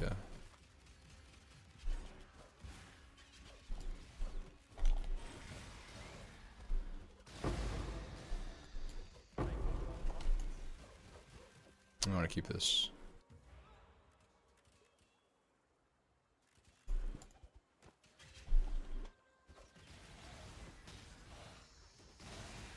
Dude, where is the entrance to this place? Am I crazy?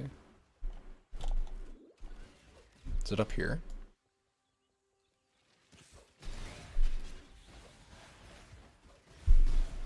Yeah, it is. Dude, what the fuck? I spent so much time looking for this? Okay, anyways. The wetlands. This is, I think this guy does chaos damage. A little bit nervous about that, I gotta be honest. We need cold res too. That's a problem. Superior hold life flask. No, Tujin. I cannot help you.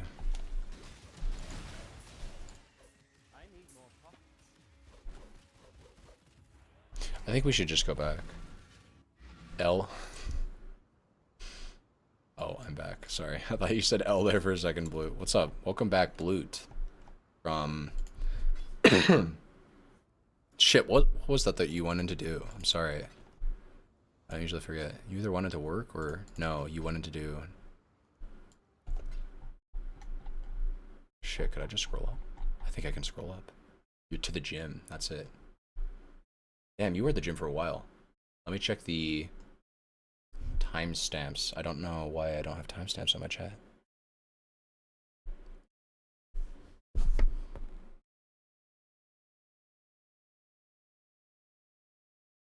There we go. Hype. Hype. 4 hours ago. 4-hour gym sesh. Blue. Pumping iron. Like the absolute, like the literal beast that you are. Just a casual. What was that for you? Was that like a full body workout plus 2-hour cardio plus sauna sesh?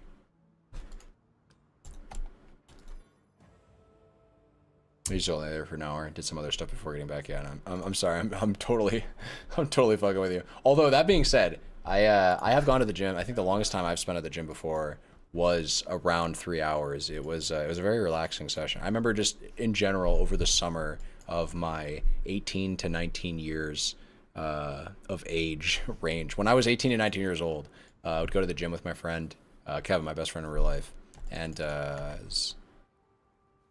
we do like an arm, we do like a section of the body, but then we'd go to then we do like our isolation routine. Like we had like long routines, but then in addition to that, we would both hit up the sauna and also some pool.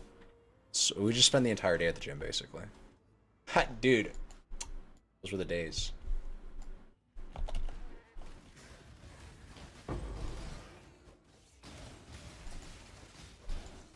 It's kind of interesting I did that, thinking back, because I didn't view it as that, and I don't think like a child version of me did not ever think that spending a prolonged amount of time at the gym was a fun idea. Not because I was like against physical activity. I think I've always been a fairly active kid. I played basketball and football all throughout elementary school. I'm trying to think. I think when I got into like late middle school, I didn't do that anymore. I wasn't interested. I didn't go to high school with it. So, so was I even really doing it? If you didn't play it in high school, did you even really play it?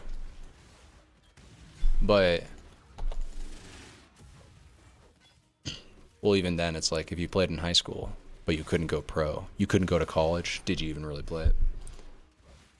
There's always a meme there.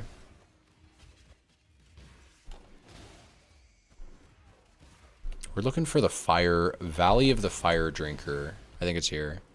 I think we found it with our Sharingan. Yes, we absolutely found it with our Sharingan. Yep. I see it. Off in the distance. The Valley of the Fire Drinker. Watch how quickly we murder Aberrath with this little mine situation. And phased. Hey, get out of my sight, clown. Also, no chill. You notice. Even with crits. It's because the cold damage is just not there. We're doing like 29 cold damage. We're even doing more fire damage. We're actually probably applying a small ignite. I wouldn't be surprised if... I think actually you can just see it. So let's look. Because you can see the shock. Yeah, we are. I can see it. Actually, we're even applying a chill on... So we kind of just have elemental conflux. We are shocking, chilling, and igniting trash mobs. Against bosses, though, we're just barely igniting. I didn't apply... Yeah, okay. With Assassin's Mark, we got like a somewhat respectable 12% shock. Not really. It's okay. The strength of our build is how often we hit. Not the strength, not the thickness of the hit. Damn, this is a lot of energy shield. 200% or 200 increased energy shield. Am I scaling energy shield at all in the tree? No, I don't have any energy shield nodes. I could pick up boom boom. I think this is good with polymath. I think actually, I think that's it, man. I think we just need our next ascendancy. Polymath, swift killer, escape artist, fuck spellbreaker. Okay. Let's get rid of this though. Let's actually just not. We need strength. We need strength. Could pick up prowess. Oh, and of course, written in blood for 10. It is written in blood. Go back to town. We killed both the bosses, right? Why is it showing? What? Tarkley asked you to defeat the puppet. Did I not? Bro, did I spend all that time searching for the wetlands? I went back to town, I didn't kill her? I could have sworn I...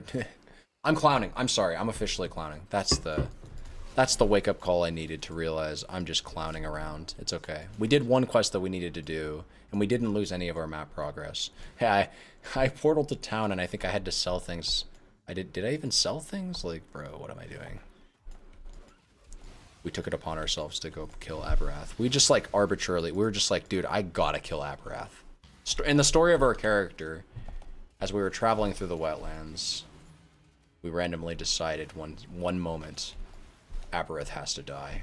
I don't think there's anything in here for us.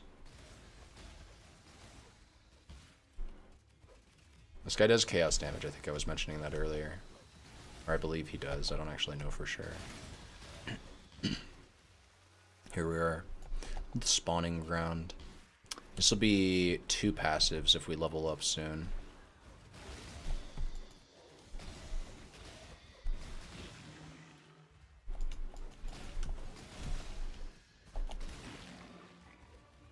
I think marks have a quick cast speed. I can't tell. It feels like they're easier to whip out than curses.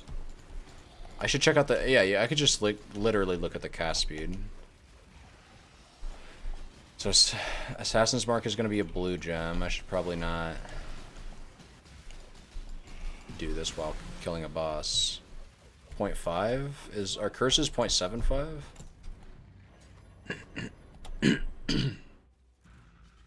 It's got life, it's got fizz, it's got energy shield, and it's on a 2-stone base. It's just not good enough. I'm sorry. I guess it's good enough to keep and sell, though, probably.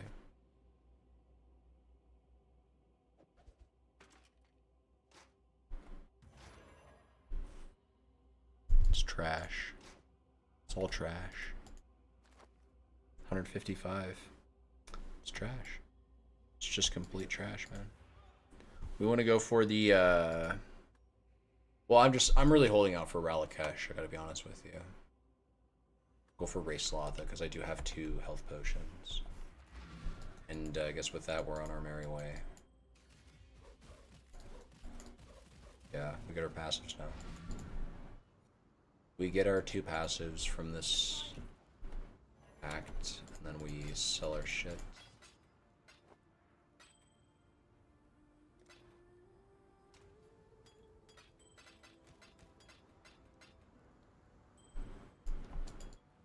Good tidings to you.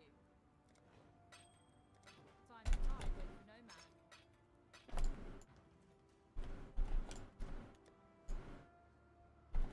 Stay sharp out there. Sick.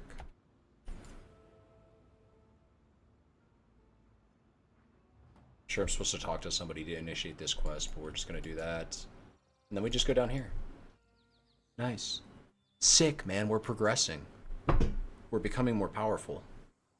My power grows. Dread banner. I need, okay. Increased duration.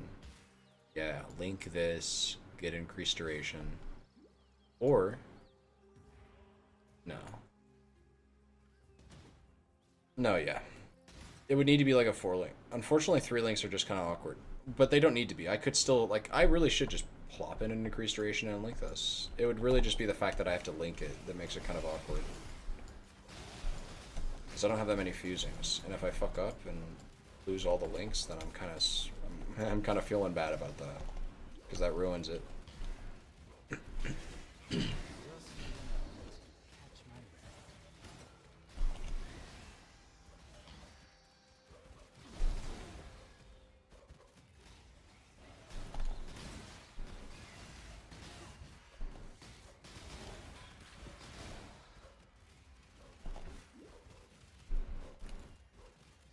I actually probably should spec into things like Expedition. I know Expedition has a pretty good return rate on bubblegum currency, and I think this build solves a lot of its problems with just adjusting its links correctly.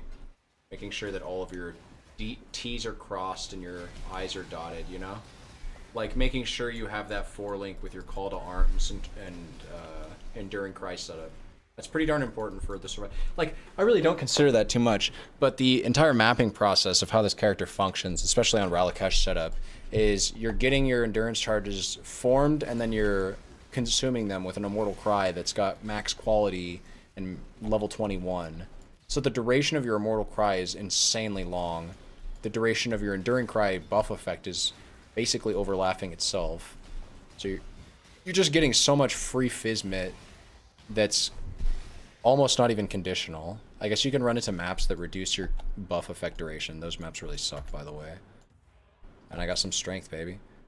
But yeah, when you don't have those defensive layers up, this build can feel a lot squishier, just a baseline. Because those defensive layers are strong because that's Physmit taken. Like that's the kind of, I don't want to get one shot. That's the kind of primary defense you get against Fizz to make sure that you're not getting one shot by random shit, right? And then everything else after that is just like recovery, which you're getting some from it. Like the Enduring Cry gives you the recovery.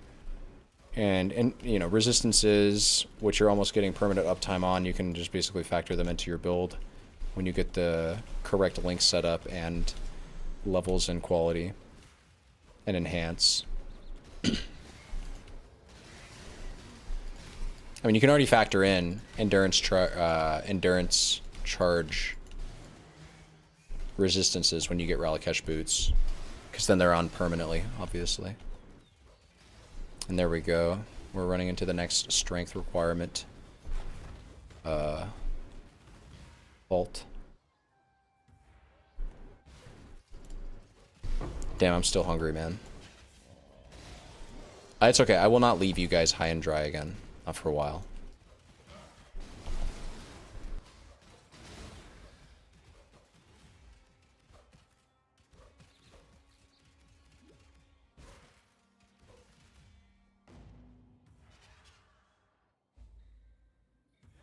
The Bride King, his time has almost come.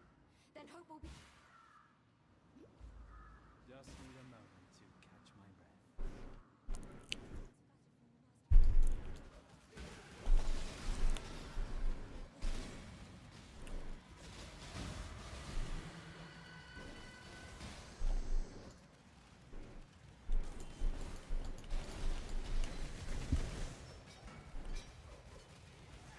Damn, I really do like the way that this character progresses, especially in an SSF environment.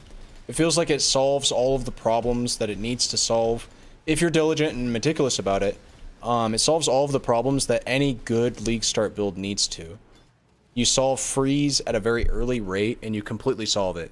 You solve shock at a relatively early rate, getting up to the charge mastery nodes at a relatively early rate, and you completely solve it.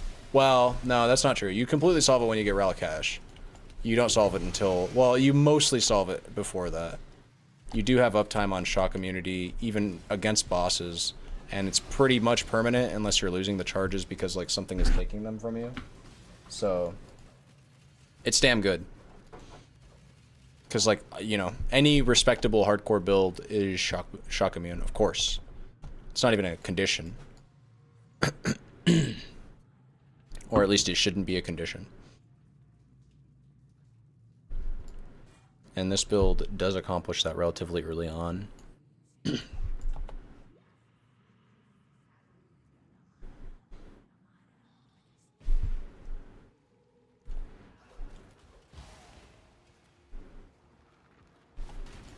Here it is. This is the unique. And he's gonna die here almost instantaneously. Yeah, fuck you. I need more pockets. Amen, brother. Yo, what I really need is more water, though. I will go get that in a second. I'll get that on the next portal. Okay, Brine King is scary, especially when your cold res is lacking, as mine is. And I've got to say, that's enough of a problem that it warrants some kind of immediate response, I think. It's like one of those, hey, if I don't get my cold res capped, I can be looking at a one-shot situation. I could be looking at a I will die to some bullshit situation. So maybe it's a cold res flask in addition to the bismuth. Now the problem with that is I'm tying my cold res to flasks. I'm not going to have them up all the time during Brine King. He's a bitch of a boss to fight. He has phases. So I'll have them up for a good chunk of like phase 1 and 2, and then I'm going to run out of charges, and then I'm probably not going to get enough flask charges back that the duration of the flasks isn't going to cover me. That's what I'm predicting, but I could be wrong about that. I think it's my best bet, though, as an immediate tech solution. And what's beautiful about that solution is if I can prep the cold flask by just, like, getting it, you know, I, like, literally just need the flask. I don't even need to roll it. I just need a flask. If I can just get the cold flask, I can hold it in my inventory and save it all the way up until the fight begins. Because at that point is when I'd need it. I don't even, like, I don't need to make any radical or harsh. I don't need to make any like harsh decisions about the build's integrity right now. I just need to get that cold res problem patched up real quick, you know? It's like that. Lickety split.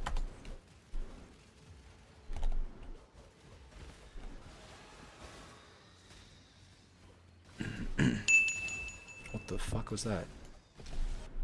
Wait, what? Oh, blue. Blue with the 50 bits. I guess Botrix has you covered on your... Yo, Blue, Botrix is going to love you. Yo, Blue, you're... Be gentle with me, Blue. Be gentle with my ears. I love you, man, but damn, I did not... it's okay. You know, I shouldn't have to expect that of you. Here, listen, first of all, thank you again. I want to stress that. And then secondly, I'm going to deal with this on my end. You're totally fine. If you want to keep donating bits, you can. And by the way, again, thank you. I love you, man. That caught me off guard, though, for a second there. I did not expect that. Dude. Blue, you're gonna have an extended relationship with Botrix if I don't put a stop to this, though. I can already tell.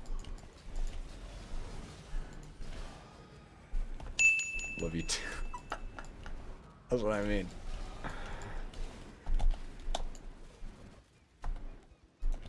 It's not that bad, actually. Dude, Botrix is actually a pretty goated little tool here, all things considered. I think it is logged into my YouTube, and so if I could get if I could get its gosh darn chat widget to load on my Twitch docker, I could see both chats simultaneously, and they should actually be integrated. I need to test that. That's what I should test. I can test that right now, actually. Type. Hopefully I can check this on my YouTube stream OBS. It's not showing up. You gonna show up? Hey, there it is. Look at that, dude. You see it on my YouTube chat. That's sick. So like, and that's Botrix, dude. That's power. That's the power of Botrix. Botrix is hitting up a super inclusive space for both YouTube and Twitch chatters alike. Guys, let's give a shout out to the one person in my YouTube chat, which is probably me. Which is probably me because I think I have it loaded on my fucking on my other monitor. Shout out to you, whoever's in YouTube chat. If it's not me, you're a goat, and we see you, and we love you. And if you want to type in YouTube chat, Twitch chat is going to be able to see it. And all 8 people in my Twitch chat, and the one person that is kind of interacting with it, that is Blute, we're going to be able to see you. And we're going to be able to shout you out directly. There's going to be absolutely no anonymity. Unless, obviously, you just don't type. You know, that's always an option. It's beautiful. It's literally, it's like, dude, it's the lurkers win. The people that type win. I love it. Everybody's connected. But I feel like the more emphasis I put on it, the lamer it gets. It's like, okay, Wired, chill out, dude. Like, this is streaming 101 shit, bro. You're acting like you just discovered the internet or some shit. Chill the fuck out, man. Okay, I'm sorry. Back off, guys. I promise I'll shut up about it. More improvements to come, though. I really want the stream to be like... Oh, God. First of all, I want to stop that. I want to stop the sibilance in my S's. I think I actually have a... Like, right there. Like, it's so painful. I hear it now in my own voice. I'm listening to other people's recordings, and I'm like, God damn. My S's... And my cursing, too. I think I have a sailor's tongue that I just need to get rid of. I have no reason to be cursing, like, every 2 sentences. It's a problem that I need to fix. I don't think it enhances my speaking, my public speaking abilities in any way, shape, or form. I actually think it hinders it. I think you hear somebody curse and you're just like, man...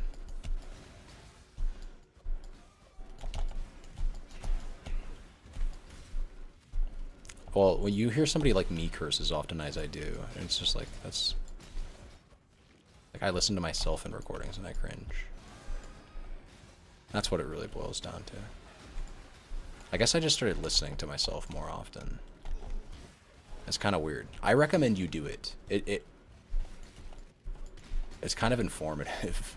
You kind of see yourself differently. If you just, like, pay attention to how you've been acting, if you can, I guess, just, like, stream yourself. How would you do this? Just walk around with a GoPro on your head? No, because it definitely also colors other people's interactions with you. But if you just, like, listen to the way you speak, I think you can improve the way you speak if you just record yourself. That's the takeaway here. Just hearing your own voice can be very, I think, you know, whatever, my own experience. Take this for what it is. Take it for the grain of salt. I think it's me on both. It's Blue giving me the double view. I appreciate that. Blue, you're actually just, this is what I mean. Blue, you're the GOAT. Actually the GOAT. You donate. You've turboed my Discord before. I didn't even know what that did. You've just always supported my shit, man. I appreciate it.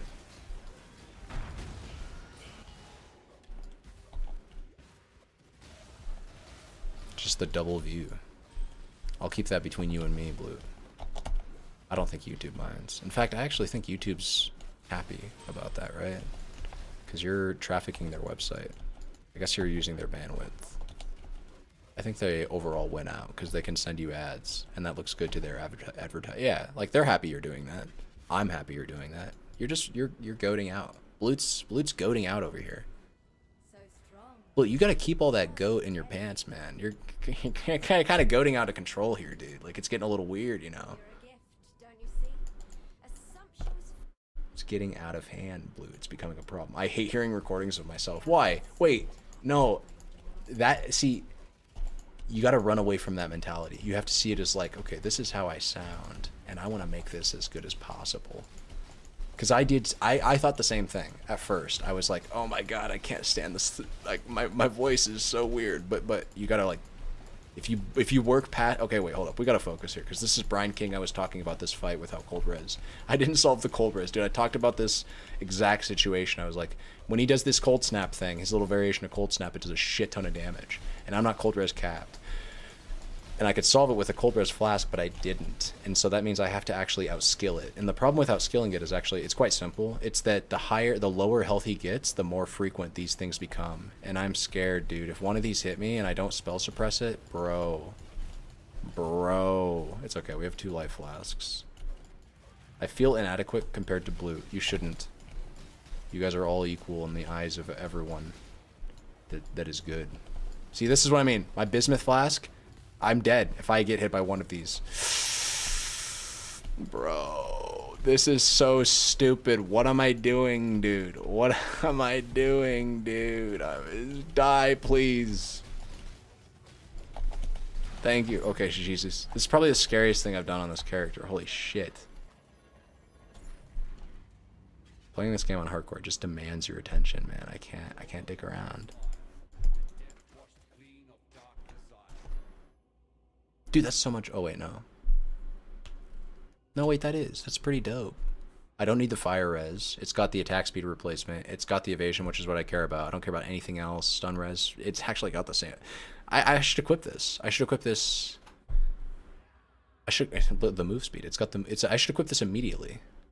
I'm not even using my bear trap. I mean, but I should still equip a bear trap. I should equip this immediately.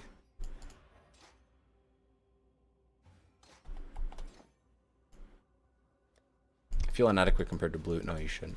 That, and I also hate reading transcripts to myself. Reading transcripts of my... I see. Reading, like, what... Oh, because, that, like scribes, like, when you're in the courtroom, and you say things, and then, like, you have to read what you've said, later on, like, after the court hearing. That's the situation, because I don't think I've ever had somebody like write down my words and then I've like read them later on. Although I will admit, I've had a lot of streams of consciousness on the internet where I'm sure, especially if I read what I was saying as text, I would be like, bro, what was I saying? I would, because I talk with a certain inflection where I feel like the inflection is carrying the meaning of what I'm saying. The words that I'm saying doesn't really make a lot of sense unless you hear my voice. Because, like, I'm putting a lot of the emphasis of what I'm saying, the meaning behind it in the voice. Like, I'm speaking the meaning of it like this. Like the, you know, the inflection. Or whatever.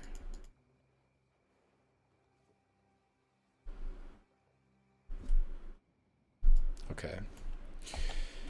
Brine King down. Actually, I didn't click the, I mean, I should click this. Yeah. It's actually kind of goated because we're not stun immune by any stretch of the imagination, but we do have a fair amount of evasion. The idea behind evasion and being stun immune is that you're not getting hit by things that could stun you, so you can't get stunned that way. And then also there's this mastery that says cannot be stunned if you haven't been hit recently. So when you do get hit, if it's the first time you've been hit in the last 4 seconds, because that's what recently means, then it's not going to stun your ass. So as long as you, like, you know, you pair that with Wind Dancer, and it's very unlikely you get stunned, right? That being said, I'm still considering Wind Dancer. I'm starting to think Wind Dancer is, like, not that great, though, because as the enemies continue to scale... I do have 71, but that's with the flask up. As I continue to scale or fight enemies that are scaling their accuracy, and I'm not getting evasion, Wind Dancer becomes way less attractive. I still have not gone back to get water. I'm going to need to do that soon. Wind Dancer is one of those nodes that you'd really want to be like close to evade cap to take, because if the enemy's condition of 20% more attack damage taken recently, if you've been hit by an attack, if that is ever satisfied, you are looking at a very easy one-shot scenario. You're basically giving the enemy 20% more damage on an attack hit. You know, that could just kill you very quickly. So you take Wind Dancer when you're near evade cap, because then, especially if you have like chill or action speed slow like Trickster has inherently, then you have situations where the enemies are really not hitting you very often at all. And that's where what I'm talking about, I want to talk about this in a YouTube video more extensively, and I will. But basically the way evasion the way I think you see evasion in Path of Exile is it is actually not a stat that experiences from diminishing returns. It is an exponential return-er. Evasion is one of those things that the more you get of it, the way better it gets. Going from 90% chance to evade attacks to 95% chance to evade attacks is basically doubling your evasion, even though you're only getting 5% chance to evade. Because you're taking half the hits. The enemies, you have to think of the enemy's accuracy. The enemy just went from 10% chance to attack you when they try to attack you and actually like landing the hit to 5%. So you're like doubling your evasion, which is why getting to evade cap is so important. Or at the very least, like getting super close to it. Like you really, 95 is great, right? That's the evade cap. You want to get that, obviously. And then, you know, sans that, you really don't want to go below 90. You really don't even want to go below like 93. On evasion is just, it's seriously one of those stats that you want to be the cap. You want to be at the fucking cap of evasion. And you kind of just don't want to not be there when you're using evasion. If you are at evade cap, it will feel good. It will feel very smooth. You can just walk into screens full of mobs and like well, and this is where the other aspect of evasion comes into play. You need to have a solid recovery layer. Evasion paired with like any kind of like, well, first of all, like, yeah, you're gonna need a good pool. Good thing Trickster has you, you know, good thing Escape Artist has us covered. We're gonna get a fat pool of life and energy shield. Eventually, we're gonna get a fat pool of just energy shield with CI. And then with that fat pool, we get our resistances capped, we get spell suppressed, so that way all spells that really do anything meaningful, there's not very many big fizz spell hits in the game. So all spells that are meaningful in any way, shape, or form are not really doing much damage with spell suppress cap. And then versus attacks, we just pick up things like Wind Dancer or like some fizz taken as with like Taste of Hate. Just like any kind of like fizz shift is super huge because you're just like basically only ever taking one hit every 5-6 seconds whenever you're in a map. And so the only hits you ever need to worry about, because you have any amount of recovery that's like somewhat noteworthy with that much Avoidance Slayer, all you need is to have full health every 4 seconds. And Trickster accomplishes that very easily, right? We can accomplish that as Trickster very easily. Enduring Cry basically has you covered, right? You get Enduring Cry, you get Zealot's Oath, you don't use Chaveron's Revelation Ring, and you're golden. You're getting like a crap ton of energy shield every 2 seconds basically with quality on your gems. And that's juicy. We want to keep going up. Yeah, I think, yeah, okay. I want to, wait, hold up. What did I want to do? First of all, we can return Waylam's Locket. And then there's a very important thing that I keep feeling like I'm forgetting to do.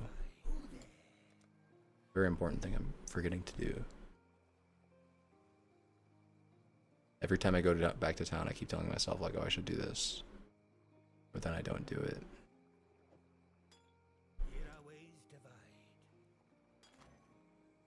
That's actually a pretty good thing-er-ding. This is a good flask because without attack speed,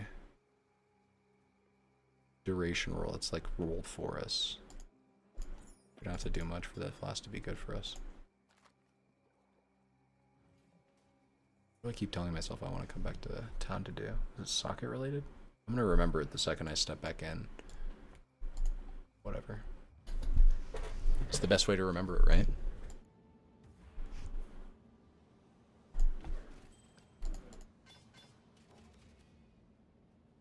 Guess I should be picking up all flames.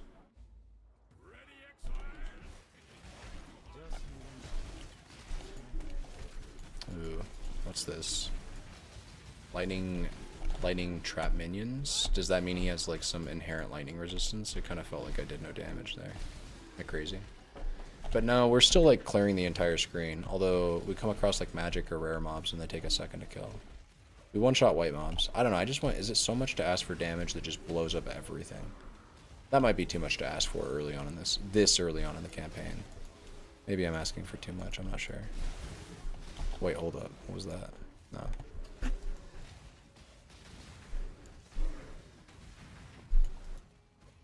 Link. What are my current gloves? Just damage. Just like generic damage. These are 21. I'm gonna pick them up. I'm gonna go this way too. I think I remember it being like down here, right? Is it true that following the path? No, following the path just leads you astray. You're supposed to go down.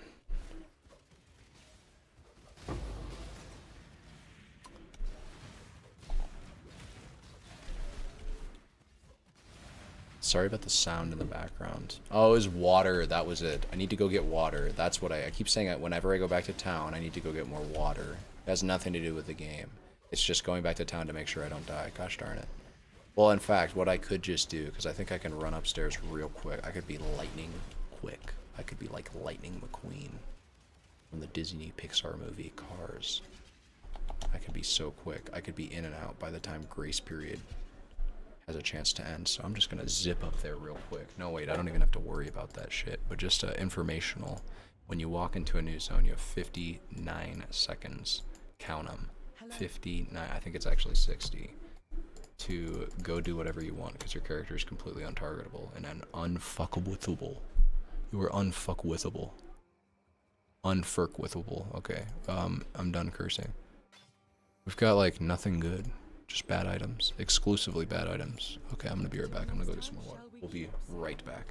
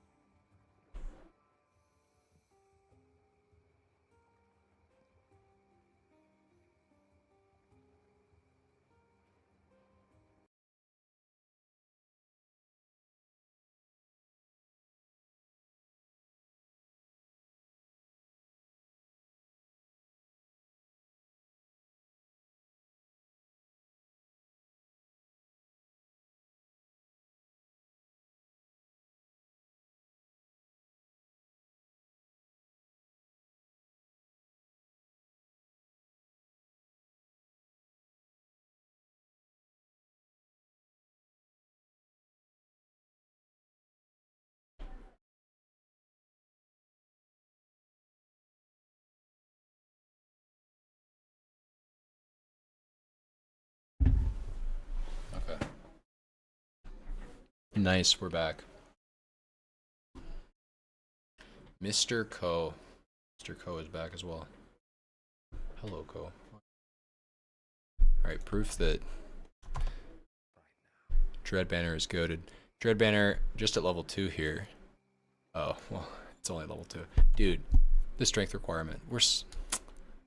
What do I do usually? I think I go Amulet for attributes. Amulet and jewelry. That's like the typical route. Where do we get strength? That's basically it. We don't get it from any passives. I could get some from prowess. That's probably actually worth it. Gem levels are really important. It's a multiplier on our evasion, basically, for Dread Banner. And getting generosity is also huge. Yeah, okay. We'll probably do that. Need to go kill Malagaro. Here we are. Okay. Okay, cool. You're a good boy. Mr. Danik. I should probably do one of these. I have my hotkey set up. Fire damage. How much fire am I doing, actually? I'm curious. Not that much. It's mostly lightning. It's a rare weapon. See, I actually should have done a few of these. Danig and Tusion. Probably is... Okay, no. All Tusions. I should do Tusions. Pretty much no matter what. Because Tusion is just the currency that you want. It's the reroll currency. So Tusion's just goated. Even early league. It's like the game is giving me free... It's giving me a free expedition. I don't have to spec a map for this or anything. So why wouldn't I take it? The only reason I wouldn't take it is because I'm afraid to die. But I can't be afraid to die, man. Look, dude, I just got a logbook. Like, holy Christ. Jesus Christ.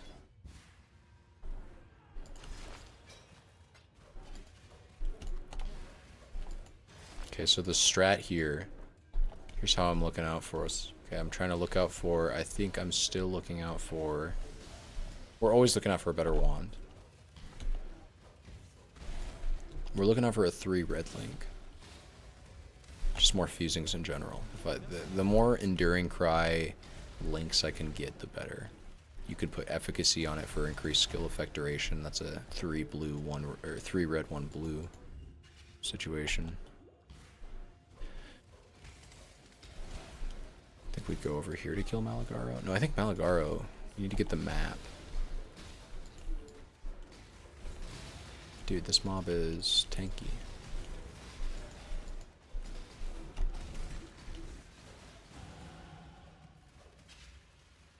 I need more comforts.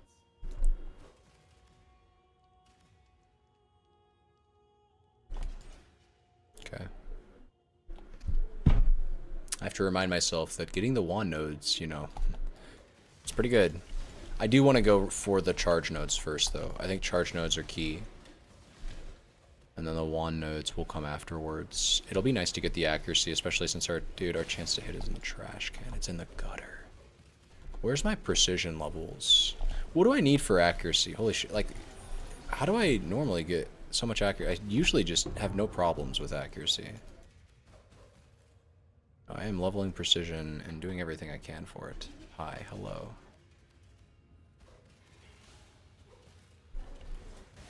How are you doing?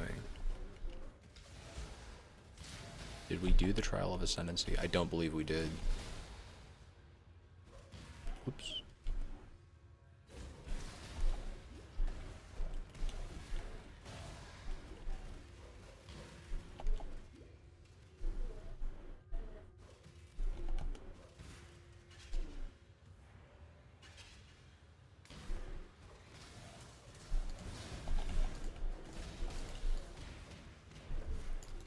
Okay, we click the box here for sure.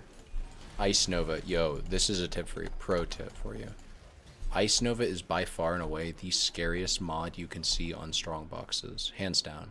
I don't know, I have meant to look this up for a while. I don't know the level that it casts for that Ice Nova, but on strong boxes it's it's like truthfully an unethical amount of damage. Always look out for Ice Nova. And actually just I think a general rule of advice when especially you're playing hardcore like I am, whenever you click a strong box, just always step back as far as you possibly can. In some maps, there's going to be like increased AoE. That is unfortunately a modifier that does affect strong boxes. So you want to get super far back. I can't believe I full cleared that area because I was derping around talking about strong boxes, but it's for your educational, you know. It's for your education. Do with that information what you will. These are like, wait, hold up. This is kind of insane. Like, check this out. It's got the 2 red links.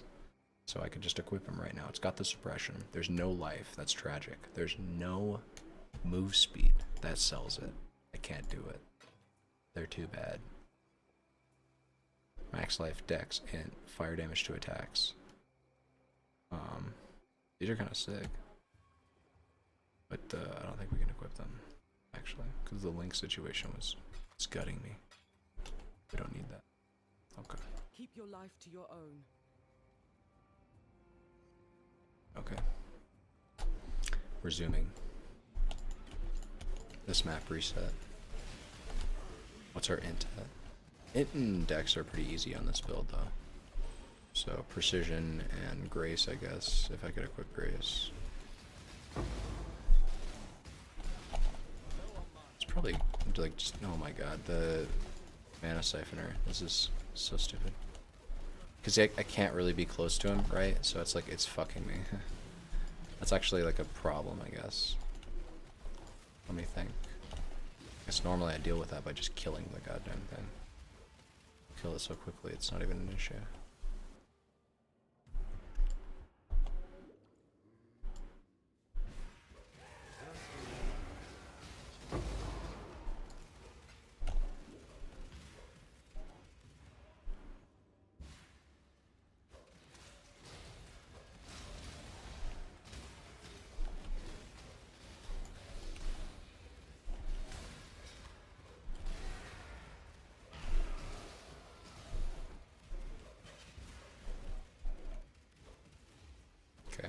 Go back.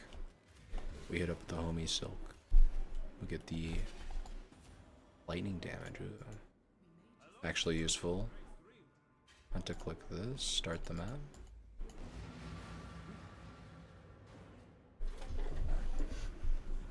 Okay, I will actually hit this delirium up.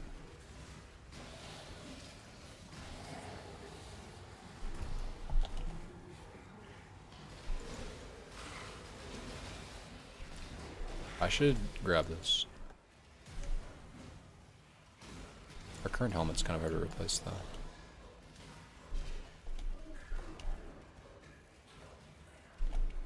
Oh, I think I'm supposed to go up.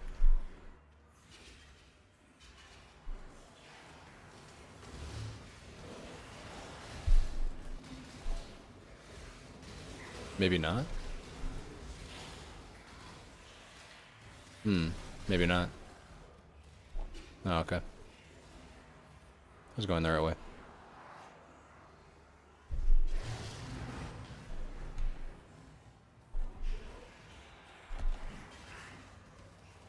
Oh no, my headphones are running out of power. Tragic.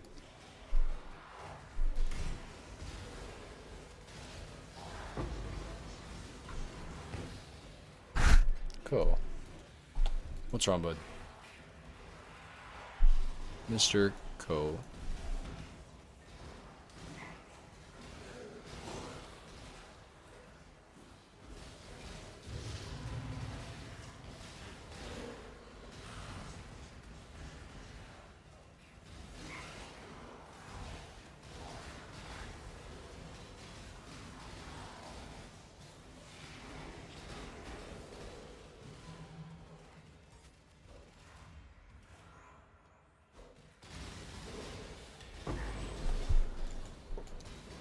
I also didn't really think about this, but, and this is probably like minor. I don't think this is super relevant. Okay, so I want to preface what I'm about to say with, I acknowledge there's a cringe layer to it that's like overthinking. But evasion-based builds are kind of like poised towards the cold damage, applying chill, freezing things route, and that route is usually like I mean you're slowing things down, you're kind of like preventing them from attacking you quickly. You're kind of slowing the rate at which the damage comes in, which is naturally sort of the whole point of evasion, right? I've been talking about this. It's get a big pool, get a lot of recovery, and then don't take hits frequently. And you kind of accomplish that by slowing the enemy's attack speed down and getting them super slowed. Getting a big pool, getting the evasion. Yeah, I think it's a relevant layer. I mean, this build accomplishes that even though we scale mostly lightning damage because we... well, let me think. How do we actually... So, you know, you do have one step ahead, which is just kind of an inherent 6% or 8% chill. Need to check. One sec. Why is he not dying? There he goes. I shouldn't do this. Yeah, it's an 8% slow, so it's just like a permanent 8% chill.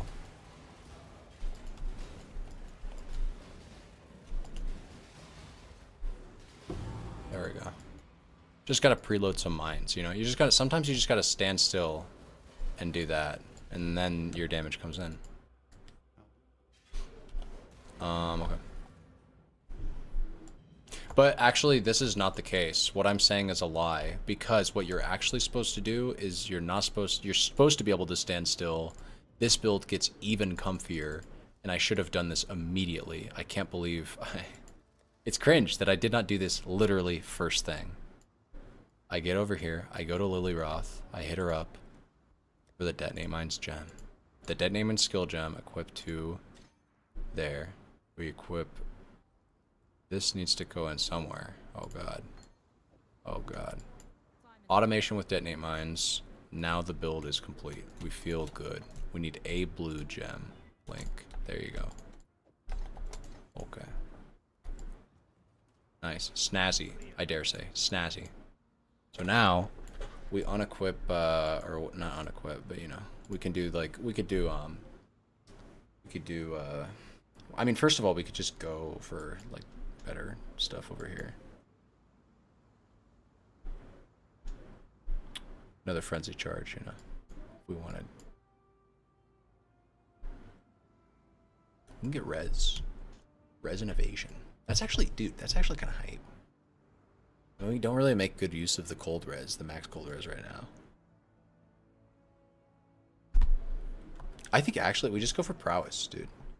Like, yeah, we just go for prowess. We get that strength. We get some life, Kappa. But more importantly than even that, we get the ability to level our gems. Breaking the seal. Talk to OU. Let's do some conversations. Talk to Dasuni. That's a meme. We don't need to talk to Dasuni. But we have a cast when damage taken stone golem potential. I would act.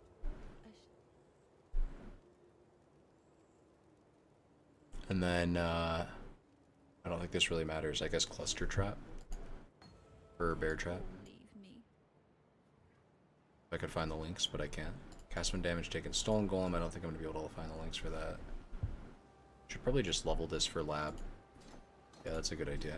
Level this for lab. Cluster trap. We could equip here, I guess. Black venom. That's for the current act that we're on. We're gonna sell some stuff. We'll actually sell that. Shouldn't have picked it up. Pick it up for its links. I'm not equipping either of these, I don't think. This has a fair amount of life. Does it have a suffix that's open? It does. So I could equip, okay. Hear me out right. That's a fair amount of damage, that's a fair amount of life, and I can craft a resistance. I think it's an upgrade. This has an empty suffix as well. It comes with a fair amount of damage. Not a fair amount of life, but a lightning. That's right. Yeah, let's just keep both these. Just for a second here. Let's see what's going on. I said that I wanted to come back to Lily Roth's for the automation detonate mines. I already did that. Okay. This is the, like, 100%. This could be better than what I currently have. I think. Yeah. We've got a fair amount of life. Lightning res. I can sacrifice. No, I can't even really sacrifice fire res. I don't know what I'm saying. Like if I equip this, that's not good. That's not good. Not really good. These are both kind of just like mediocre, actually. This comes with more life, but I can't find the resistances, I don't think, on a ring like this compared to the right ring that I have, which is fire, cold, lightning. This would give lightning and like fire. I don't know. I don't think it's enough.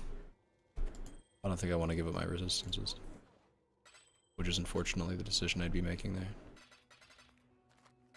Okay, I don't have my expedition locker configured, but nice. We have so what did we get?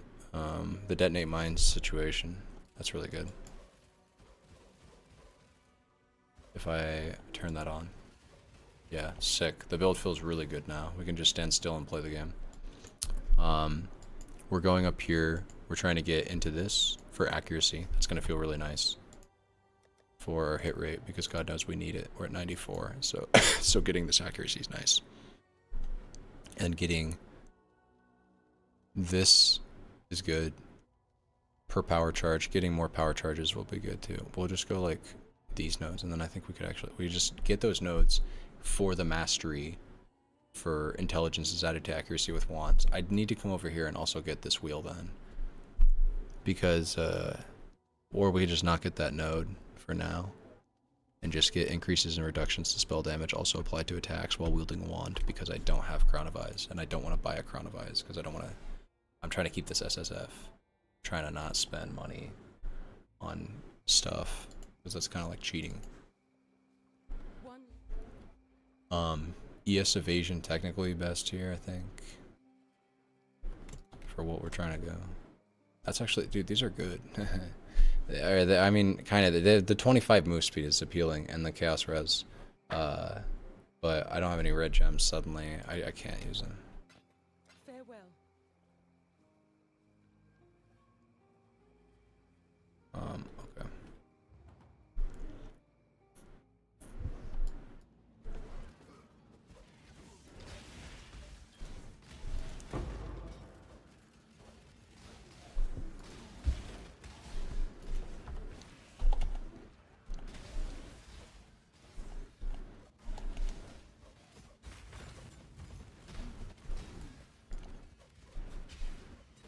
I think we need to go through the Chamber Sins, obviously. Wait, what am I doing? I'm on crack, dude. You go to the Chamber Sins. Talk to the homie Silk. He gives you the obsidian key.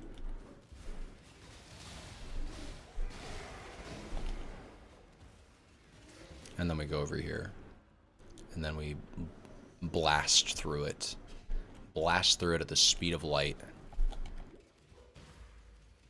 There's a trial of ascendancy over here that we need to hit up.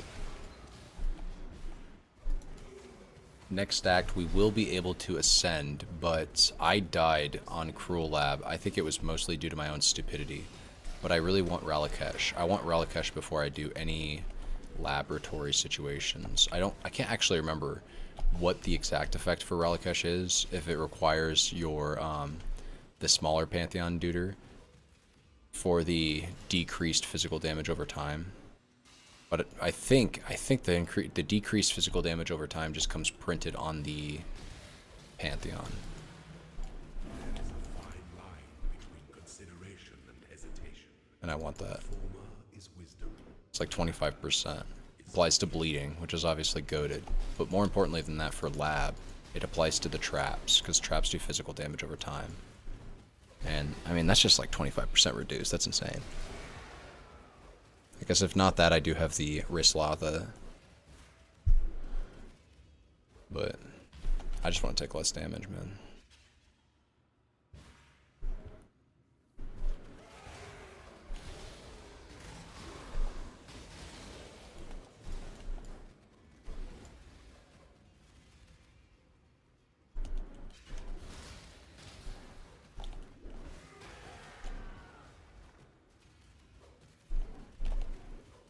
Okay. Yeah, leveling up those gems feels good, though, I will say that. Occasionally getting endurance charges is going to feel nice. It'll happen here. Oh, dude, especially with, for sure the next... Okay, yeah. When I ascend, I really should get Swift Killer, because that would help my endurance charge uptime significantly. And then Polymath and Cruel, and Merciless. Polymath would be good around then, I think. I've got 1, 2... Less fizz when taken on full. I'm not even going to grab this. In fact, should I even be going through Written in Blood? I could just go through here. 1 fizz is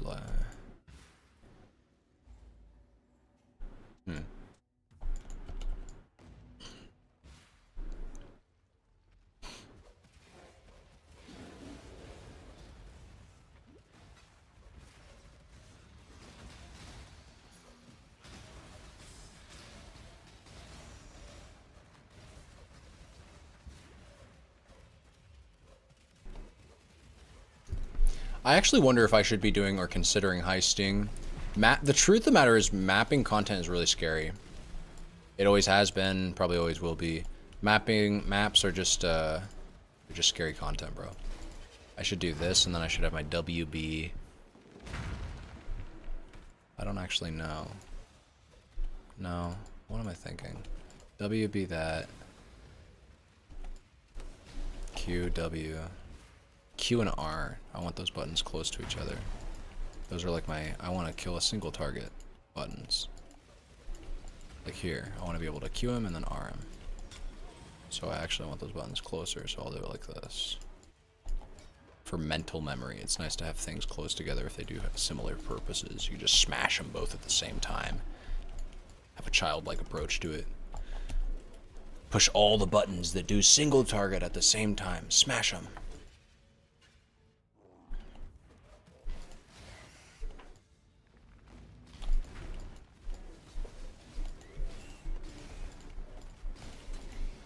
See, like I pushed W, it didn't apply the curse, or the mark I should say.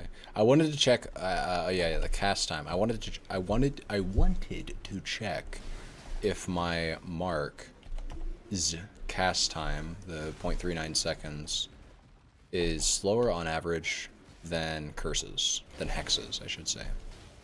If hexes, because they're AoE, or whatever, maybe they have a... I feel like hexes have a shorter cast time. I just have that, I have a guttural feeling about that. When I play builds with hexes, it feels like the hexes, I don't know though. I don't know. I don't know if what I'm saying is fucking true. Also, since I have automation, I really shouldn't be moving in between casts. Yeah, this is a huge damage boost when you really think about it, because I don't have to really move. We can just stand still and cast for like true full damage uptime. It feels really good. Actually, yeah, dude, actually mana becomes a problem. I straight up need to go get more mana. Wait, hold up. We have this mana regen. We have this solved with this node and this and this. Yes. We need to rush over here as quickly as possible. No more diddly daddling around. Mana has become an issue for sure. Big problem, big problem. I have something to do in this map, right? Isn't there some piece of side content? Like, I don't know, actually. I'm not seeing another map. No, we just dip out of here, I think. Just get the F out, mate. Crystal Scepter. Ayo. I can't use it. I can sell it. Ode to Rallycash. What is this? Anyways, we got Rallycash. 25% reduced physical damage taken over time while moving. Moving while bleeding doesn't cause you to take extra damage. That's important to know.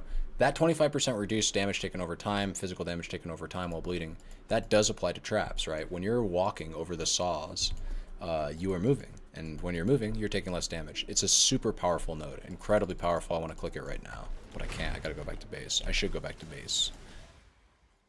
Go back to HQ. Go back to HQ. Or should I say hater Q?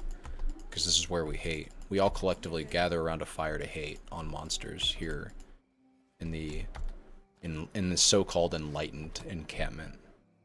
Enlightened in what way? With hatred? Enlightened with hatred. Hatred for mobs. We have chance to block spell damage. We have int. We have trash is what I see. Trash. Absolute trash. My standards for good gear has gone up significantly. These are a good pair of boots. Damn good pair of boots if I've seen one. 30 move speed, 35 lightning. Craft life on these bad boys. Slap them. Poof. Call that a day. That actually might be the play. Yes, that is the play. The sad part of that is that I lose my red gems, bro. What are we doing, man? How am I gonna make that work? I'll find a way. Okay, let's go back to town. Let's go to the old craft and bench arena. We can get 40 life on these suckers. 40 life, basically triple the move speed. I think it's worth it.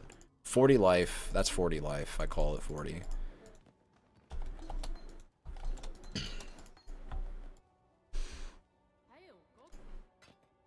Wait.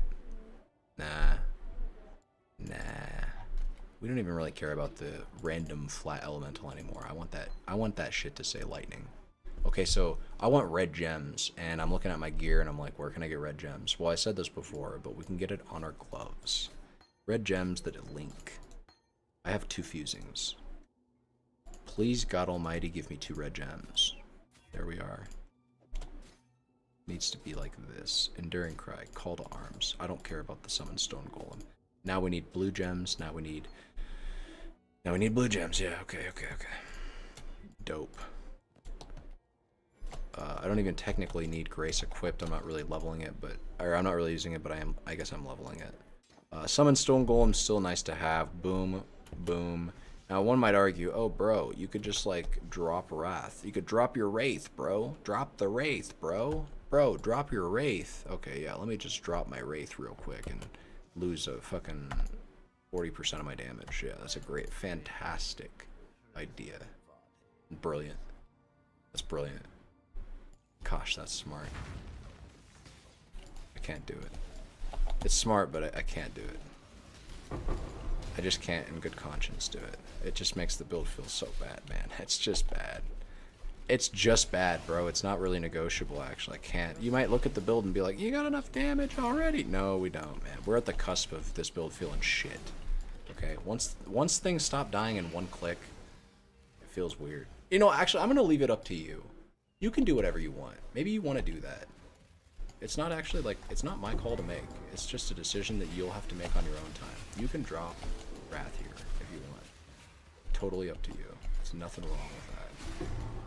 I'm just not doing that. You're gonna have to accept that I'm not doing that. And do what I want. Alright? You can do what you want. My Stone Golem is like alive. Stone Golem mostly dies on unique monsters. He's actually a pretty swell Chad to have up when you're just running maps. You're gonna kill things usually so quickly that his inherent life regen and like he's actually the tankiest golem by a margin. By a good margin. Do I have Relic Wish? I do have Relic Wish equipped. We're leveling that, and I don't know what this is actually. I can't think about it. On the top of my head, I can't think about it, but I think it's a good... Actually, no, I think it's like a... Isn't it like a Rage Belt? No, they're trash. It's a trash belt. It does have a life roll on it. Kappa? Kappa? KKK Kappa. That's kind of fucked up, man.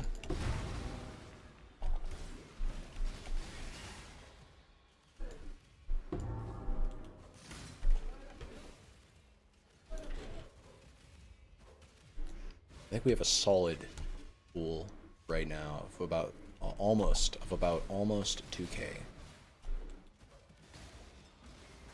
We seem to have a respectable enough amount of evasion and damage, mostly damage, that things are not really able to touch us before we kill them. So we are kind of just walking around, and we have a stone golem up that isn't dying. So we're basically walking around usually with full, well, so we just lost our ES. Let's see how long it takes for us. Yeah, we just got it back.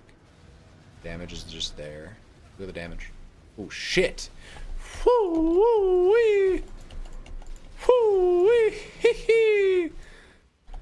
Yo, I need to turn on a webcam. I think we're getting to that point where it's like, Wired, you could die at any minute. Don't you realize you're actually a lot squishier than you think, brother? Yo, brother, you're a lot squishier than you think. Turn on that webcam. We want to see you. We want to see your face when you die, when you face despair. Well, joke's on you guys. I'm not ever dying. This build's gonna remain immortal. I feel like I did that guy no problemo on the previous run. I didn't actually there was no struggling. He just died, no problem. So what is his damage when he does that little roar? I don't know.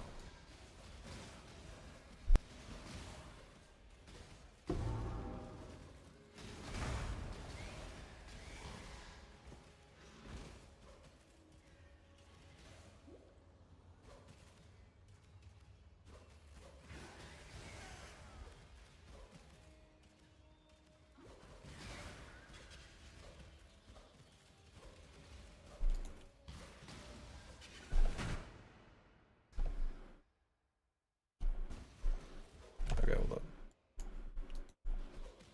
Dude. It was all fucked up from when the coaster was on camera. Okay. There we are.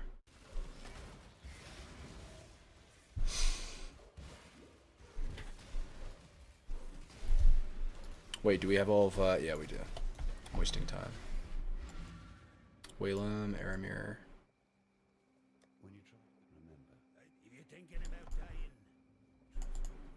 Got a book for me, mate? He does. He's got 2 books for me. That's sick. I don't think I need to be doing that.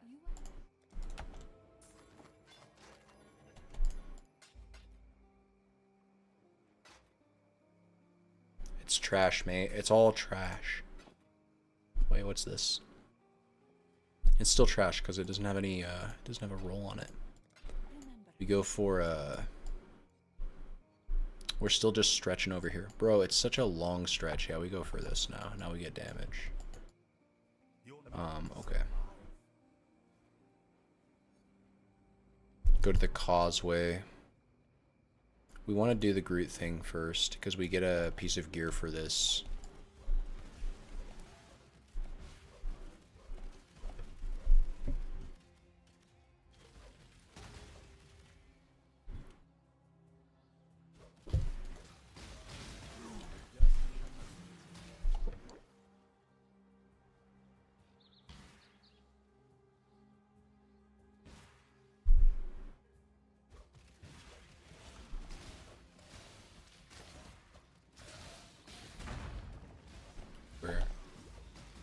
The Smiri Shrine.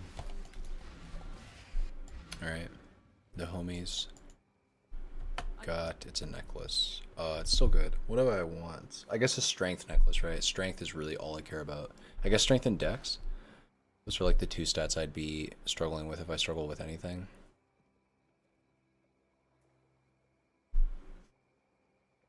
I don't know, like, I do care about int though. I should probably just do an onyx amulet.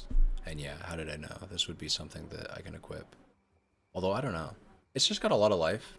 The lightning res is something I can use. It does not have crit multi though. Hold up, can I craft something on this that makes it better? Because losing that crit multi will actually, like, I'll feel that. That's a noticeable amount of crit multi. I can't craft crit multi. You can't craft crit multi, even though crit multi is a suffix, right? Maybe I just can't craft it right now. Like, I don't have the craft, is probably what it is. I can craft lightning. That's not a lot of lightning, though. Huh.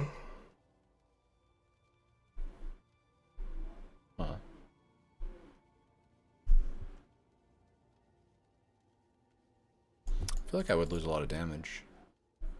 1,000. I mean, that's 10% of my damage. It's like 10% of my damage, mate. Okay. Let's just craft strength on it. Right. It'll make it hard to replace if I start leveling my gems past their normal threshold, and then I have this, like, this amulet giving me 40 strength. But I mean, that's the whole point of this amulet. I would be saying to myself, hey, this amulet can give me life, and it can give me strength, and that can let me level, that can let me level my gems that are giving me a crap ton of defenses. So that's like my justification for this piece of gear. I could also just, you know, alternatively put fire res on it, or cold res, which is probably just better. Probably just way better to put cold res on it. Yeah. Probably just way better. Okay. Okay. Hail Gold Slayer. Perfect. Fantastic. We are at, wait, almost 2k life. Bog. Sick. So we did lose some damage, but I think it's worth it in the end. Because in the end, it doesn't really matter. Or whatever the song is. I can't play... Dude, could I even play In the End by Linkin Park? Like, this is such an old song, and you'd think I'd be fine to play it, right? But I feel like I'd still get hit with copyright. I'm so scared to play. It's like I may as well just cancel Spotify. Because I'll never be able to play music on stream ever. There will always be that intrinsic threat of, like, getting caught. But that is just the way the cookie crumbles, I suppose. Oh my god, move. Dude, I do need, like, another movement skill besides Frostblink. It's true. It is true, and it is acknowledged. I need this linked. If I got this linked, I would still need a, well, yeah, the Stone Golem, I feel like I want to keep Stone Golem as a link, actually, now. It's not dying, and it does provide a very adequate amount of regen. 68 health regen is nothing to scoff at. In fact, yeah, it's like 2/3 of my health regen. And that's helping against dots. It's doing the whole, like, evasion thing well, where I told you guys, evasion is all about not getting hit frequently, and having a recuperation layer that is enough to bring you back when you do occasionally get hit. I should probably now just, like, get Wind Dancer, actually. It's like, it's good, I think. Yeah, we got up to, like, I don't know. I actually, I don't know about Wind Dancer. Wait. I actually don't know about Wind Dancer. I actually just straight up, I think it could get me killed. Never mind. I'm gonna hold off on Wind Dancer until I'm up in the, like, 80s. Definitely would get you copyright stricken, unfortunately. Yeah, I think so too. I think there's just no shot I can ever, like, play music if I'm on stream. It's just always a bad idea. Unless it's, I guess, like, if I produce the music, right? If I made music. I am wired guitars after all. It's not like I am allergic to picking up a guitar and playing some of my own music. I remember there was a time in college when I was thinking about doing that, because I hadn't played guitar in a while, and I remember I was streaming quite a lot at the time. I was working at Cheddar. Yeah, sure, I was working at Cheddar's.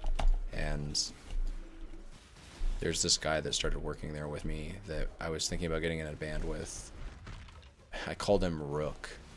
I called him Rook the entire time I worked with him, because he was like, he was the new kid when he started working there, And we all thought like, and dude, it was such a stupid inside joke that Kevin and I had because I worked there with Kevin.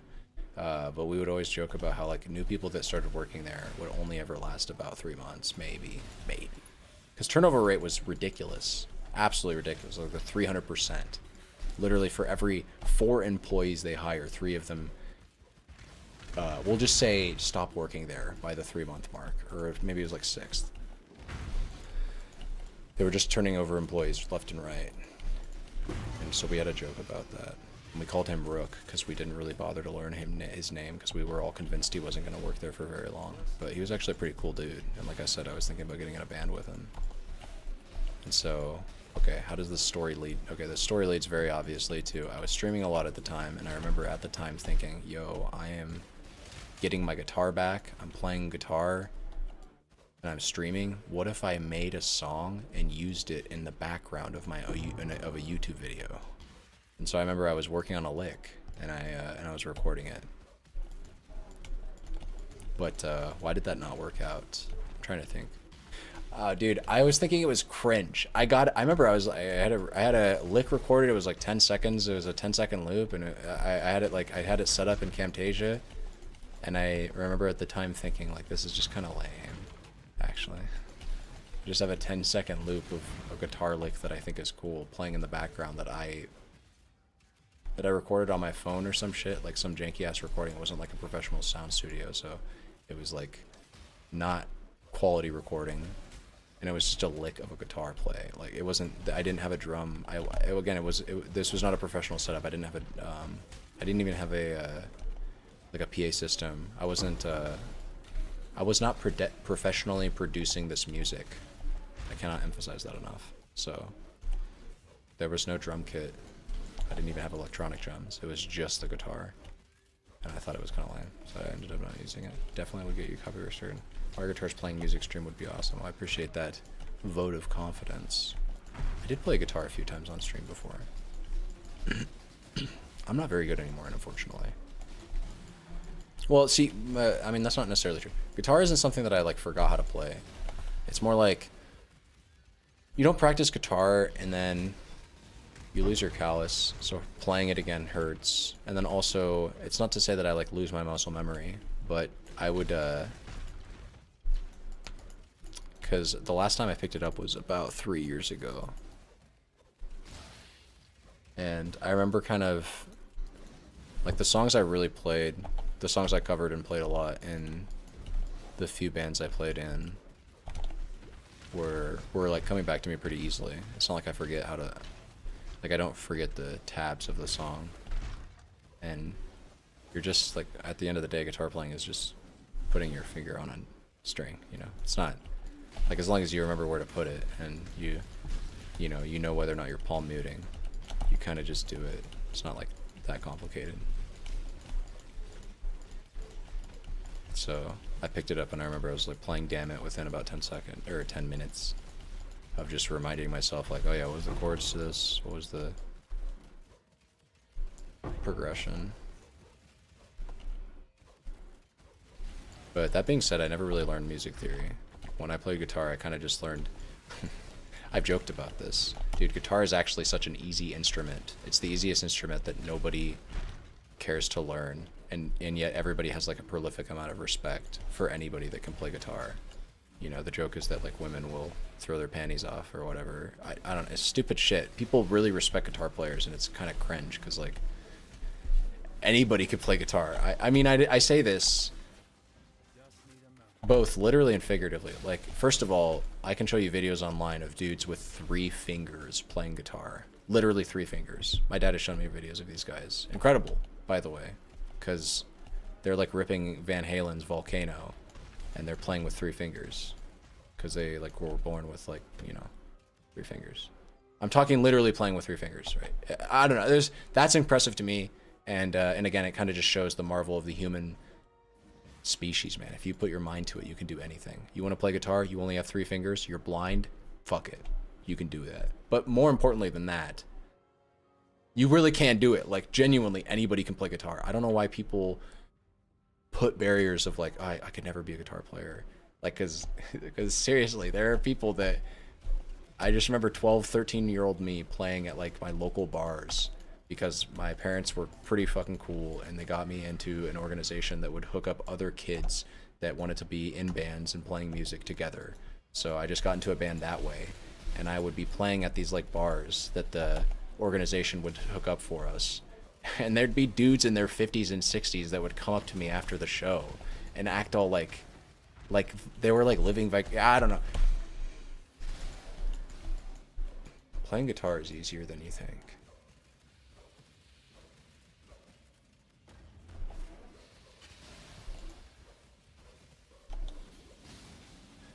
Just learn how to do a power chord, and you've learned like 60% of music that was produced 20 to 15 years ago.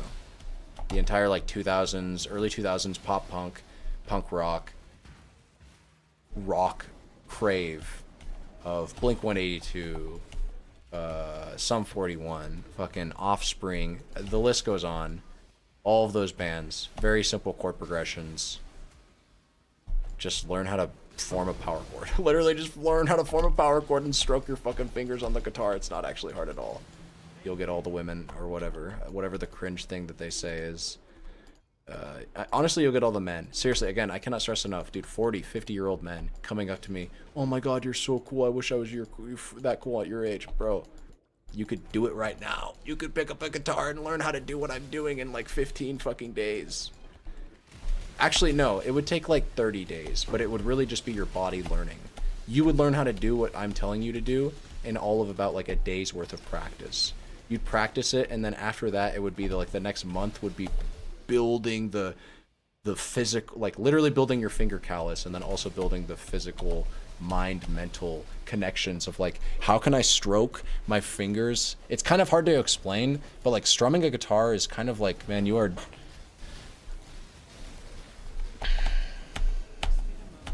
Gotta be gentle, man. She's a girl. You have to treat her nice, okay? There's a barbaric way to pound a guitar when you strum it, and then there's a gentle way to strum a guitar. There's a right and a wrong way. There's actually many right and many wrong ways to strum a guitar, but there's a bunch of like technicalities, kind of like in Dota. Like there's a bunch of nuances to like your finger patterns, especially, and this comes up in the more technical songs, the not punk rock that was made in the last 10 years that I'm talking about, that you can learn in about, again, 15 days time.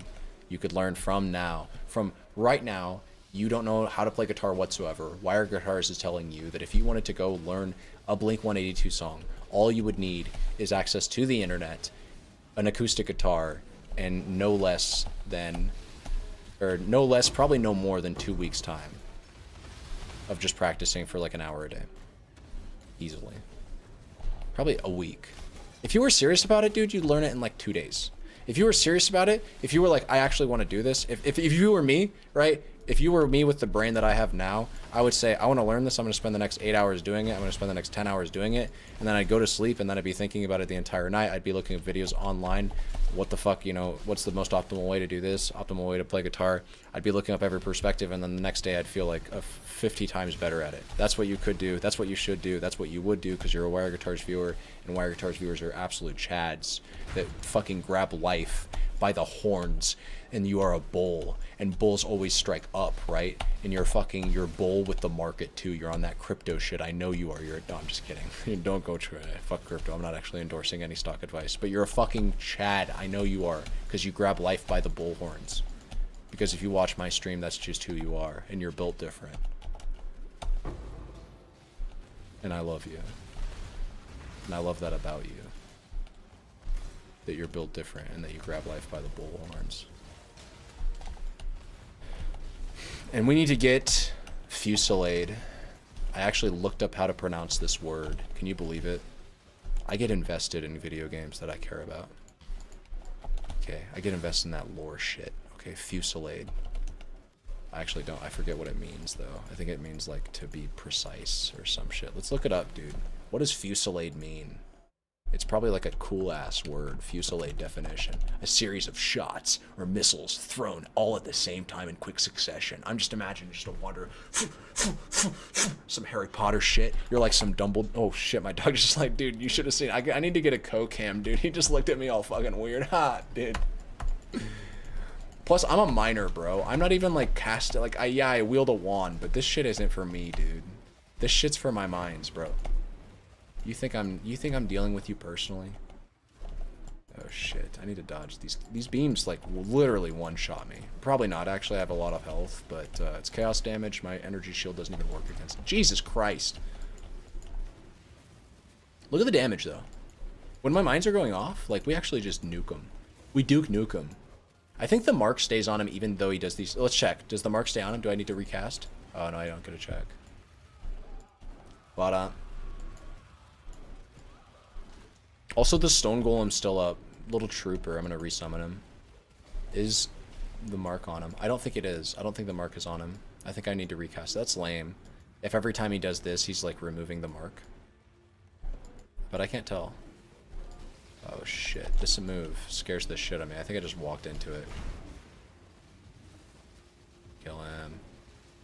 Kill him. Nice. Arakali. GG. The loot explosions. He doesn't sell.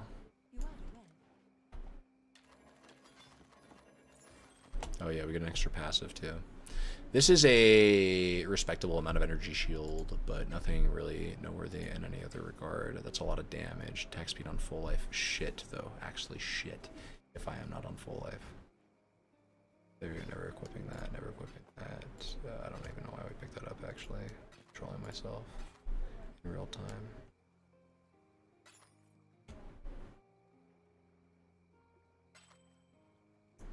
Oh, wait.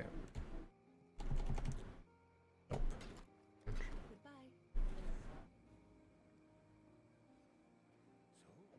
Oops. Fair winds and calm seas.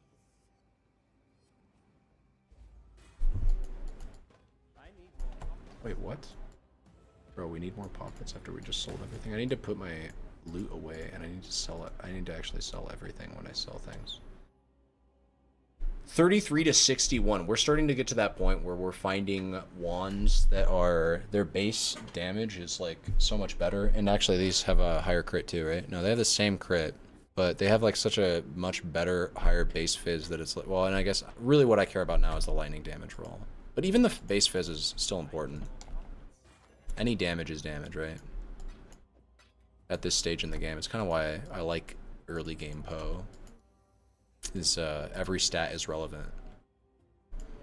Like even just getting some fizz damage is still relevant on for my character's damage right now. We do stuff with it. Fusillade.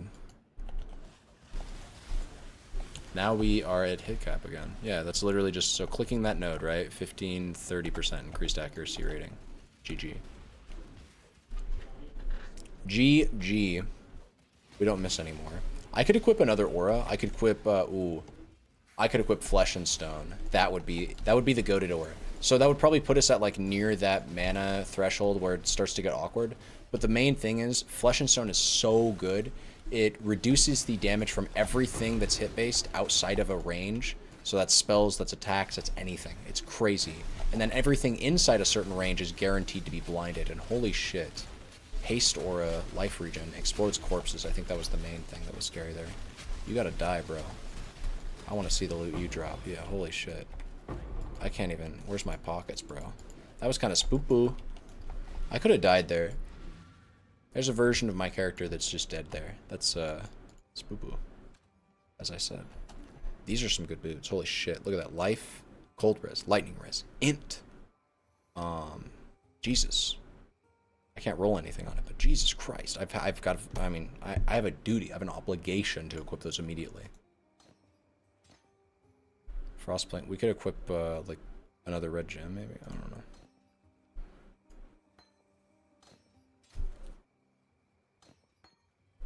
Let's do a little rolling, because I think I'm going to stick with these for a while. So let's just get one green gem so we can continue to level our grace. Oh, come on, bro. Don't play games with me. Give me Enlighten. Level 3, please. Dude, sad that I'm in solo self-found because these boots in hardcore, I could even see these selling at some point later on, like now, even though it's so late into the league. Those are like actually like decent boots, you know.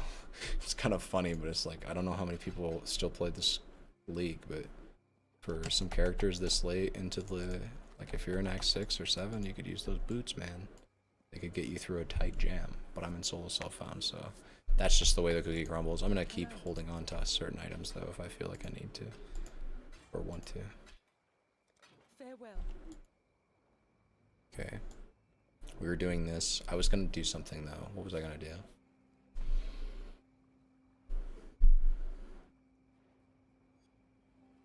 I can't remember.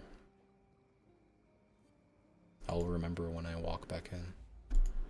Oh, I think we need to ascend, right? I need to get the increases and reductions of spell damage. It's like 50. Okay, so 55% spell damage from right there alone. We're gonna come over here and get these nodes, which are gonna give us some spell damage for power charges. So yeah, definitely want to get that node if we can help it. We don't need the accuracy rating yet. We're at cap. I should pick up, these are chromatics. Chromatic orbs.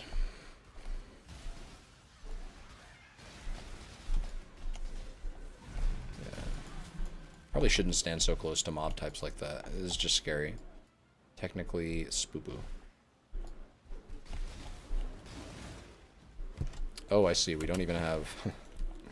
Well, we are just missing like 40% of our damage. That would explain some things.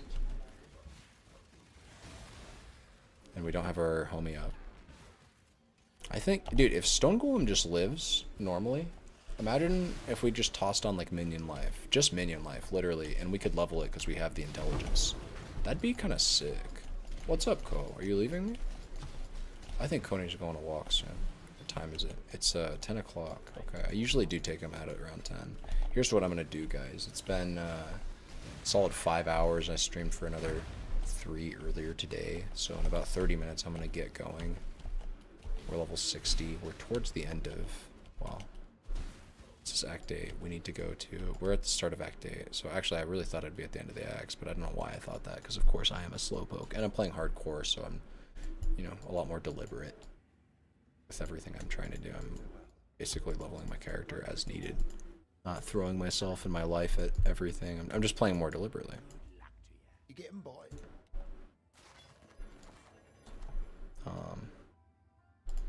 We have corrupted items that are actually probably pretty good, that are hard to equip, because gem links are just a thing that I have to consider. Yeah, especially like these. These would be nice boots. No move speed though. Okay. Let's see.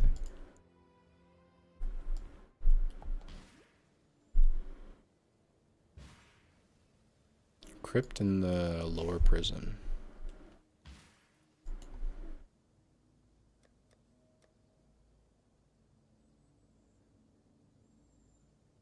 Yeah. Wait, is it just up? I think it might just be up. The damage, eek. Eek. Okay, it's okay. It would just, the mines weren't going off, you know, of course. Classic issue. Dude, I actually still kind of am wondering whether or not this $12 Power Siphon MTX was worth it. It just doesn't look like it's really that much different, right? Come on. It's anything, though, right? It's something. It's not nothing. But even just the base Power Siphon looks pretty dope. Like, that's the main thing. That's my main criticism. Is it's not so transformative that it makes the main Power Siphon look like, well, and you could argue that it shouldn't do this. So like it shouldn't invalidate the base Power Siphon should not look so shit by comparison. Maybe. But that being said, I just don't feel like I purchased something that's incredible. I'll put it that way. It's just like, it's got the celestial aspect, which is always kind of, it's always nice. I like the way GGG does the void effect. And you kind of get it like, here. Oh god. I hate traps, man. I'm scared for this shit. Belief is the strongest metal of them all. Are you just gonna go back to base now? Okay. We said the wasn't it Chamberson's Causeway? The crypt? That's the crypt.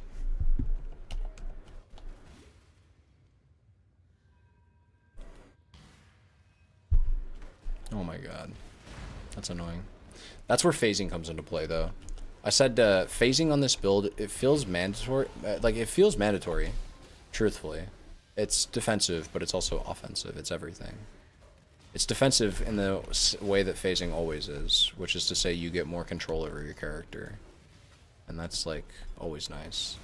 But then phasing also gives us the ability to throw mines and walk through mobs that our mines haven't procced on yet. So, in that essence, I kind of consider it like damage. Headed to bed, night, man. Bloop, peace out. Take care of yourself, man, okay? Have a good night. Sounds like you had a full day. Self-care is important, my friend.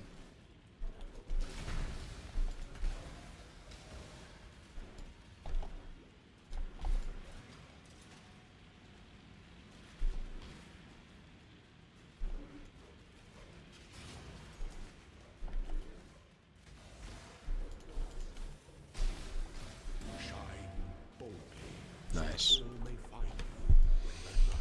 Okay. We are, I think we're just gonna go straight into it, man. I think I'm gonna risk it all for the biscuit here. Because I really do want the, I want Swift Killer. I think Swift Killer's kind of goated. Maybe. Maybe you just do Escape Artist. Like,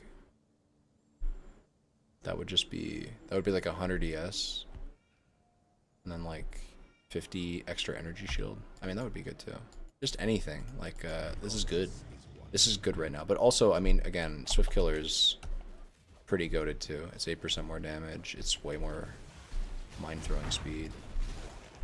It's a frenzy charge. It's 2 frenzy charges. It's charge duration, which is huge quality of life. It makes the build feel so much better. Before I have Ralikesh. And.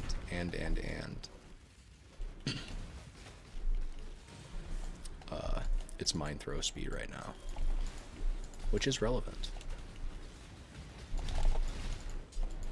Probably shouldn't have done that, but I guess I don't get punished.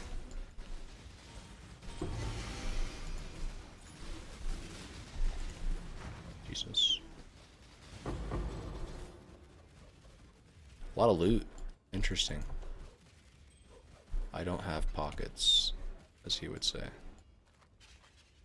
Let's pick up anything that, like, looks... Oh my god, I don't have... Dude.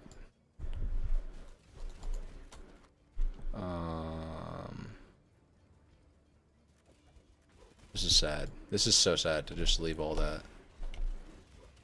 And then some. Just need to speed through it. That's all that really means. There we go. There we go. Grab this, come over here. Oh, dude, this is also a problem. Well, it's not really a problem because now we can just go like this.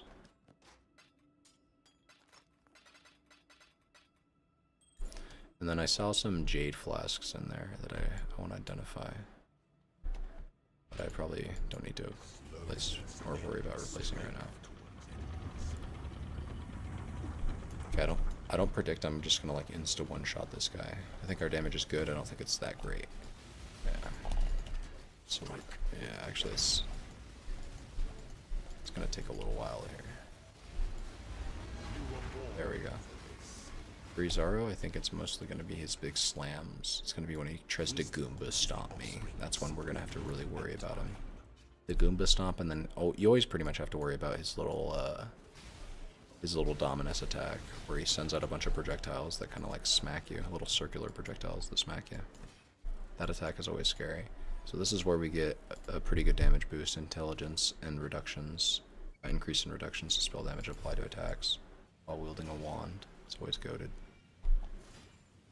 always goated. The ever supreme node. Scaling spell damage to scale attack damage. Now, especially with Crown of Eyes, it's going to be super goated. But even before that, we just gained like 50% increased damage. I bet that translated to about a 20% more damage boost. Because we already have so much spell damage. I could be wrong, but it feels like we gained a lot of damage there. A noticeable increase. Now, we don't even have to like stop there. We can go up and get disintegration too. Because if we check, we're at like, yeah, we're at 72%. 72% with our power charges. But see, the thing is, I want to keep scaling that by getting more power charges. I want to get over here and grab these nodes. But needless to say, our passive tree alone is going to be like a big source of our damage right now. And this is a huge benefit of power charge stacking builds, or just charge stacking builds in general, if you're able to level with them. And usually I don't think on power charge stacking builds, you can't really get crit caps, so it's kind of hard to do that. But on this build, because we're doing Power Siphon, and Power Siphon is OP with power charges, we can just get a crap ton of power charges early game and cap out our crit, because that's kind of just how it works, and call it a day. It's kind of insane. It is insane. It's crazy, one might say. The dips. Now there's a very important thing to realize about hardcore, and that is that reading is a big deal. And what I mean by this is, I have a Frostblink that I have currently leveled. It's doing a respectable amount of damage. If I walk into a reflect map with this Frostblink leveled as it is, and I crit something with Polymath, a spect on my passive tree, I could reasonably expect to do like 10k damage. I might just kill myself. Like, in fact, especially if I don't suppress that shot, I'm definitely killing myself. So, needless to say, I need to de-level my Frostblink, and I probably just need to do it sooner rather than later. I'm giving up a little bit of cooldown, or yeah, I'm giving up a little bit of cooldown, I think, and definitely some damage. Like, that would be the whole point, obviously, is because I'm trying to give. I don't want the damage, so obviously I'm going to be giving up damage. But what I really mean is I'm going to be giving up campaign clear speed, because Frostblink's damage is actually quite good for clear right now. And I shouldn't even be doing this. This is a waste of fucking time. This is such a waste of time. Look at this. I guess these are. I mean. It's GCPs, right? Did I see a shield charge in there? No, I saw a shield crush. I don't know why I did. Don't ask me.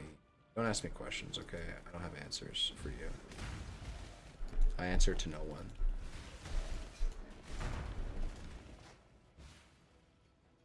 This is also, I think, not the right direction. Yes.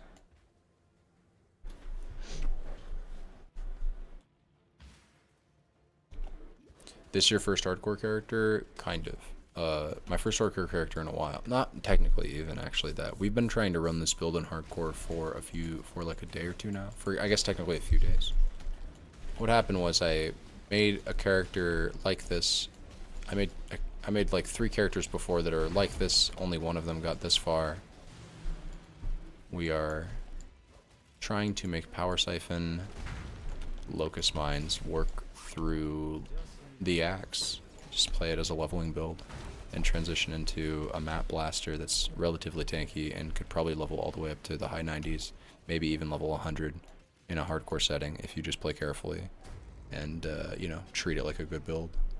Treat it like the respectable build that it is, and you make the proper investments into it, and you know, prioritize things like your evasion and your suppression,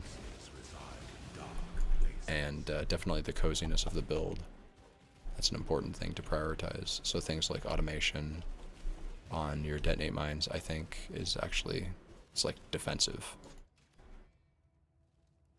I dare say defensive to do things like that, because having that freedom of being able to do damage and guarantee that it's being projected even without the necessity of moving Makes your character more versatile.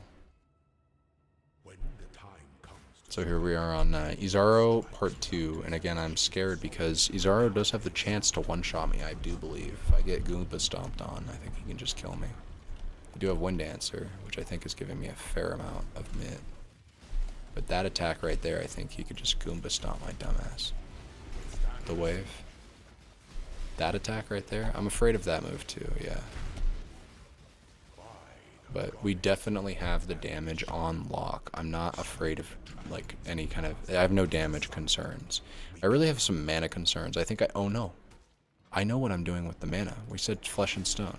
What I need then is another red link. That's all I need. I just need another red link, and then boom, we get blind, we get reduced damage taken from enemies that aren't nearby. That's huge. That's huge.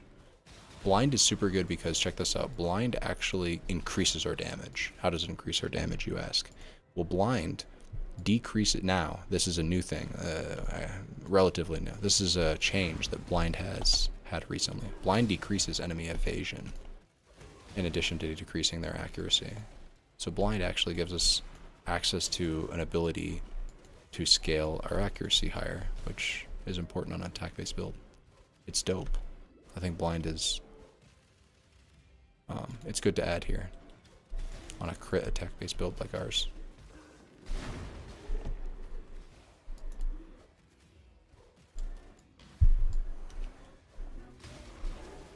Whoops.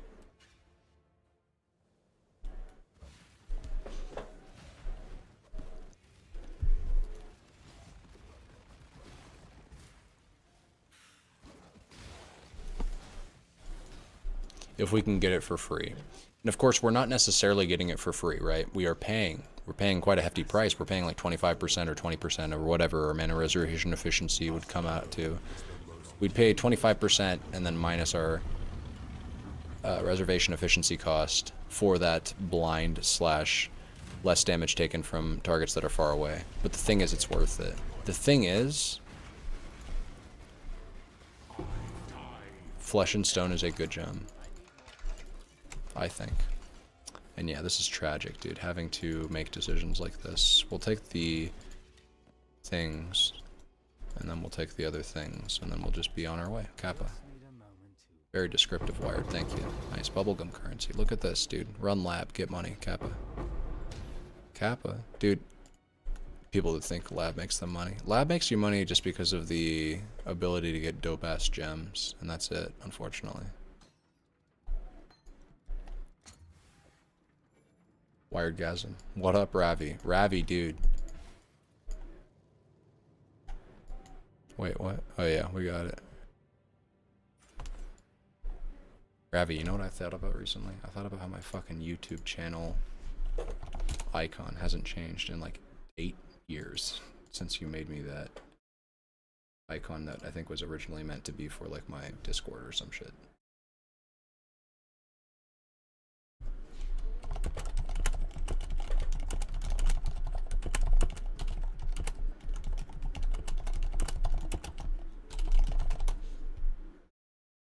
Okay, once I gotta take off the jacket.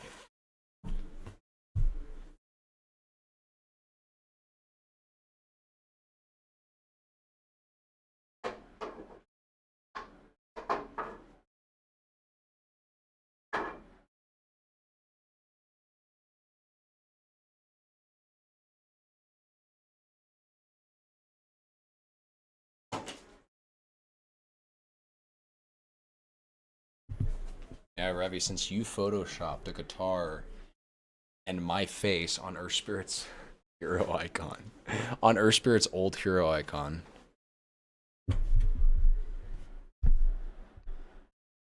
brought the birth of my channel image, my channel profile image.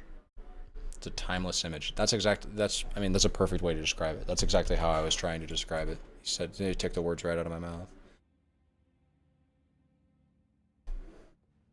Alright, this is perfect. We are, we feel good now, I think. Let's go back to the hideout, the hoe, and, let's get some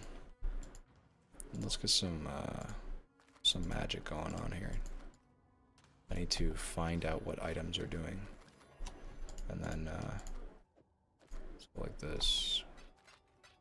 Yeah, let's just deposit all of these gems and deal with them later. I just want to find out what these items are doing so that we can make a decision on them so we can continue the character. So no max life, 2 res rolls. That's a shit ton of evasion. That is also accuracy. I would have to figure out the links somewhere else. I have it right here if I just hit a fusing. If I dab a fusing correctly. I only have 2. Whoops, I don't mean to do that. It has a lot of life.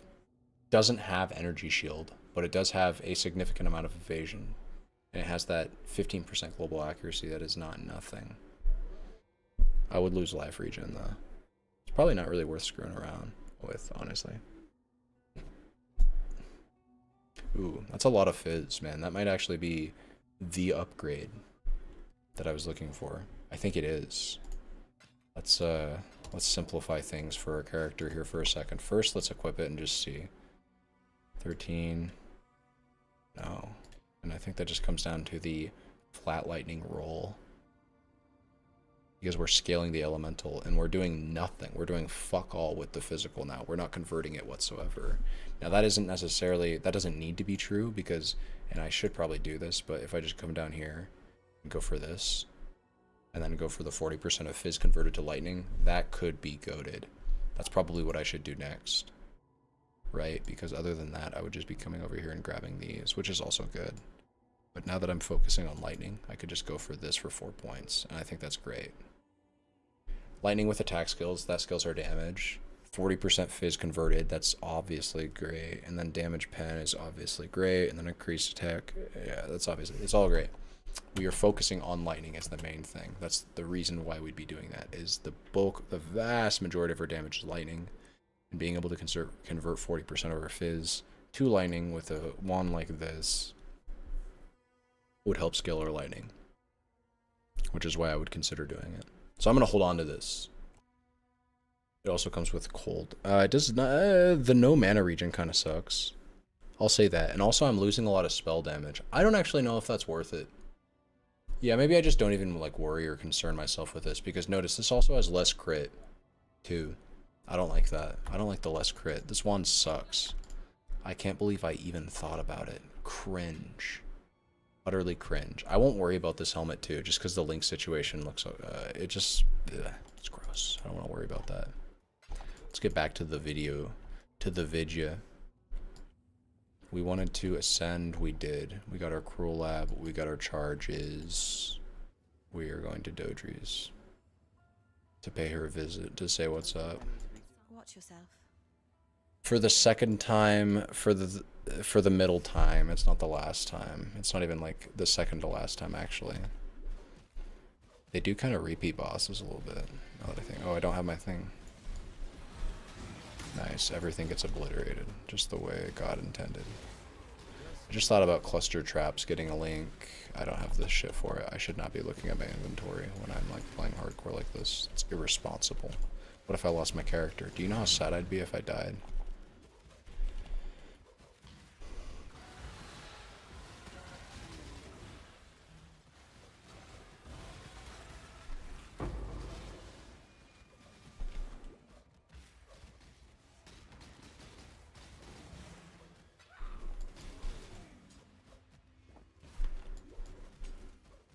Sick, man. Actually, I think we are in a good spot. I think we're great on damage, and we're just good on survivability. I would like more regen or sustain of some variety. I just feel like the character does poorly, very poorly, in fact, against dots, especially of the chaos variety. And I don't like that. Yo, still going strong, I see. Not really. I'm getting beat. I'm getting very tired. I said I was going to quit in 10 minutes. But yes, we are still going. And strong, if you meant at least with respect to my character's life. That is true. We are alive. We are alive. And we feel well. I feel like this character is getting to the point where it's like either maps or the game can't kill me. Because I don't know if I'm just going to randomly die playing the game like this in the campaign. You get to a point where just the campaign becomes kind of a joke. It can't really hurt you. Every character gets to that point at some point. It's popping off, you say? I would say it's popping off, yeah. The damage feels right now. We took, okay, now this is also interesting. Do I have my call to arms set up? I don't have it. See, that's my problem. This is my problem. I don't have my shit. Okay. This is my configuration. I took the increased charge generation nodes. The build's going to feel so much better when I just walk in and, like, I actually get a correct instance of... So, like, watch. If Dodri comes down and I actually get a good call here... Might actually come up right at the... Oh, damn. We missed her. But anyways... If I could generate some endurance charges, which was kind of the whole point of me going... Not the whole point, but it was a good point for as to why I wanted to go Swift Killer. Nice. We still have just, like, look, we have insane damage. So we have insane damage. Our charges last forever now. When Enduring Cry finally goes off on a mob, when it finally works on a mob, we'll have endurance charges that are going to last for 40 seconds. That's going to feel really good. That's going to increase our resistances, which is relevant right now, sadly, because we still have resistance problems. But more importantly, it'll give us Physmit, and that's going to feel really good. But more importantly than any of that, it's just like, we feel really smooth, man. We're killing everything. You just saw our damage against single target. I feel... Well, I mean, I already said this, but I feel very tanky. I don't know if I just feel tanky because I'm killing everything super quickly. If that is the case, I don't think that's a bad thing. I don't think I'm a glass cannon, but I also don't think I'm like super giga tank. But I am killing things so quickly that it's not really ever... It's not testable. Am I squishy? Am I a tank? Well, who cares? Everything's dying, so, you know. That's the situation we're in.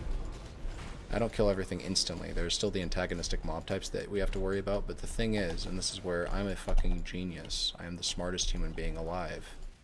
I have a preparation for everything. I took the hits have a 25% chance to deal inverted damage node, and with that we become a universal beast. We become uncounterable. We become so gosh darn vanilla in our ability to project damage and not worry about bullshit like reflect or resistances that we just pick the game apart piece by piece. Oh, you have this form of resistance? Don't care. Oh, you have this form of damage mit? Don't care. Oh, look at this wall of text that my character has written on them effectively when you're trying to list out all of the things my character does and doesn't care about. And what did I say? We could come down here, we can get these nodes, 8% damage pen, 30% increase is actually quite a lot of damage. Like that's 8% more, 30% increased is how you kind of look at that. But at the end of the day, if I'm not doing a lot of lightning damage, it does nothing. But we are doing a lot of lightning damage, so it does a lot. But I think before we mess around with that, I think it's really just key that we come over here and get the power charge, and then get this and get the shock immunity. Like that's the best thing we could do for our character, both defensively and offensively, for sure, hands down, for sure. Not a question. Shock immunity is insane as a defensive layer. With respect to damage, you have less instances of random spiky bullshit, and that's always good in PoE. It's like the main thing that people try to deal with. So fire and cold res is absolutely what we're going to be taking here. That is a shit ring. Complete shit. Hit control, hit the boss, hit the thing. This is actually like... No, we can't consider that. It's too trash. Reduce flash charges, use cold. It's just not, it's not good enough, man. Although I think a heavy belt would be good on this build. And maybe actually we maybe actually we need this. Yeah, wait, hold up. I'm actually going to equip this. Holy crap. This is a good wand. That is a crap ton of lightning damage. This is a replacement. That's what this is. This wand is a 200 int question of can you go get that? Go acquire 200 intelligence and experience a huge boost to your damage. A boost like nothing ever experienced before. We said that wand is trash. Or the ring is trash. So yeah, go get that. And then, well, hold up. Actually, hold up. Yeah, it's got an open prefix and an open suffix. Bro, we can go to town. Let's craft that right now. So spell damage is a consideration. We have that conversion, but it's not actually really... I mean, what I'd really like is a...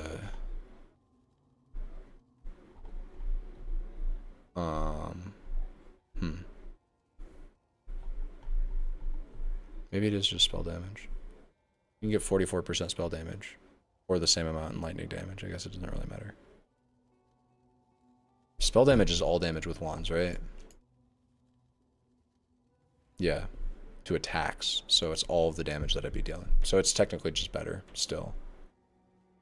Elemental damage with attack skills, that's worse because the scaling is worse. It's kind of funny how that works, but yeah, spell damage is... Dude, wands are so goated. There's also the opportunity to just try to get, like, you know, I could scale the fizz and then just get the conversion. I mean, that would make it probably really good. That's also just, like, a lot of fizz. Dude, am I in any way, shape, or form converting fizz? That would, like, double the fizz on the damage of the wand. Almost. 79% if I could hit that.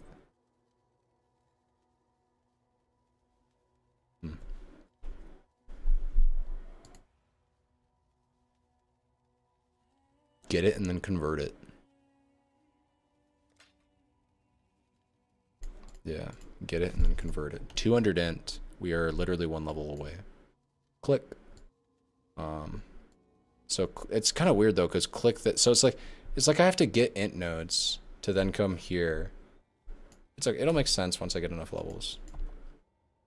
And then we said we were going to equip this. So now I have more strength to level our gems with, which is huge for our defenses. It's good, dude. The build's really coming together. We can... It feels like we have enough mana to equip Grace, even though we just don't. I said I wanted to get flesh and stone. That's it. Flesh and stone. So I need to find another red gem. But, no, it's not flesh and stone, is it? No, it is, yeah. It's blind. They're blinded when they're near you. They do 11 per... Oh, it's only attacks. It's not spells. 11% less with attacks. But that's just less damage taken. That's an insane, like, mod. Crazy. Absolutely nuts. Alternatively, though, we could just, I guess, D-level Grace. Or, sorry, D-level Precision and potentially fit in a Grace. Grace is 40%. I feel like I'm close to that. I'm like 20 out of 30, so it's like 30%. But if I D-level Precision... If I just didn't have Precision on... And then if I... Let's see what we're at here. No. We really can't. We would have to, like, completely solve our accuracy somehow. The answer to that, I guess, is to just get the intelligences added to accuracy with wands. That kind of helps. We could also get... I don't like this. I don't like going acuity. I would go the accuracy up here because this is accuracy and crit chance, I guess. This is, like, kind of... Whatever. I don't know, though. Gain accuracy equal to your intelligence. That's interesting. Gain accuracy equal to your intelligence. Intelligence is added to accuracy with wands. So it's like a double... That's... Okay. Cool. I mean, that would solve it, though. If I did that, I wouldn't need precision. Precision would just be scaling my crit unnecessarily as well. If I did that, I could just do this. Yeah, we could literally just run this. I have Grace. We should just... Could we just do that now? No, I can't get all that because I need the wand. We need to, like, come down here. Fizz's extra wand damage. I just need that intelligence is added as extra, yeah. We wouldn't be able to do this. I would like to equip Grace, though. So anyways, we said flesh and stone. Flesh and stone. Just one random red gem, brother. There it is. Oops. Sick.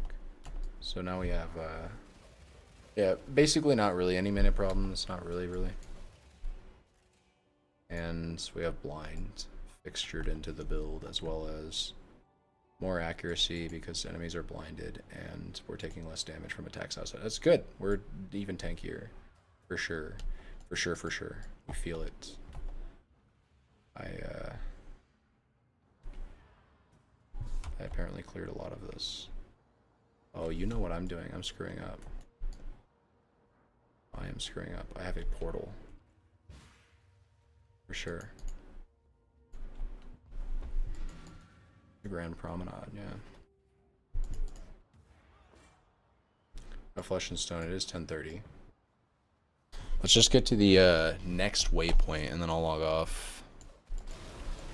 Yeah, dude, I like the damage. I still am in love with everything that's going on right now. We can get significantly more damage if we go get our power charges. Ooh, taking damage, regenning it up with Enduring Cry. Feels fucking good, man. Feels weird that we took damage, though, you know? But I guess that's just the way it goes. 72% chance to crit.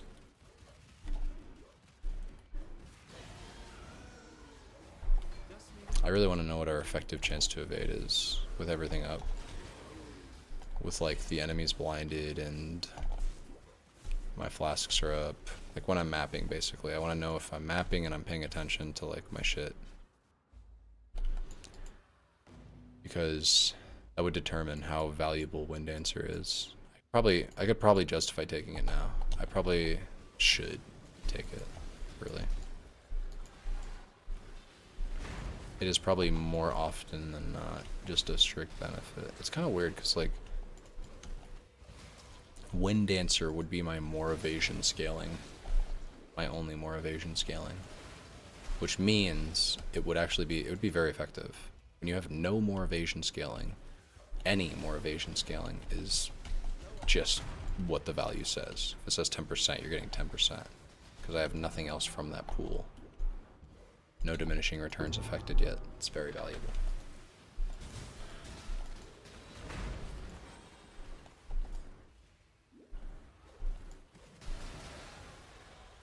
Yeah. But it feels so nice, dude, to have automation on Dene mines. I think that's like an absolute as soon as you can. Lily Roth, get that set up ASAP pronto. Automation is such a feels good thing for the build. It just makes you feel like you do more damage. I don't know how else to put it. I always feel like I do more damage with automation mines. And I mean, it does kind of like, yeah, it's kind of cringe that we even have to do this to begin with. That it couldn't just be on left click, but fuck it, man. That's just the way things are. The way things are now, I guess we gotta pay the gem socket tax, you know? It's okay though, because the way it works with Enduring Cry is pretty darn sick. And guard skills in general. Well, I guess you could say it's not, but it's also like, I'll put it this way. Automation as a skill gem should exist, for sure. I feel like the fact that it didn't before, but left click did exist, like that was an inconsistency in game design, because it's like you kind of, you're kind of just gimping you're gimping console players, at the very least. No matter what, you have to acknowledge that there is a fundamental difference in the way that console players get to play the game than if they don't get left click when move. And that's not usually how GGG likes to do things. GGG has made it a point to say like, no, console players are going to get the exact same experience. They're going to get 5 flasks. They're going to get even like they're going to get in some ways they're going to get a better experience to some extent. They're going to get like auto leveling. They're going to get like some of the quality of life things that we want for PC, but then some of the bullshit that can exclusively only exist on a console, like managing menus. Damn, that felt really satisfying.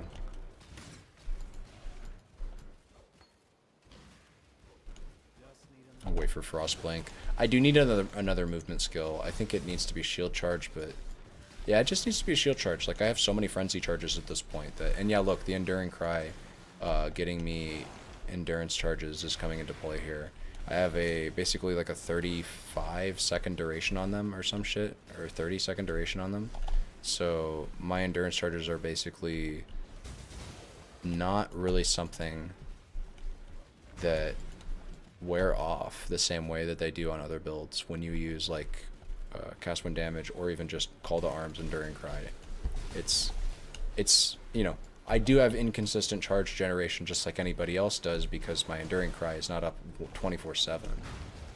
But because my charges are up super often, as long as I just get my charges going, I'll probably have them up pretty much constantly. So when they're up, I can kind of factor them into my resistances because they're, you know, like I just said, like they're gonna maybe run out here. because I'm talking about them and not playing the game as much. But even here, like they should just recharge right here. Well, oh damn. It's because okay, and that's another thing. Quality on this build is super important for its gem links. I am probably even foolishly going for quality on Locust Mines. Now, Locust Mines is something I'm obviously going to keep with the build forever, so quality on it, it makes sense. It gives me Mine Throwing Spade. That's a very good stat, especially when I trade out Charge Mines. But quality on your Call to Arms and shit setup is where all of your survivability comes from. I even go as far as to equip and enhance to enhance the quality of my automation setup, because it's that beautiful, it's that good. You want to get as much cooldown reduction as possible for those gems, for your defensive gems on this build. It makes a huge difference for the uptime of your buffs. So Enduring Cry especially is one of those skills that gets like 40% cooldown reduction with 20% quality. You get 2% cooldown reduction for every 1 point. It's insane. It's crazy. It's unethical. It's unethical.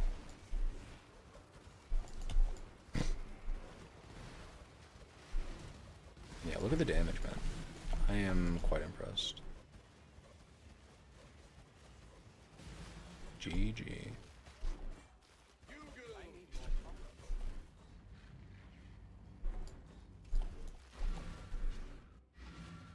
I think if I don't deal with stuns, because I'm thinking about like, do I need stun immunity / stun consistency immunity from Brine King? But like, if you don't deal with stuns, you always have the potential of getting stun locked, which is a death sentence for any character. Yeah, just get rid of all this crap. Don't get rid of that. This is also crap, unfortunately. Just not enough of the stats, man. Not enough of the stats. Need a better jewel. That's right. That's a good reminder. Finding that jewel. We have a pretty shit jewel. Now, if I unequip it, yeah, I don't even need the stats provided. So what I should do is like roll it. Fire and lightning res. I should just, the next time I see any res, I should use it. Attack speed while holding a shield. Okay, any like, okay, wait, hold. That's actually a consideration right there. Mana reservation efficiency, global crit multi. Hey, that's a regal. Global fizz. Well, I mean that's not useless technically. That's good. That's a good jewel actually. That's a goated jewel. Maybe one might say goated. Hit that with an exalt even. Global fizz. I could really use a wand like this, where I'm converting all the damage to fizz. Yeah, for sure. But we need to come over here first. We do need the intelligence. Intelligence, get the mana reservation efficiency. That should help us. Getting this should help us with taking Grace, equipping Grace, and taking the build to the next level defensively. But I actually don't know, because just what we're doing right now with Flesh and Stone getting us blind, and Dread Banner, especially if I can get a Generosity equipped, which I should be able to do. I just need another red gem.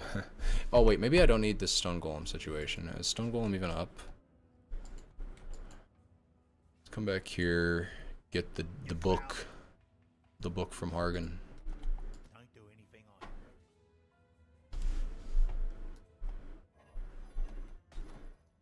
Chaos dot attack speed with wands, max AS. Yo, that's like kind of crazy for the right character.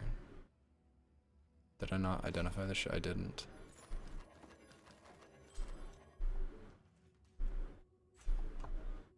So if I equip this, 7, 1,000. Jesus Christ! Look at the damage. Look at the fucking damage increase. That's kind of absurd, dog. Yo, dog, that's kind of absurd. Okay, so then obviously the next decision or step would be to link it. Just hit it with one of these. Okay, sick. That's actually, you know, could roll this with chromatics for Call to Arms. That's a consideration to make. Call to Arms with my automation setup so that I can start getting, well, no, but I don't want to get rid of my endurance charges. That's actually not a great idea, I don't think. Just take your damage upgrade. You just gain like, seriously, I just gained a shitload of damage, okay? That's for sure.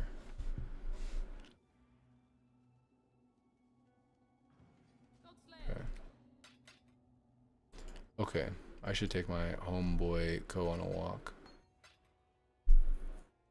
10:40. Kind of want to keep playing though, man.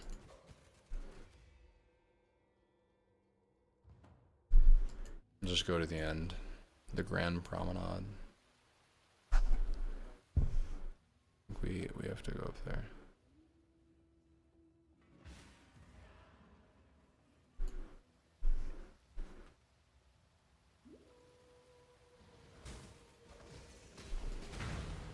Where do I... Is it over here?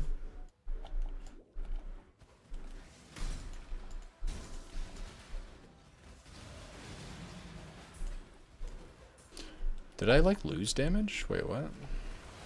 Or am I just fighting particularly antagonistic mobs? Probably the latter. Probably didn't actually lose damage. That would be a bit absurd. Let's check our survivability. Yo, flask popped, we're great. And then without flasks popped, we're just worrying about fire.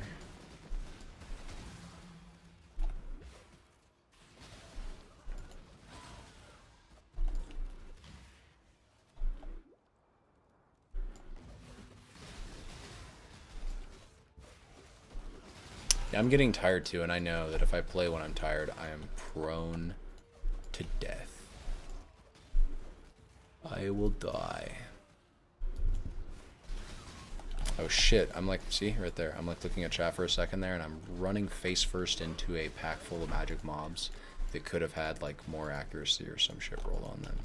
And they all would have hit me at the same time, and I would have just died. Because I have Wind Dancer equipped. That is a lot of energy shield. And it's got the life, and it's got a fair amount of lightning resistances. I do use the links though from my chest, so. What would that be to figure out? What am I really getting here? We're doing a bear trap setup with the stone golem on there too. My stone golem is still alive. That's impressive. We have not used bear trap really. I need cluster traps on my bear trap.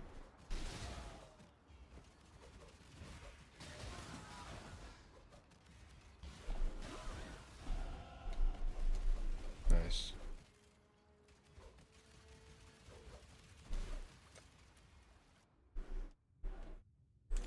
Alright, 2 points. We're gonna be in the money.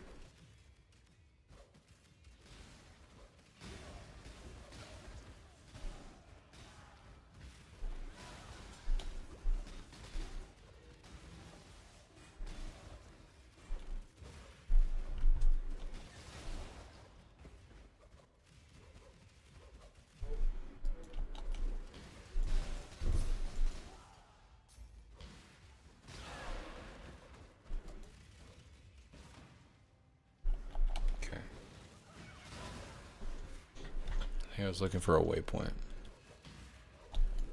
This is the way, right here.